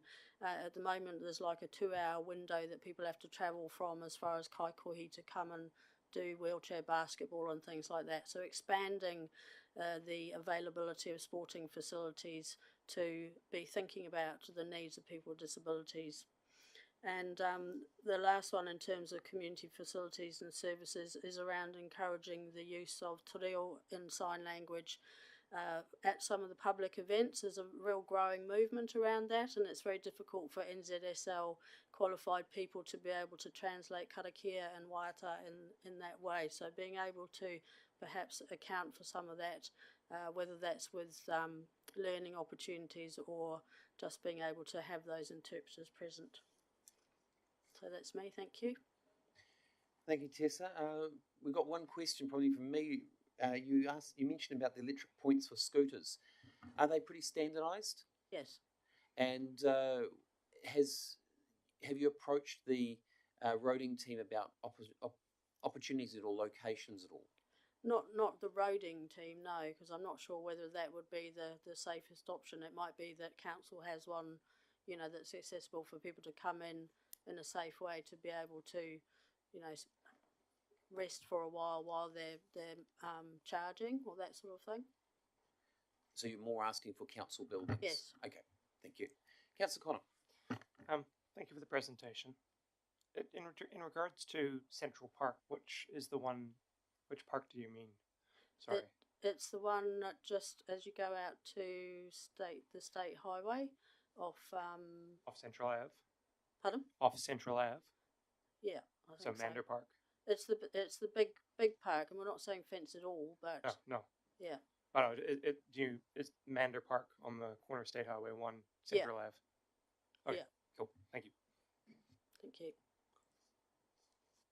No other questions there, Tessa, so well done. Thank you for your presentation. It was good.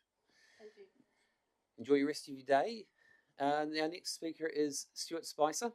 He's speaking on behalf of the Whangarei Quarry Gardens. Their submission is on volume 5, page 76. Thank you again, Johnny.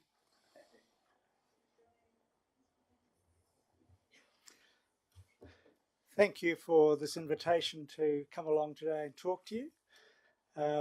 I'm Stuart Spicer. I'm here in place of Thomas because Thomas is ill today, so he rang me this morning to see if I'd come along in his place. I'm the chair of the Quarry Gardens Trust, and I'm the person you appointed last year as the community representative to that trust. So thanks for the opportunity to come along today. I was asked to wear this wreath because I thought it might match your worships, except it represents the Quarry Gardens and what they do there. It's all natural materials, and if any of you want to learn how to make one, Deb's Marjorie there runs classes. It's my privilege today to speak on behalf of the Whangarei Quarry Gardens. We've got nationally and internationally recognised gardens in our city. They're always changing, always getting better, despite the challenges that we face. And I have to acknowledge the massive support that the council has given. Recently, of course, with all the results from the cyclone damage, which is fantastic. But there are I think there are two major challenges for the gardens from now on. And they both relate to resilience. And one is the resilience to protect the gardens from the physical situation they're in. I think anything you try to do in an old disused quarry is going to be, any sort of development is going to be challenging.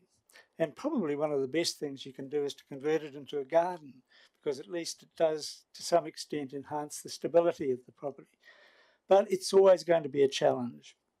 And that's something that we're very aware of, and I'm going to talk about in a moment. And of course, the other thing is the financial challenges that everyone appearing before you, I'm sure, is raising, because it's not only an issue for the council and for every charity in the country, but it is for most people and most businesses. So those are the two big challenges to the resilience of the quarry gardens as I see them.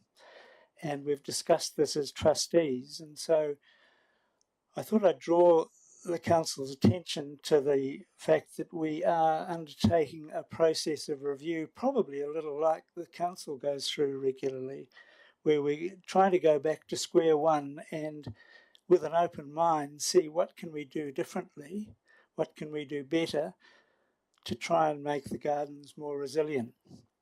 And with that in mind, we're picking on the brains of that huge band of volunteers who go there for hours a week and some for decades to produce what we've got there and to produce this great asset for whangarei.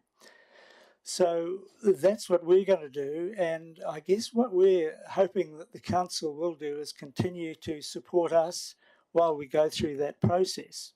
And certainly we wouldn't be where we are today without the support of the council, and I'm hoping that that can continue. Thank you. All right, kept it short and sweet. Well done, Stuart. Councillor Jovic has a question for you. Thank you, Stuart. In terms of the scope of the review, are you actually, in terms of sustainability, and we're not talking about the environment because that's always at the foremost, as a business model, has there been any thought around that, bringing that into the review, and whether the current setup is the most appropriate for it to be sustainable, having been reliant on council for $90,000 worth? Yeah, yes. To my mind, everything is up for review because we need to step back and start again. I mean, it's easy to go on from month to month and from year to year doing the same thing, but I think the time is right. I mean, I've been chair for a few months only now for this year, basically, and but I think we should look at everything, and there's a lot to be, I think, that can be gained from looking at the physical layout of the gardens to ensure that future slips and things, which I'm sure are going to come, can be dealt with without major disaster. Okay, Stuart, I noticed the submission didn't include the three questions. Do you have an answer for those three questions about the shareholding of Northern Inc. and dealing with commercial properties where the council goes to a CCTO? They're not on there. That's why I'm asking. No, I didn't have any part in making the submission, so I can't answer those. I'm sorry. So. No worries. Okay. No other questions? Well done, Stuart. Thank you very much. Thank you very much. Thank you for coming in and taking time. And remember, if anyone wants to make one of these. Excellent. Our next speaker is someone again who's used to the council chambers, ex-councillor Greg Innes. Come on up. His submission's on volume 16, page 20.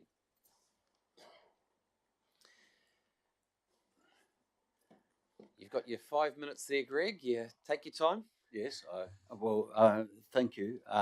Your Worship, councillors, before starting, I must say how impressed I am with the council chamber. Having spent 9 years in the old council chamber, and well done, Alan. I see that it's quite an improvement on the other one.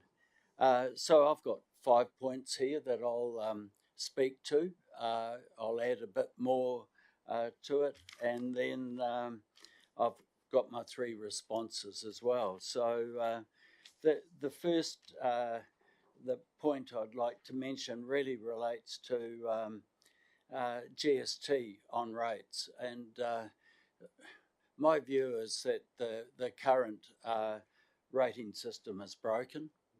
It's something that's been echoed elsewhere. It's something that has been talked about for some time. There was a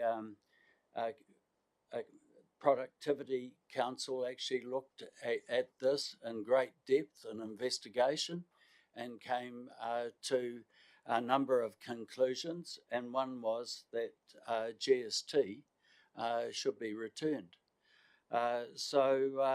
Your Worship, I see that Local Government New Zealand, and I know that there's some misgivings towards Local Government New Zealand over three waters, depending on your point of view.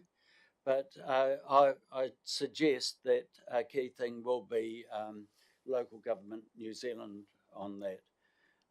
The second point I make there really is no seal extensions. And I know how precious they are to councillors, but the current situation with over 17% rate increase and 10%, it's an incredibly difficult situation, both for yourselves, which I appreciate, but more importantly for the wider population. The third point really is self-explanatory. I'd like to go into the fourth point, and that really relates to Forum North Theatre, and both Forum North and the theatre, and really looking at the knowledge precinct and plan, which has been discussed for some time. I really see the importance of driving that plan and looking at strategic outcomes. I really look towards, again, central government. And often what we've found in terms of regional development, and whether it's the PGF or whether it's shovel ready, those that are best dressed generally are ones that actually are able to secure that funding. I feel that it's crucially important to be able to have a plan and be able to have that ready for regional development. Part of that is that if you can address wider outcomes that relate to education, tertiary education, and if there can be arrangements also made in terms of housing, in terms of North Tech location, all those aspects really come to the fore, and it's a combination of those that I feel that it means that the ratepayer, in terms of looking at the theatre and the use of the theatre for educational purposes as well, is a way really forward that isn't totally dependent on ratepayers. The fifth point is one really relates to the outfall in terms of looking towards Bream Bay. I see Bream Bay really as a taonga. It's a point of difference for Whangarei and Marsden Point. And on the basis of that, I feel it's a point of difference. And even if you have a look at the name of Bream Bay was actually named by Cook in the Endeavour. It's actually, he confused bream with snapper. And it's one that it's crucially important really to keep the marine health of Bream Bay. Part of that will be really doing justice to Section 32 of the Resource Management Act and sincerely looking at alternatives there.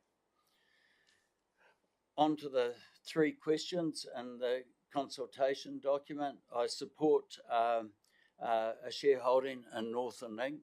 for two reasons. One is that it links firmly to the private sector, which is important. But the other one I came to realise was that its relationship with Wellington and with the Deputy Secretary's Committee in Wellington became a very effective way of being able to secure levels of funding from Wellington. I support CC20 for commercial property. I was fortunate enough to actually chair the Commercial Property Committee for 3 years. And I experienced the level of frustration that there was associated with that.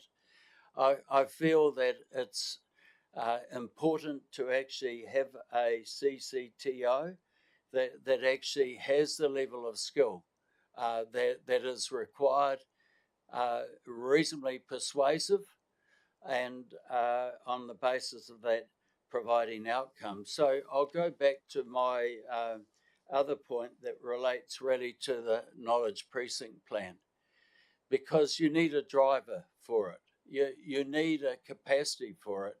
And I feel that having a CCTO formed would provide you with a very strong capacity to be able to start to implement such a plan. The final point I have there I've got 1 minute, have I, or I'm done?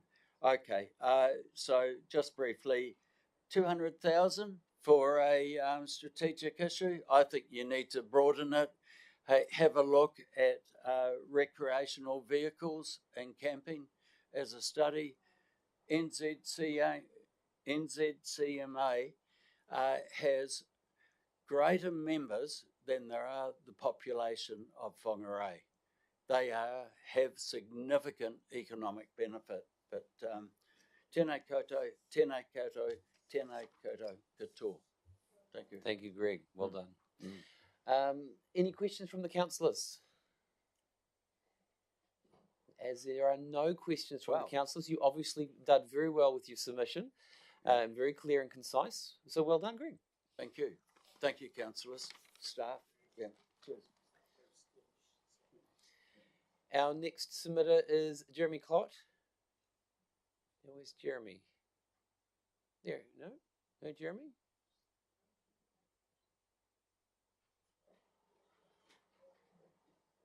Come in, okay. Their submission, which is the Forum North Trust, is on volume 5, page 6.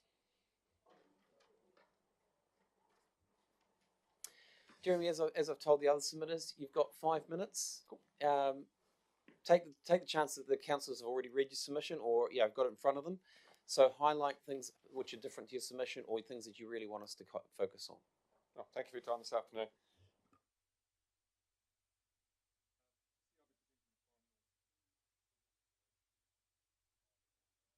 Here we go. Cool. This year I'll be presenting the Forum North submission. As a third generation doing this, it marks our commitment as advocates for the new lyric theatre in the Forum North. We have grown over the years in resilience, commitment, skill set and community support to deliver this endeavour. The only thing we are lacking is council commitment. The commitment would signal a partnership with the Forum North, but more to that, your commitment will enable us to seek the required funding to see this deliver. Your commitment of we're asking for a commitment of 250k, which will see us the half share of the cost in developing the initial plans, outreach, reliable costings, and a business model to see that the theatre grows into an intergenerational anchor asset in Forum North. We are here because the underinvestment has left the current theatre unable to meet the needs of the region. A new theatre with at least 700 seats will enable more shows, audiences, driving economic growth, and it becomes an attractable and an affordable commercial option for shows. It will serve current and future generations. It will create opportunities for the arts and culture sector. It will conserve and develop the Forum North building and providing a strong anchor asset to the overall inner city development. We have community support because they believe the theatre benefits their well-being. A new theatre will contribute to the social, cultural, economic and environmental well-being of the community. It will improve the quality of life with a sense of pride and identity with the community. Providing opportunity to showcase in a world-class lyrical theatre, ensuring the tools match the talent that Northland has to offer. What we need next is the project will take, what we need next is your help. The project will take its next step with a commitment by the Whangarei District Council within the long-term plan. This will follow, from this will follow preliminary work, fundraising, design, and construction. How we see this partnership working is the project will be funded 50-50 split between Whangarei Council and the Trust or external funding. Additional external funding will come from the public. To fulfill the commitment and attract that funding, we will need the council and community support. The community has spoken with the current funding exceeding $2 million within the Trust, and it's now up to the council to help us continue. Raising more funds is contingent on the council commitment today. The biggest regret with infrastructure projects is always, why didn't we do this yesterday? This is no exception, and there is currently urgency and opportunity. A long-term theatre is an intergenerational asset. Again, I remind you, I'm the third generation to pass through the Forum North Trust. It has been recognised and aspired for a long time, but also delayed and postponed. We ask why. Now is the time to seize the opportunity and the momentum that Forum North Theatre offers to make this vision a reality. Provided we are successful with our fundraising and proposed program, this would result in Whangarei achieving a theatre by 2029. What we believe is an achievable council funding contribution. Note that the adoption of this program would require no significant council funding until 2027. Thank you for your time this afternoon. Happy to take any questions. Jeremy, thank you very much. Councillors, is there any questions for Jeremy? Jeremy, probably the only question I've got for you, you saw that it's within our plan for the long-term plan with the work to be done. With the money that's been proposed, or that's already in the Forum North Trust, how do you see that to be used? In partnership with the council to sort of get some initial... Only because you have a time frame with your stuff. Yeah, so that initial time frame does mean we need to start work or commit to the project. We're working with the donor around the requirement. So I guess this commitment means that we can start the work and start to get some initial design concepts and work undertake so we can honour the agreement or honour donations. The economics. Yeah. So the funding that you have set aside is solely for construction, or can it be used for design work? Can use both. Okay, cool. Any other? Councillor Harding. Kia ora, thanks very much for your presentation. So what you're asking from the council is that first year commitment of 250k, is that correct? Yes. And then after that you're looking at the 50-50%. Yeah, and that 250k is a 50-50 split with us as well, so we're happy to get funds. But that commitment means that we can start to reach out to some external funding. And is that the only thing stopping you from moving forward? Yeah. Kia ora, thank you. Councillor Olsen. Thank you, Your Worship. Thank you for your presentation, Jeremy. So I've got the fact that you want the money from us so we can proceed and go down the design track. Do we have, I mean, and I know this is hard to quantify, but do we have a like a total price finish? And I know with escalating infrastructure costs, whatever building costs, can you give me a ballpark of what is proposed as a final costing? Any idea? We are looking at a conservative between 40 to 60. If that helps to 40 to 60 million. Yeah. Okay, and you are looking for external funding for that as well? We're sort of committed to funding half of that externally.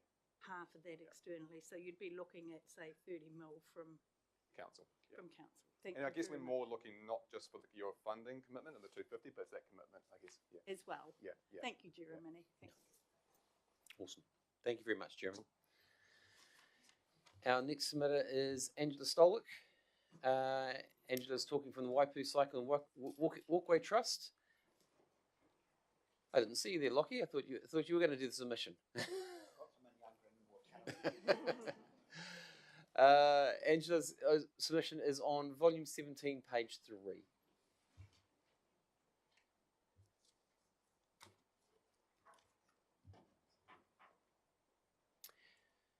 Angela, you've got 5 minutes. Go through your submission.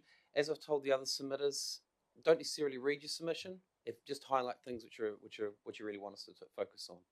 Good, thanks. Tēnā koutou. Ko Angela Stolwork Takuingwa. I live in Waipu, and I am here to talk to the Waipu Cycleway submission. Just a recap for new councillors, because we have submitted several times in the past. We are our trust. I'm part of a trust that is building a shared path between Waipu and Waipu Cove. We build it to the Whangarei District Council specs, and then once it's completed, our sections are completed, Whangarei District Council take it over as a council asset. It's about 9 kilometres long, slightly over, and we've been building it in stages as funds and contractors allow. We've got less than 2 kilometres left, and we are soon to be starting on part of that.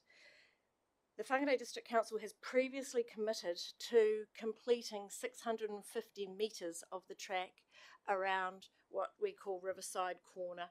It's where the road is and the state of the corner puts that outside of our scope to complete. And so, like I say, you have committed to completing that in the past, and hence the submission today really is to firstly say thank you for all the support that you've given us as we have been moving on, and secondly, and most importantly today, is to request that with the wash up of this long-term plan, that 650 metres isn't forgotten about. I think that was pretty clear within the submission. Thank you very much. Is there any questions for Angela? The Bream Bay councillors are happy, so well done. Thank you very much, Angela. Thank you very much for your time. Thank you.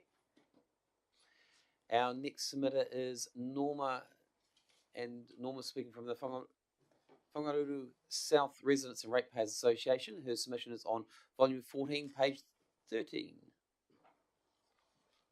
Norma, as you've heard from, as I've said through the others, you've got 5 minutes. Take your time. Try and highlight things as part of your submission. You don't have to read it though, okay? Yes. Tēnā koutou katoa, good afternoon, Your Worship and councillors. Thank you for this opportunity to speak to our submission on behalf of the Whangaruru South Residents and Ratepayers Association and the Aokara Beach Reserves Board. First, I just want to say that we do appreciate and support the work that Council is doing, and we understand completely the need to prioritise works given the multitude of demands made on Council by ratepayers and the other communities. However, we feel as a community that we are playing catch up on many issues, and as a community we shoulder some of the blame for that. In the past we've tended towards a reactive approach rather than a proactive approach to any concerns. We're trying to rectify this through informing our community in a timely manner and consulting with them in a more meaningful way. Today I can confidently state that we don't make submissions to Council lightly, whether it's to the LTP or the annual plan. When we make a submission, it is after extensive consultation with our membership, with the wider community as best we can, and with any other interested parties. We research each issue, provide that information to our members prior to requesting their feedback via emails, Facebook, through our community website, in meetings, and in our everyday face-to-face conversations. So recently, much has been done to rectify what we arguably think has been a neglected ward in the past. On a positive note, we had the official opening of the sports complex, which some of you were at, including Your Worship. That was a couple of weeks ago, and under the watchful eye of WDC Project Manager Raymond Short, planning and design work on the rugby fields, the high courts, the children's playground, and the wetland continues apace, with commencement of earthworks scheduled to take place later in the year, hopefully. So we take this opportunity to extend our thanks to past and present councillors for making this all happen. But however, today I'm wanting to bring your attention to a safety issue for our community, and especially our young children. So currently we're in the process of taking a three-pronged approach to increasing the safety of everyone in the Bay. First, You have our total support for the proposed reduction in speed limits for the area. Secondly, over a year now, we submitted an application seeking amendment to the Vehicles on Beaches Bylaw 2009, and with the support of our ward councillors Benny and Mackenzie, we are continuing to push for this amendment. And third, our submission to the LTP to provide a zebra crossing on a raised platform in what is by far the busiest area of the bay. That's between the toilet block, the hall, the medical rooms, Skips, Fish and Chips, crossing to the Pahutakawa Reserve and the beach on the other side of the road. Of greatest concern to us is the speed at which vehicles approach the corner where Skips Takeaways is located. In its current form, this is clearly dangerous to pedestrians, and given the speeds done and the clear lack of visibility, at the height of summer, the area is packed with cars, other vehicles, and children are quite literally everywhere. So most drivers we accept are responsible and considerate. Sadly, there are too many that are not. We've had instances where day trippers, and I know of one particular family who come to the bay and indulge in what we would consider bad behaviour. They rip up the reserve, they hoon along the road frontage, ride their bikes and ATVs along the beach, clearly at unsafe speeds, and have recklessly endangered other beachgoers and diminished their right to the enjoyment of the beach. So when confronted, they've been dismissive at best and abusive at worst. So anecdotally, there have been near misses involving vehicles and people in the area.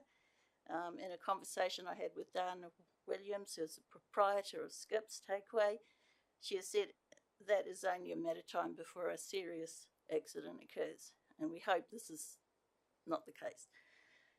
So though we're aware that enforcement is always an issue, we feel that we can impede reckless behaviour both by legal means, for example in the reduction of the speed limit, and by physical hindrances such as traffic calming, in this instance possibly a raised platform or a speed hump or a bump.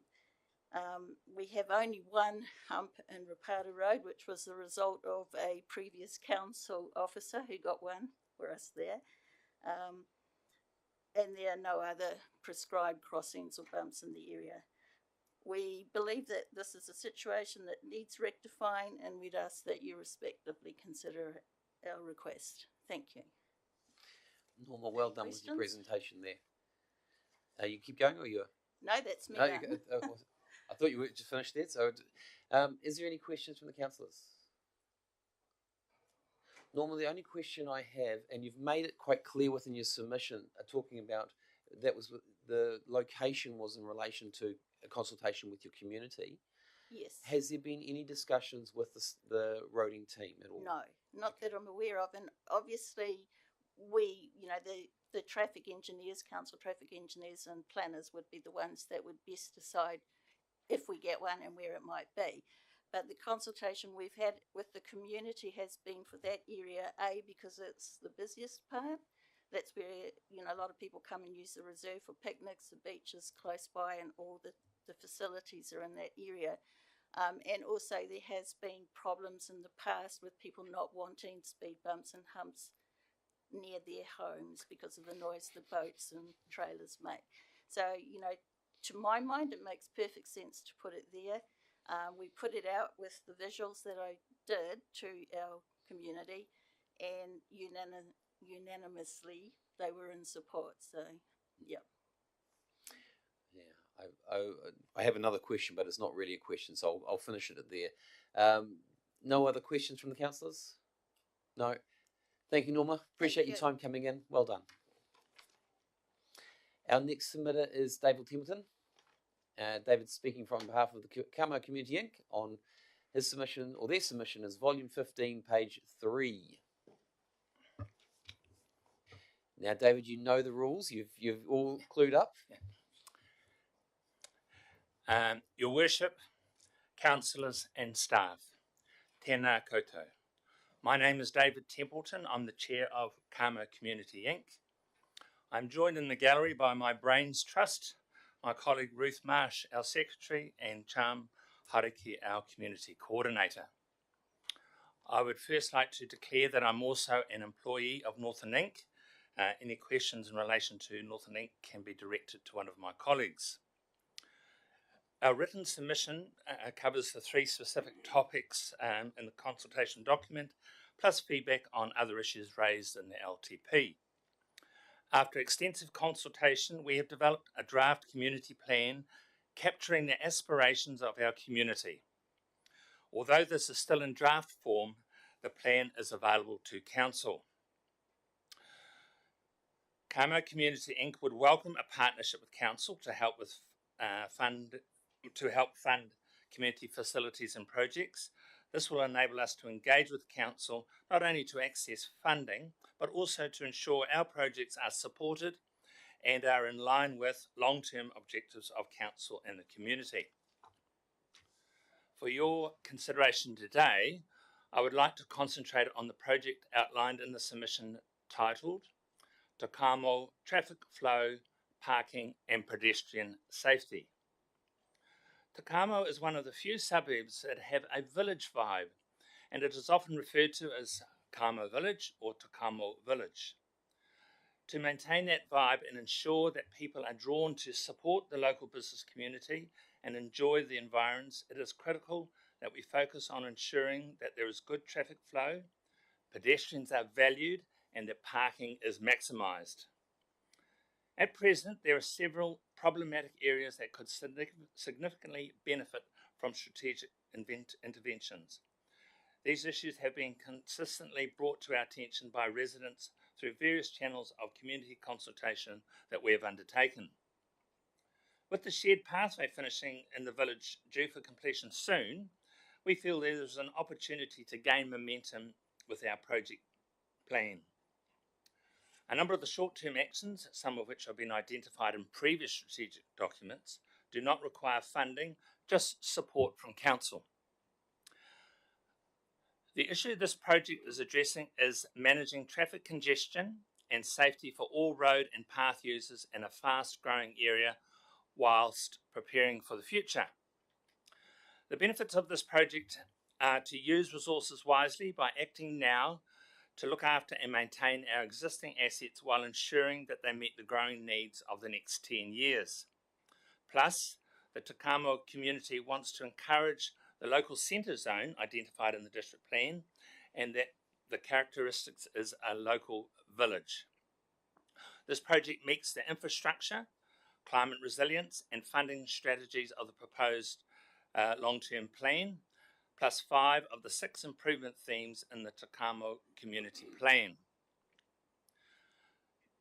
The key focus of the long-term plan is to look after and maintain our existing assets, which is what we are doing with our project. A stitch in time saves 9. Best to get it right now before it is a much bigger job. If this project was included in the long-term plan, it would have minimal impact on the rate take and would demonstrate to ratepayers that Council is listening and is responding to an active community. When we are seeking support outside Council, we can then show that it is part of a wider plan for Council. I'd just like to take this opportunity to thank a large number of councillors who have been actively engaged with Kamo Community Inc. And I thank you for your attention and now open for questions. Thank you. Well done, David. Is there any questions for David? Obviously, David, your submission was very concise and very thorough.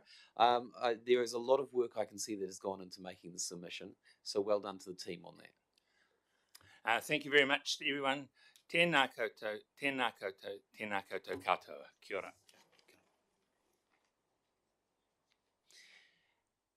Thank you, team. Thank you for backing him up. Our next submitter is Laurel. Now, where's Laurel? I think they're just getting her. So, Laurel Belworthy, her submission, or their submission for the Foreign Museum is on volume 1, page 60.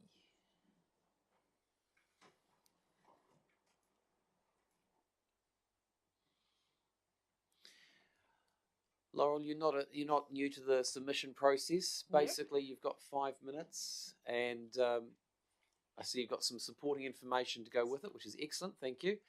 What we do is we allow you to do 5 minutes. Try not to read your submission. Try and highlight things that you want us to focus on, or if you've got new things you want to add, and then gives the councillors an opportunity to ask questions to clarify things. Excellent.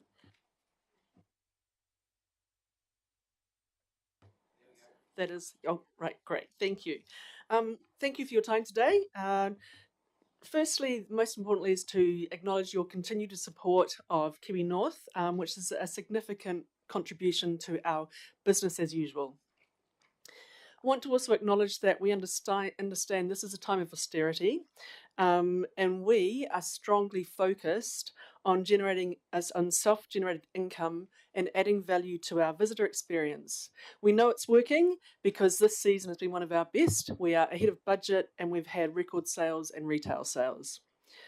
We are, or Kiwi North, Kiwi North doesn't actually capture what we are. We are Whangarei Museum and Heritage Trust, and we're the sum of many parts. We are unique in Northland. Our vision of inspiring curiosity about our evolving world is future-focused and supports our aspiration to be relevant and recognised for future generations. You've got a document which is the 10-year vision. At this stage, not fully approved by boards. That's just in-house. We're almost there. This shows you clearly our aspiration. It sets the vision that we have for the place in 10 years' time. We do seek to become a leading visitor destination and a recognised institution.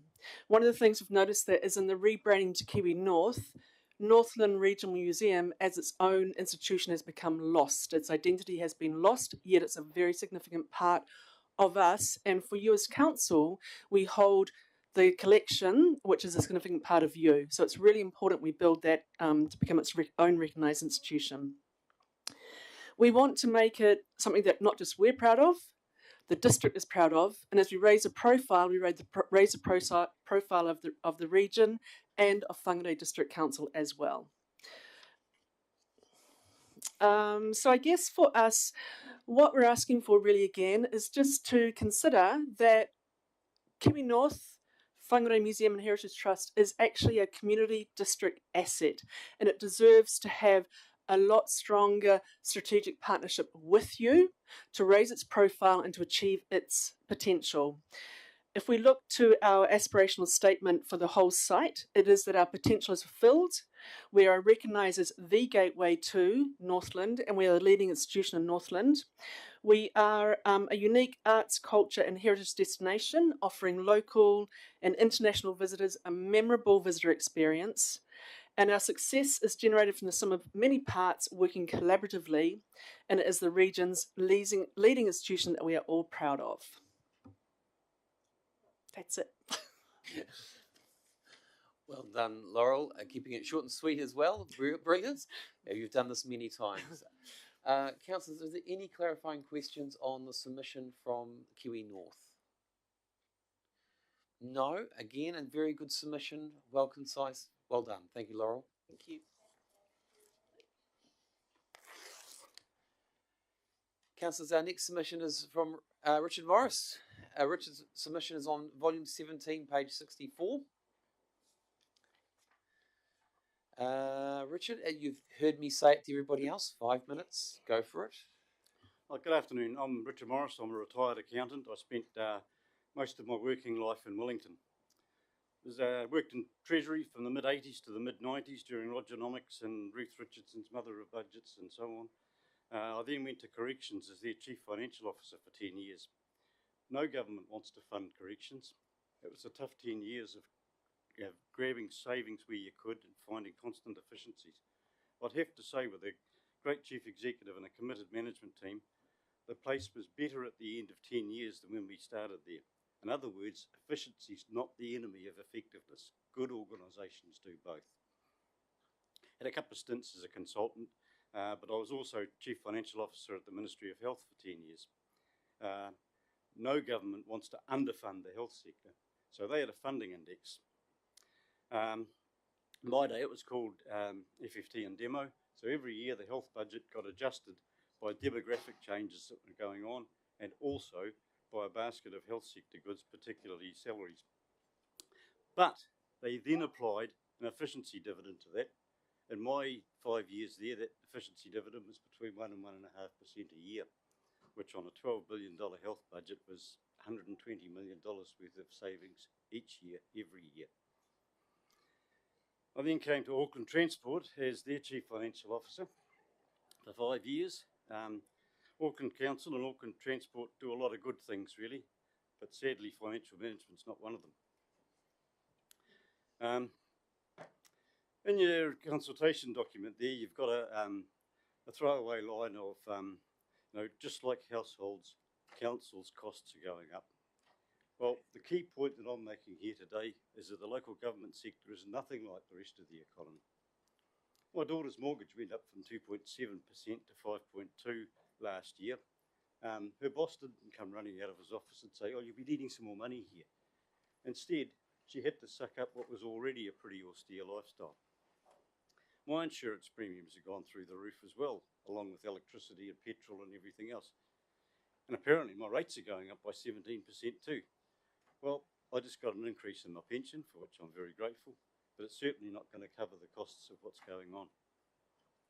There's another trope that's included in your consultation document as well, which I heard at Auckland Council and up here, and that's that you can either have rates increases or you can cut services.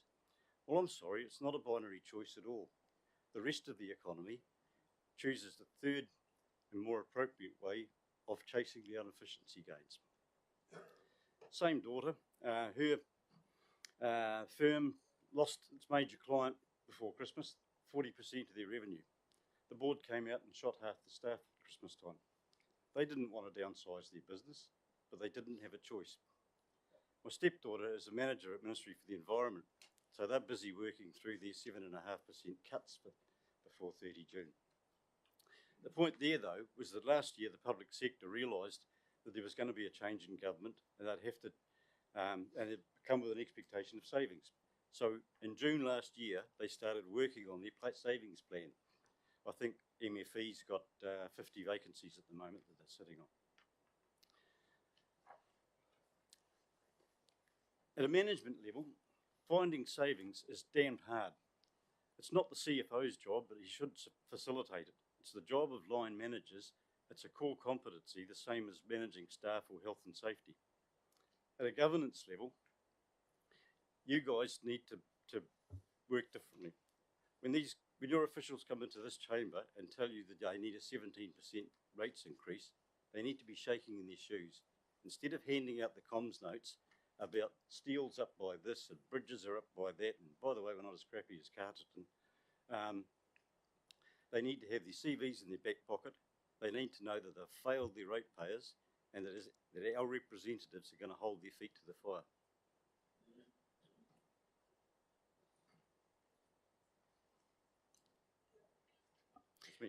No, you want to finish there? Okay, I thought you might want to keep going. You got 5 minutes. I have Carolyn here who's going to ring the bell if you come close to the 5. Is there any questions for Richard? No, there's not. Richard, you've got a good submission there, so thank you for the information and thank you for the time you've taken to put it in together, okay? That's right, very well. Yeah. Cheers. Cheers. Our next submitter is Judy Plain. Judy's submission is on volume 10, page 7. Judy, you know the situation. You've got 5 minutes. Try and go through your submissions and highlight the things that you want us to focus on, or if you've got things specifically you want us to deal with, and it gives the councillors a chance to clarify anything at the end, okay? Okay, thank you very much. Kia ora katoa. Good afternoon, everyone. Thank you, Council, for being proactive in cat management and working with SPCA to provide about 1,800 cat snip and chip vouchers. I'm asking for your continued support to make subsidised desexing available every year. There are thousands of stray cats and kittens in our communities. To clarify, a stray cat is a cat with no home. It may be friendly or wild, healthy or sick and dying. Microchipping solves the problem of cat ownership. Desexing humanely prevents thousands of unwanted kittens.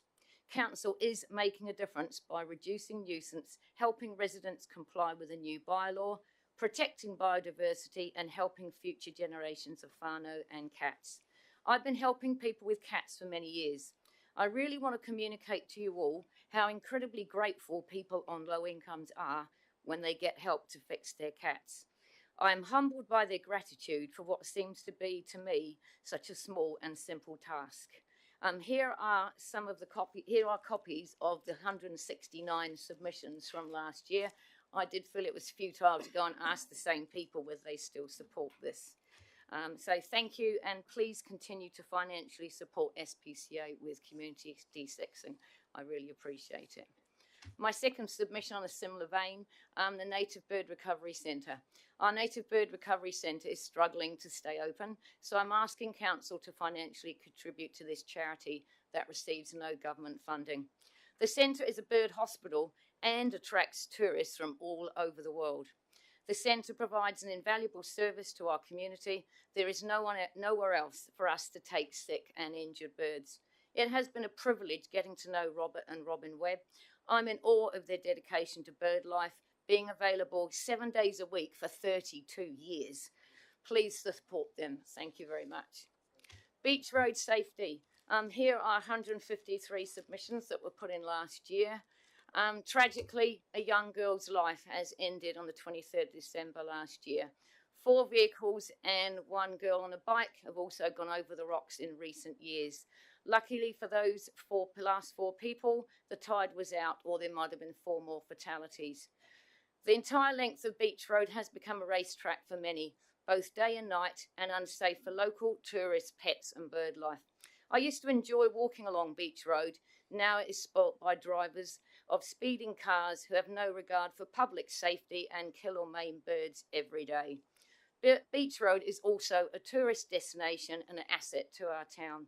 I and many others are tired and sick of finding dead birds on the road, some which are protected species, and taking birds to the Native Bird Recovery Centre, which is how come I've got to know the web so well. We are also sick of feeling unsafe when walking along there. Please make it a safer place for us all. Again, there was no point resubmitting 153 submission. Last but least, fluoridation. I just feel the whole thing's insane. Only 2 countries in the world out of 195 mandate fluoridation. And I personally believe our environment is our home. And I'm speaking from the perspective of the environment. I think we have a responsibility and a duty to future generations to be good custodians. Poisons are accumulative. There is no known way of removing fluoride from our waterways, so the damage is irreversible. What a horrific problem to pass on to future generations. I really wouldn't want that on my conscience. I want to use fluoride-free water for my pets and for my bird bath and for my garden plants and veggie patch and for myself, family and my community. Toothpaste manufacturers state on here, do not swallow, not recommended for children under 12 years of age in case of fluoride intake from other sources. Please consider the whole environment and future generations and say no to fluoridation. Manaki te katoa, be kind to all. Thank you all, kia ora. And just one little thing I was going to add. I wanted to say this is fantastic. Thank you very much to Whangarei Council staff for creating it. It is sort of sweet, it is succinct, and it is very much to the point. Thank you. Any questions? Well done, Judy. Any questions from the councillors? Especially on 4 topics. You've done very well to Well, I avoid the thought 4 I was going to get topics. 4 or 5 minutes. I only found out I wasn't going to. I was going through the submissions going, oh, there's another one from Judy. There's another one from Judy. I know. Slightly embarrassing, but anyway. I care about our community and I'd like to see good things happening. So yeah, appreciate that. And Councillor Harding, you've got a question. Yes.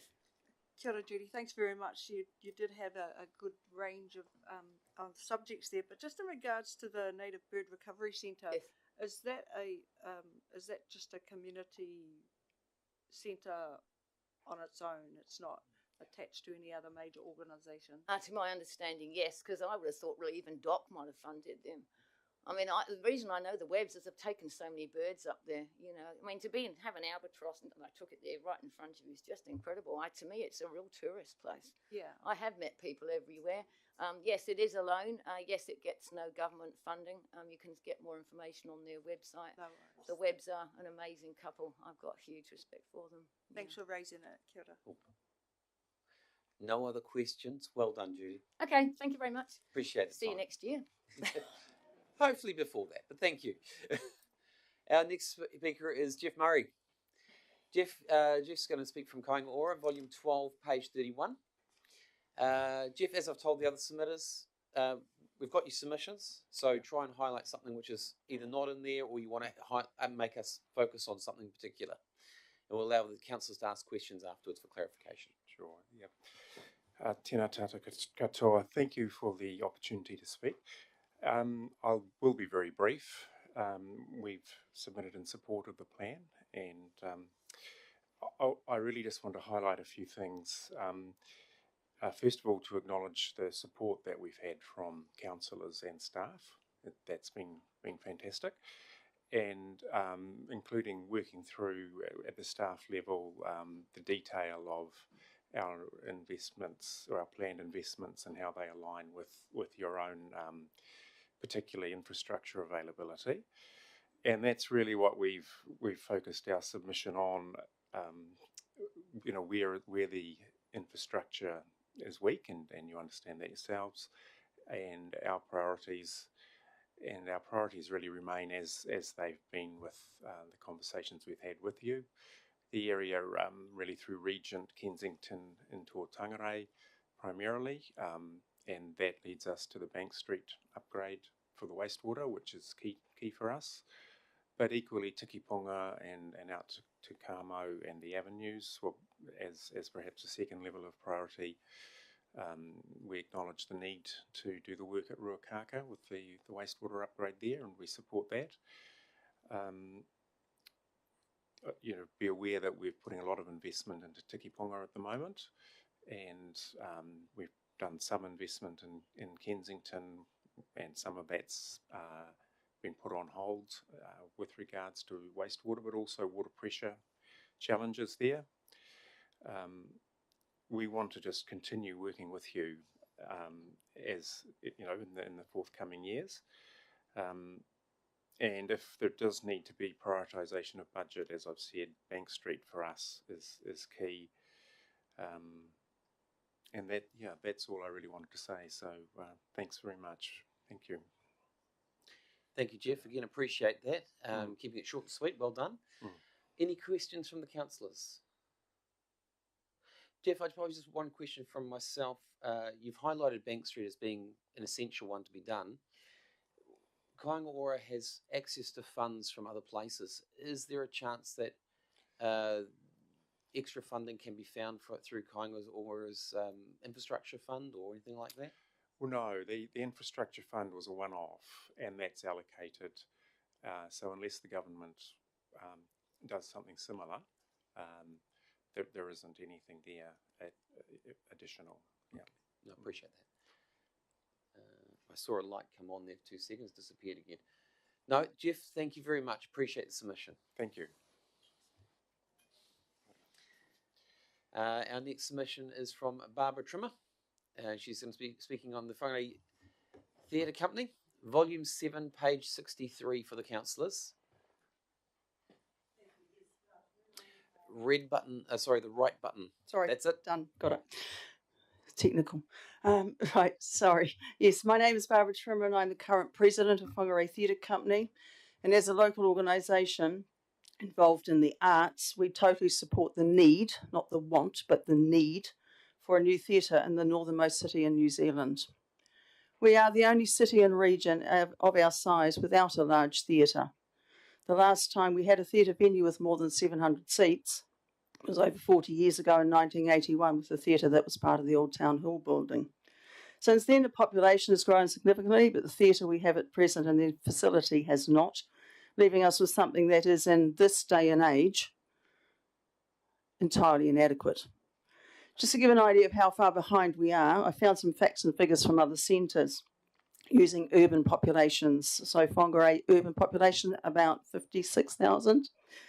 Invercargill population 57,000. Their theatre seats 1,015 people. New Plymouth population 59,000. Theatre seats available 955. Rotorua 58,000 people. Sir Owen Glen Theatre has 950 seats.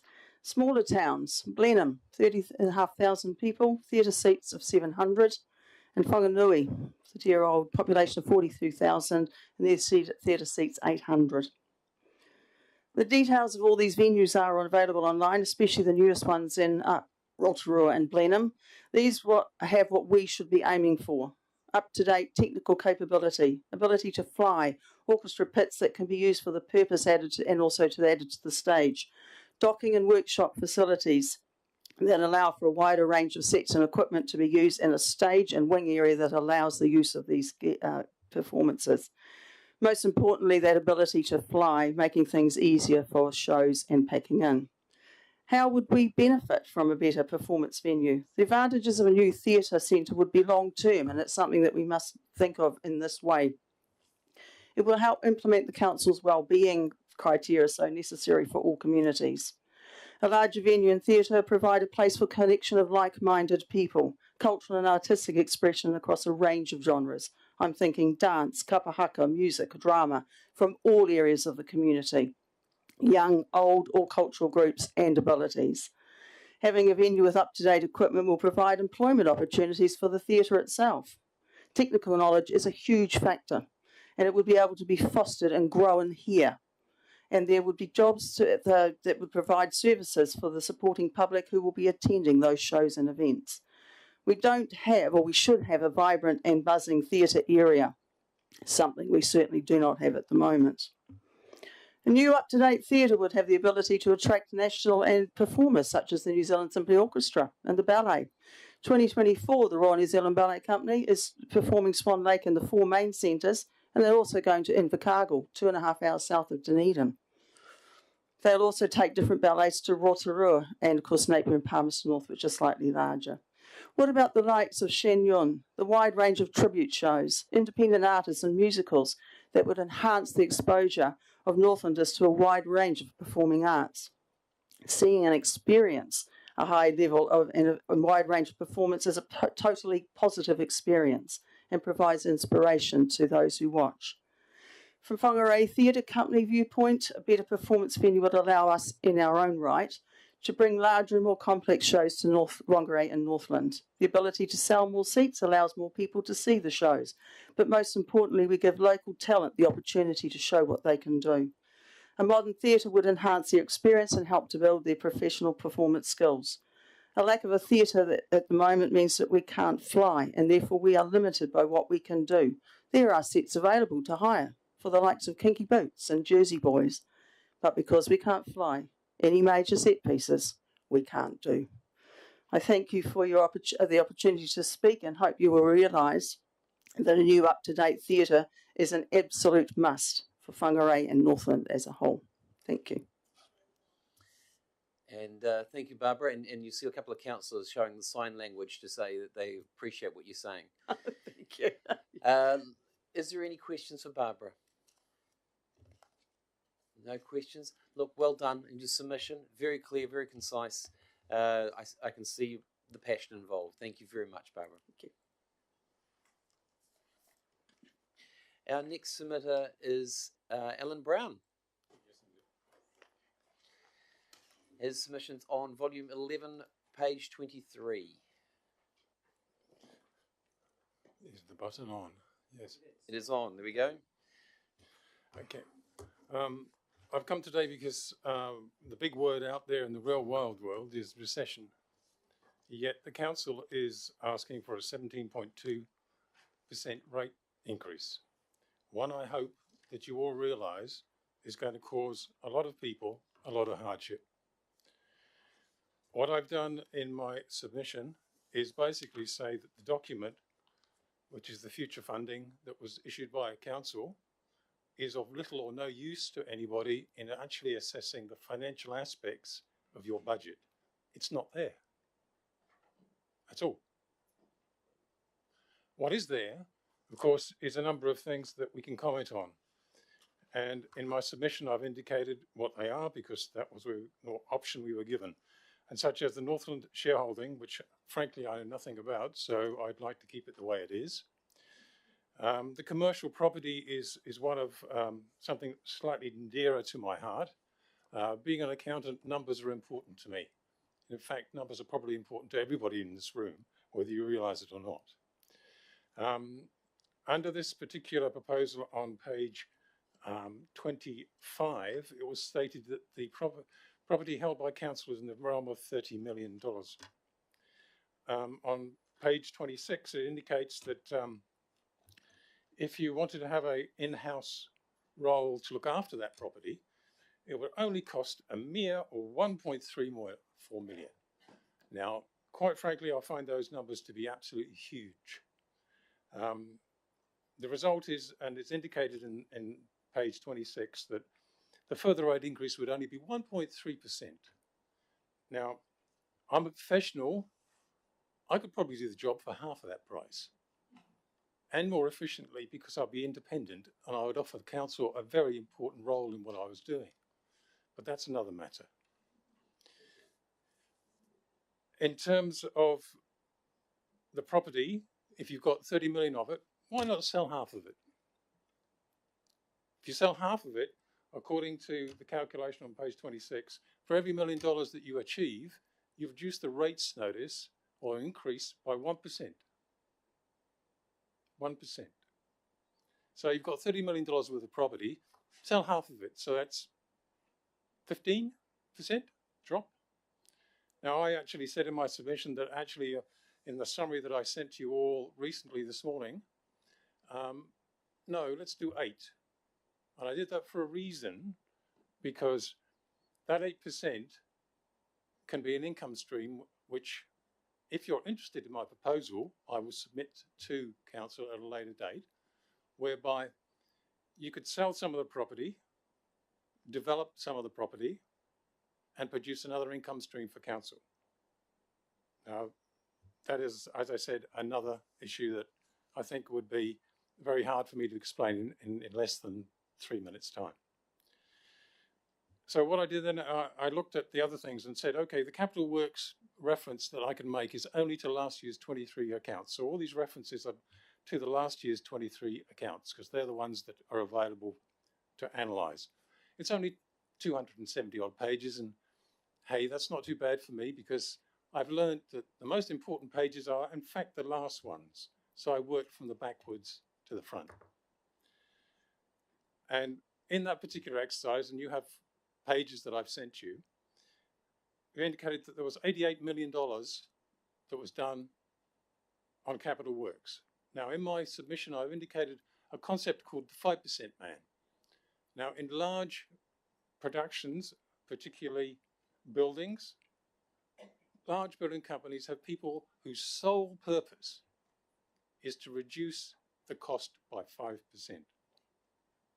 So in that case, that could be 4.4 million. So that's roughly 4%. Added up to the 15, you got 19. But as I said, I'm only using 8, so that's 12. So then I looked at the salary and wages for 2022 versus 2023. The increase was approximately 3.1 million. So I said, well, why have an increase at all? But then I said, oh no, I can't do that because that's the typical accountant's view. We cut everything to the bone. So I just left 2 million in there.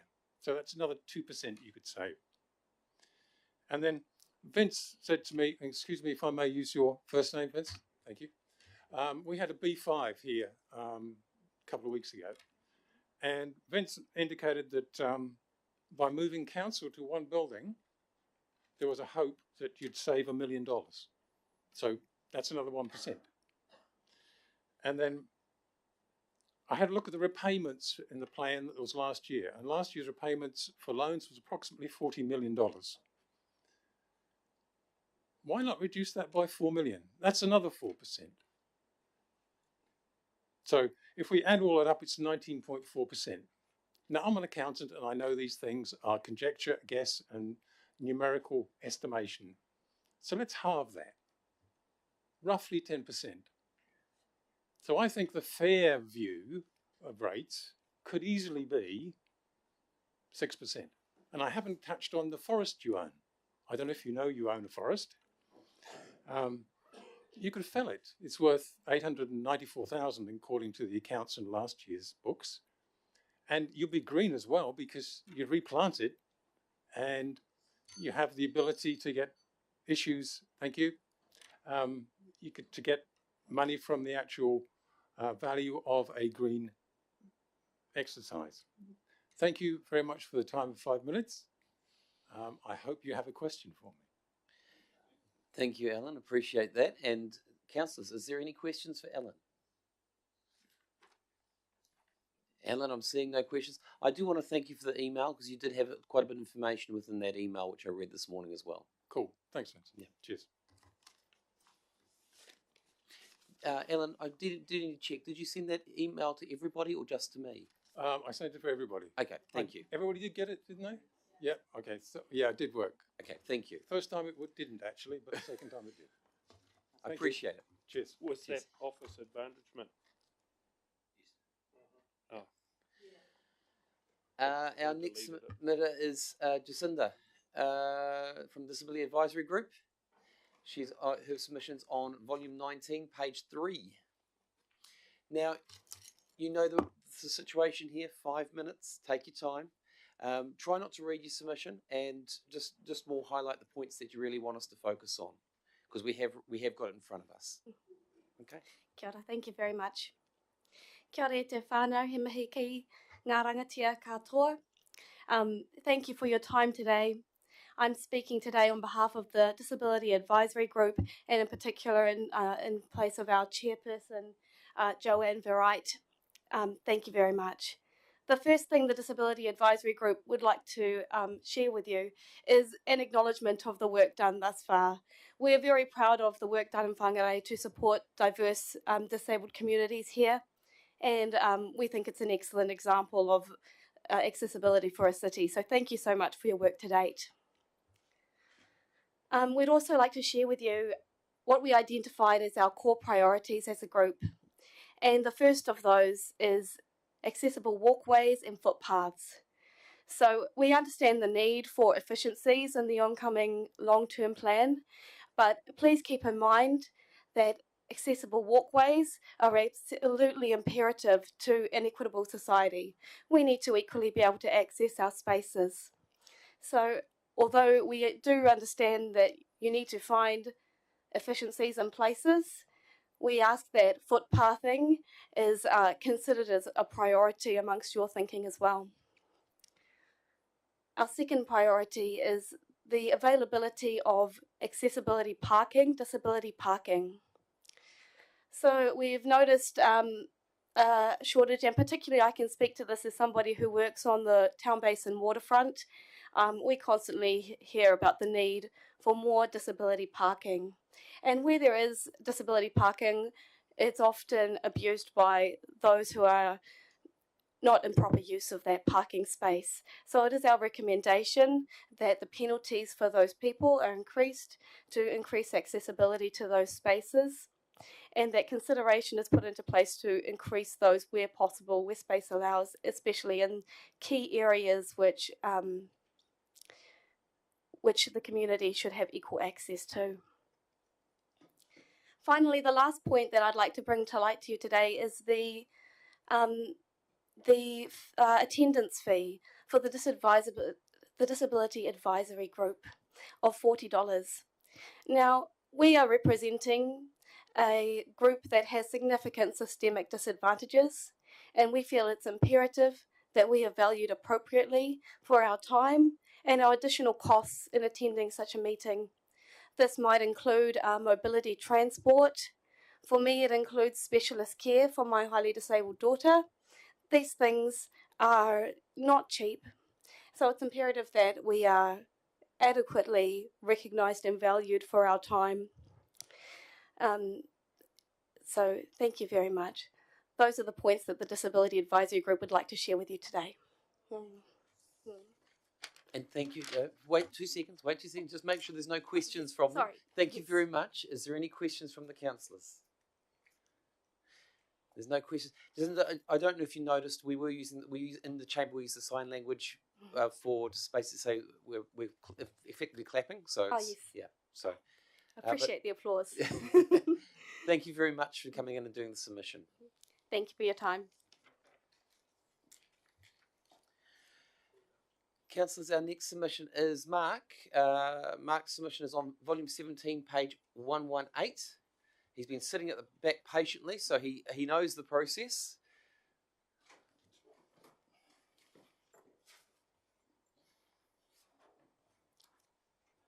Thank you, ladies and gentlemen of Council, for giving me the opportunity to speak to you this afternoon. As you may see from my document in front of you, it's marked as a notice. I don't put a submission in because many of you who know me will know I do not submit. In preparing my notice, I happened to read the notes made for my last council hearing on the 16th of May 23 and the long-term plan of April 21 and realised that I was going to ask the same questions again. I was repeating myself. No one was listening then. To my concerns, no one cared. Our archived hearing recordings are just history. No one gets any feedback as a submitter. This was further reinforced to me at the long-term planning community consultation at Ruakaka the day before Anzac Day, when we commemorate the courageous heroes who gave their lives for our freedom and human rights. At that meeting, 4 councillors and several council staff sat down with ratepayers and listened to a diverse range of concerns. An excellent meeting, I thought. Excellent. But no one took notes for reference. No one got back to me concerning my stormwater concerns. Was this just a show to satisfy the requirements, to consult with the community? Or does it beg the question, do those we vote for have any power or standing? Or is council run by unelected Democrats, its CEO, central government funding agencies, or as I've suggested many times, the World Economic Forum, Club of Davos, the United Nations, and the World Health Organization? I could raise issues of cost overruns on council projects, like this folly, Te Iwi Tahi, the Hun Dirt Waster, or the fear of government fines for not adding toxic fluoride to our drinking water. But more concerning issues surface when the medical profession tries to explain away some of the myocarditis and coronary injuries of the COVID vaccine scam as attributable to climate crisis. The mainstream media is finally showing that geoengineering can cause extreme weather events, like the recent flooding in Dubai. I have repeatedly asked councillors to look seriously into the climate crisis fear that commits rates to the zero carbon belief. Just like the zero COVID goal, this is a scam. No Chicken Little, the sky is not falling.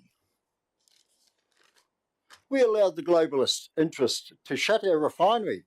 Next will be Portland Cement. This is happening with the what is happening with the worldwide awakening of the people to this Agenda 2030 cannot be stopped.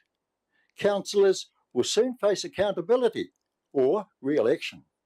It is time to look and listen, apply logic, and reason why I and many like-minded citizens no longer pay rates. At my last hearing, I invited councillors to come and have a coffee with me and join in group discussions on some of these fears. I will just read a short anonymous piece here about courage. If you are unsure who to trust in these confusing times, trust the courageous ones. Truth requires courage. Courage requires fortitude. Truth requires integrity. Cowards tell lies. Cowards support liars. Telling a lie is easy. Believing a lie is easy. Being compliant is easy. Staying silent is easy. Trusting without thinking is easy. Thinking for yourself is hard. Standing up for what is right is hard. Being real and authentic is hard. It takes, in times like these, it takes all the courage in the world to question the status quo and to speak up and tell the truth. Trust the courageous. I know many of you, like me, are frustrated by central government control of our communities. Engage with us and help win this fight. To date, only one councillor has had the courage to sit down and have a coffee with myself and groups who share my concerns. Thank you, ladies and gentlemen, and I look forward to lots more coffee. Thank you, Mark. Appreciate you coming in. Is there any questions for Mark? Councillor Reid, you got a question? Raz, do you remember meeting me on the 24th? And I did not take notes, but I do recall what you discussed. Yes, I do. That was the water flowing the wrong way down at the other end of the river. Yeah. Not really a question there, but almost a question there. It's Mark, I just want to just checking through here. Did you say you didn't receive any feedback from the last long-term plan? No. None whatsoever? None whatsoever, no. Oh, I sat with you, Your Worship, and the rates collections officer to explain what I had done with my rates money. Yep. I had given it to people fighting child trafficking and trying to make people more aware of the information that needs to be displayed in our communities.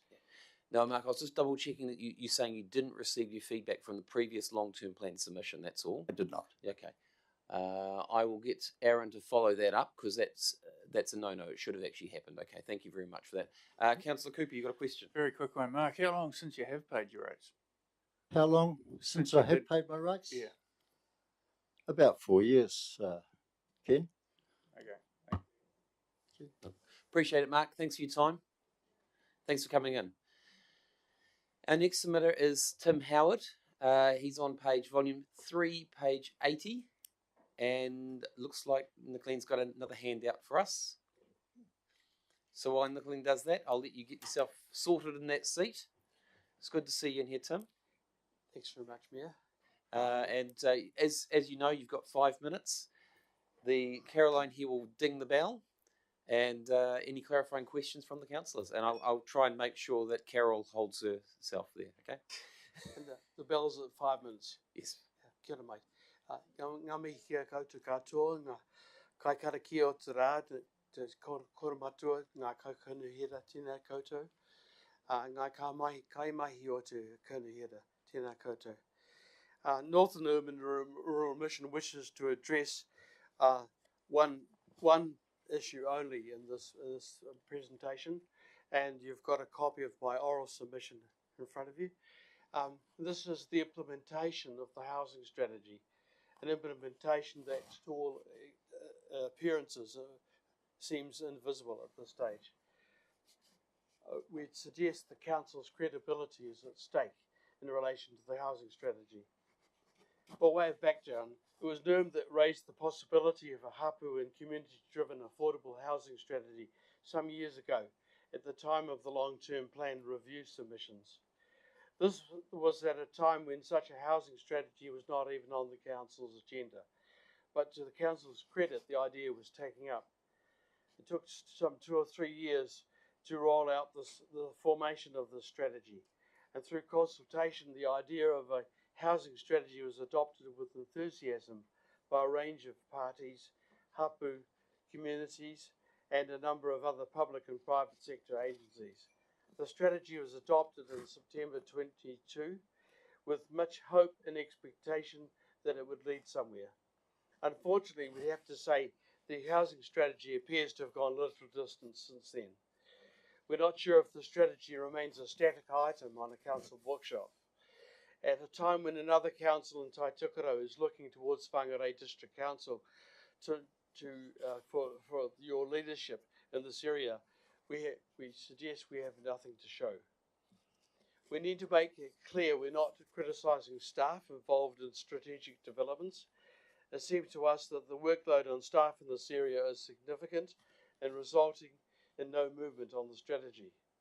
or at least one of the reasons for the no movement is that. Hence the need for more resources to be made available within Council for strategic housing development, if the strategy is to go anywhere. And indeed there's plenty more to be done. At the very least, the formation and coordination of a reference group to oversee the implementation of the housing strategy needs to be a starting point.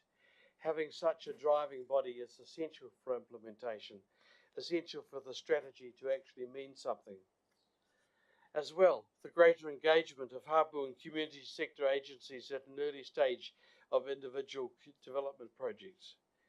The carrying out of needs assessments so that housing provision effectively and appropriately meets the real and anticipated needs of our communities. To have an impact on the LTP, this request will need to have a dollar value. We request $220,000 per annum for 3 years to cover the extra staffing and activities needed to make this a real strategy. And we note that upon reflection, this is a slightly different figure than what we suggested in the written submission in the first place. So our main call is this, that the housing strategy, which we and others see as essential, will need to be pushed into action. For whatever reasons, there is evident inaction on Council's part about putting the housing strategy into action. Now is the time we said that. Kia ora, Tim. Thank you for that. And yes, as you can see, there is a submissions. Councillors showing the sign language there. Is there any questions for Tim? No questions for Tim. Look, good submission, Tim. Thank you very much. Very clear, very concise, telling us exactly what you need. Thank you very much for that. Thanks for the opportunity. All the best for a long day. Our next submitter is David Robinson. David's submission is on volume 18, page 3.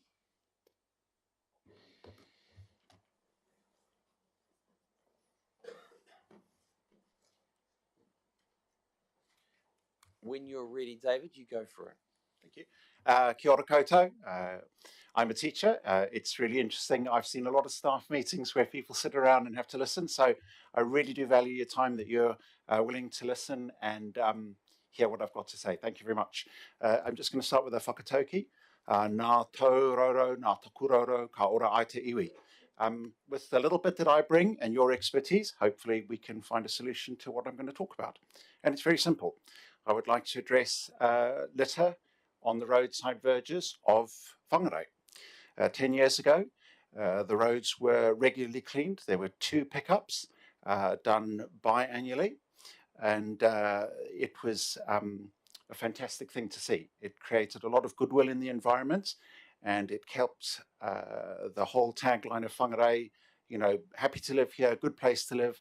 It kept it as a vibrant, alive statement. In 2022, the New Zealand did a litter audit, and litter basically all across New Zealand is getting worse. There's more litter, there's more plastics, there's more bottles, there's more papers, there's more takeaway stuff just being ditched out of windows and thrown. And there's several reasons for littering, but the one that perhaps that we can do is that when litter is in a place, it makes it far more easy for people to throw. So if the response to litter is a reactive one, where people contact the council and say this road is looking particularly messy, it will do something. But if something can be put in place whereby regularly litter is picked up, it should be far more effective. Now, I'm glad you're all sitting down because I'm going to say quite an interesting statement. I'm fully in favour of rate rises. I think that it's very, very difficult to run anything without significant funds to do it. I work with budgets too. One of my jobs is to look at budgets and see how money is allocated. It's a very naive thing to think that things can be done without rates being raised. If rates are raised this round, I think it would be a really wonderful thing if some money could be ring-fenced and the distribution of the rates could be looked at so that regular littering that happens on the roads can be addressed by regular pickups. I think that you probably have the hardware to do it. The council has utes. You probably have people to do it. It might just be a question of someone saying, we need to get a team together. We need to put down a program of which roads are done when, and then get on and do it. I live on at Parua Bay, the road out to Ocean Beach. It is absolutely beautiful. New Zealand is one of the most beautiful countries I've lived in. I've lived in several countries around the world. It would be good if it could stay like that, and for people who come and visit this country to come away with thinking, isn't it a fantastic a privilege to be in such a country that has such national and civic pride in looking after what it does. So, in summary, litter is a growing problem. Perhaps there needs to be a systematic approach that can be put in place with rate rises. It would be good to create a dedicated team with money that is ring-fenced. If people do litter and it can be fined, maybe a fine could be put in place. It could be put into your plan if it can't be done this round for someone to look at it and discuss it. And when it is done and the roads do look great, to celebrate it with the community. I've talked to a number of people that I was coming and talking to you about this, and the people that spoke to me said, good on you, it's something that's on our hearts too. So, nō reira, tēnā koutou, tēnā koutou, tēnā koutou katoa. Thank you. Thank you very much, David. A nice submission, nice and short. Well done. Thank you. I think we've got Councillor Cooper who's got a question for you. Thank you, David. Appreciate the presentation, and I share your concerns about the litter. I want to ask you two questions. What age children do you teach? So Blomfield's my kura. So I teach from 5-year-olds all the way to 21s, but I've also taught at Parua Bay Primary School, and I've also taught at Whangarei Heads Primary School, where my wife teaches as well. Very good. Thank you.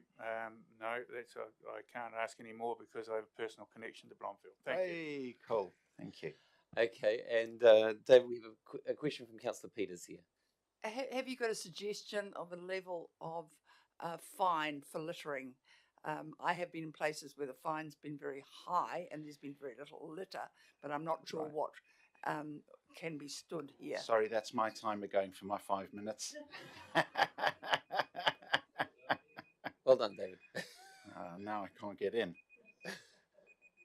Ring the bell, somebody. We'll just wait. Councillor Peters, hold your question. There we go. Sorry. So there's some very interesting research around fines. The research seems to suggest that it's not the level of fine, it's the enforcement. So even if you have a smaller fine, if it's regularly enforced, it's a good deterrent. So you can have a $2,000 fine. If no one's fined, nothing. If you have a $40 fine, if it's enforced, people are seeing that it's done. But a fine should certainly cover the cost of whoever's got to clean it up. Thank you for that question. Yeah, that's a good question. David, have you approached central government around their fining system? Because they actually control the fines. Right. So, no, I haven't. That's something I could do. Thank you. Cool. Yes, Councillor Reid. David, are you familiar with the fine? Well, fine in Indonesia for littering? I know that it is an offence in New Zealand, but when I looked, I tried to do a little bit of research. I couldn't find anyone that has been fined recently. So there was a couple of cases of fly tippers being fined up in the far north, but in terms of just beer bottles and stuff out the window and your takeaway stuff, nothing. And it's very hard to find. How do you go about finding people that someone sees? Who would I report that to? So sorry, could I just clarify? That's a really interesting thing. There's two approaches. One, you can say we're going to find people, and that would be a long-term thing, but one of the ways of reducing litter is if it's regularly picked up. People are far less likely to throw stuff out if stuff looks clean. And that's a research-based finding. Okay. Cool. No.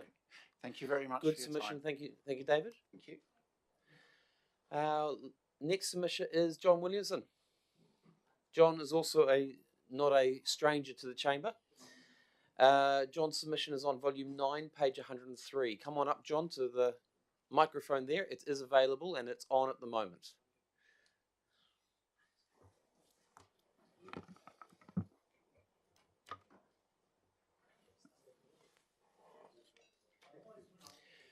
No, you need to turn the microphone on, John. It was on.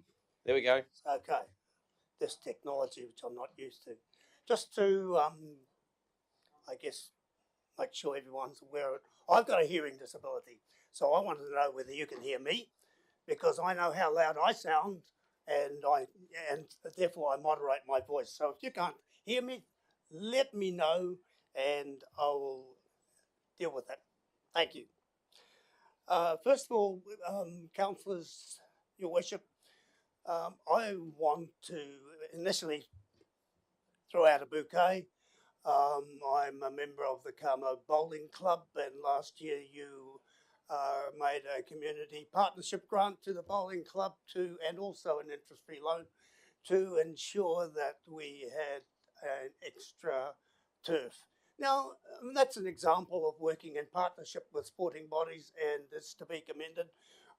Carmo Bowling Club now is the leading bowling club in Northland, so you've had something to do with that. Also, I want to recognise the announcement yesterday relating to the hotel up on top of Upper Dent Street.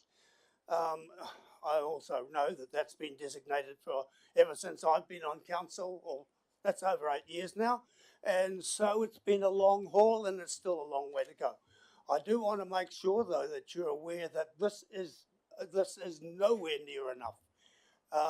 If you were to look at the visitor accommodation industry in Whangarei as compared to most other regional centres, we are very poor.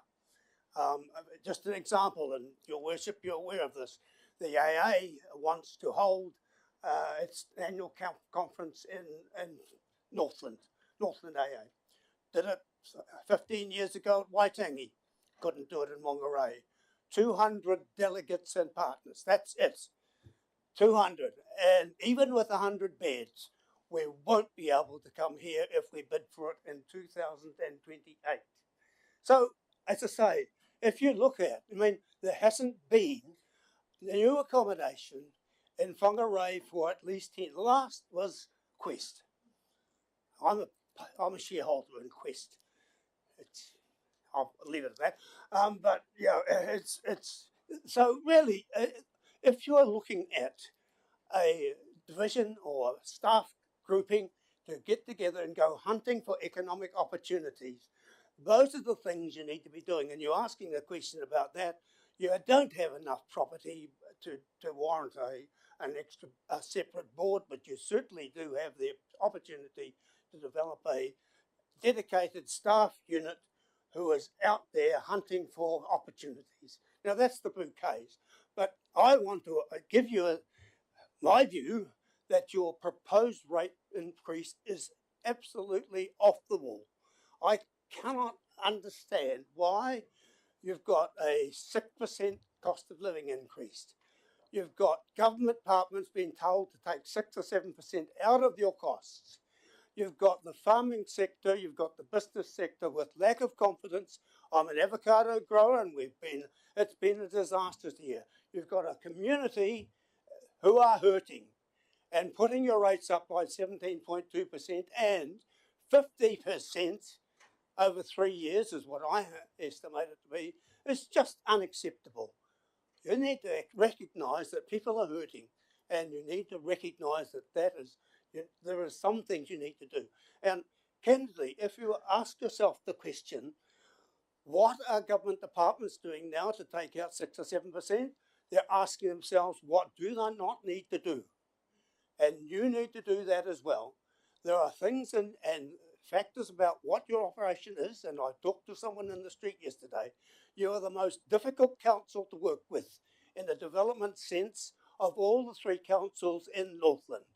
And I have had personal experience of that in the last month or so, and I won't indicate that, but that's what you're dealing with. It's about you councillors and you, Your Worship, talking to your chief executive and your managers and saying, we need to have a look at what we do, how we do it efficiently, and how can we take out costs rather than adding costs to ratepayers and adding costs to your revenue. So that's what I'm asking you to do. This is a submission about, look, There's people hurting out there. You need to take note of that. You need to have a look at what you do and make sure that you drive a efficiency process within council, and you drive it because your managers won't do it. They've created what you do. And so it's up to you to do that, and that's something that I would, as ratepayers, look to see some sort of public announcement of that in the near future. Paul. Well done, John. Take a breath. Who's talking? No, I'm here, John. Take a breath. Councillors, is there any questions for John? You're laughing. Come on. There's no questions, John. Wow. I think you've made your message. Thanks for the opportunity. All the best. You've made your message very clear. Thank you very much. Councillors, that is our last submitter for today. So I need to have a procedural motion at this present moment that I will move that we adjourn this meeting and reconvene at 9 a.m. Friday the 3rd of May. I didn't see who was the first there. Sorry, I had my head down. Councillor Holmes, we'll go over that side this time. So, all in favour? Any opposed? Carried. Thank you, councillors. Not yet, councillors. I'm going to give you just a 10-minute break. And I'm just going to, while we have that 10-minute break, I'm just going to check with Carolyn to see whether we can bring the other one forward.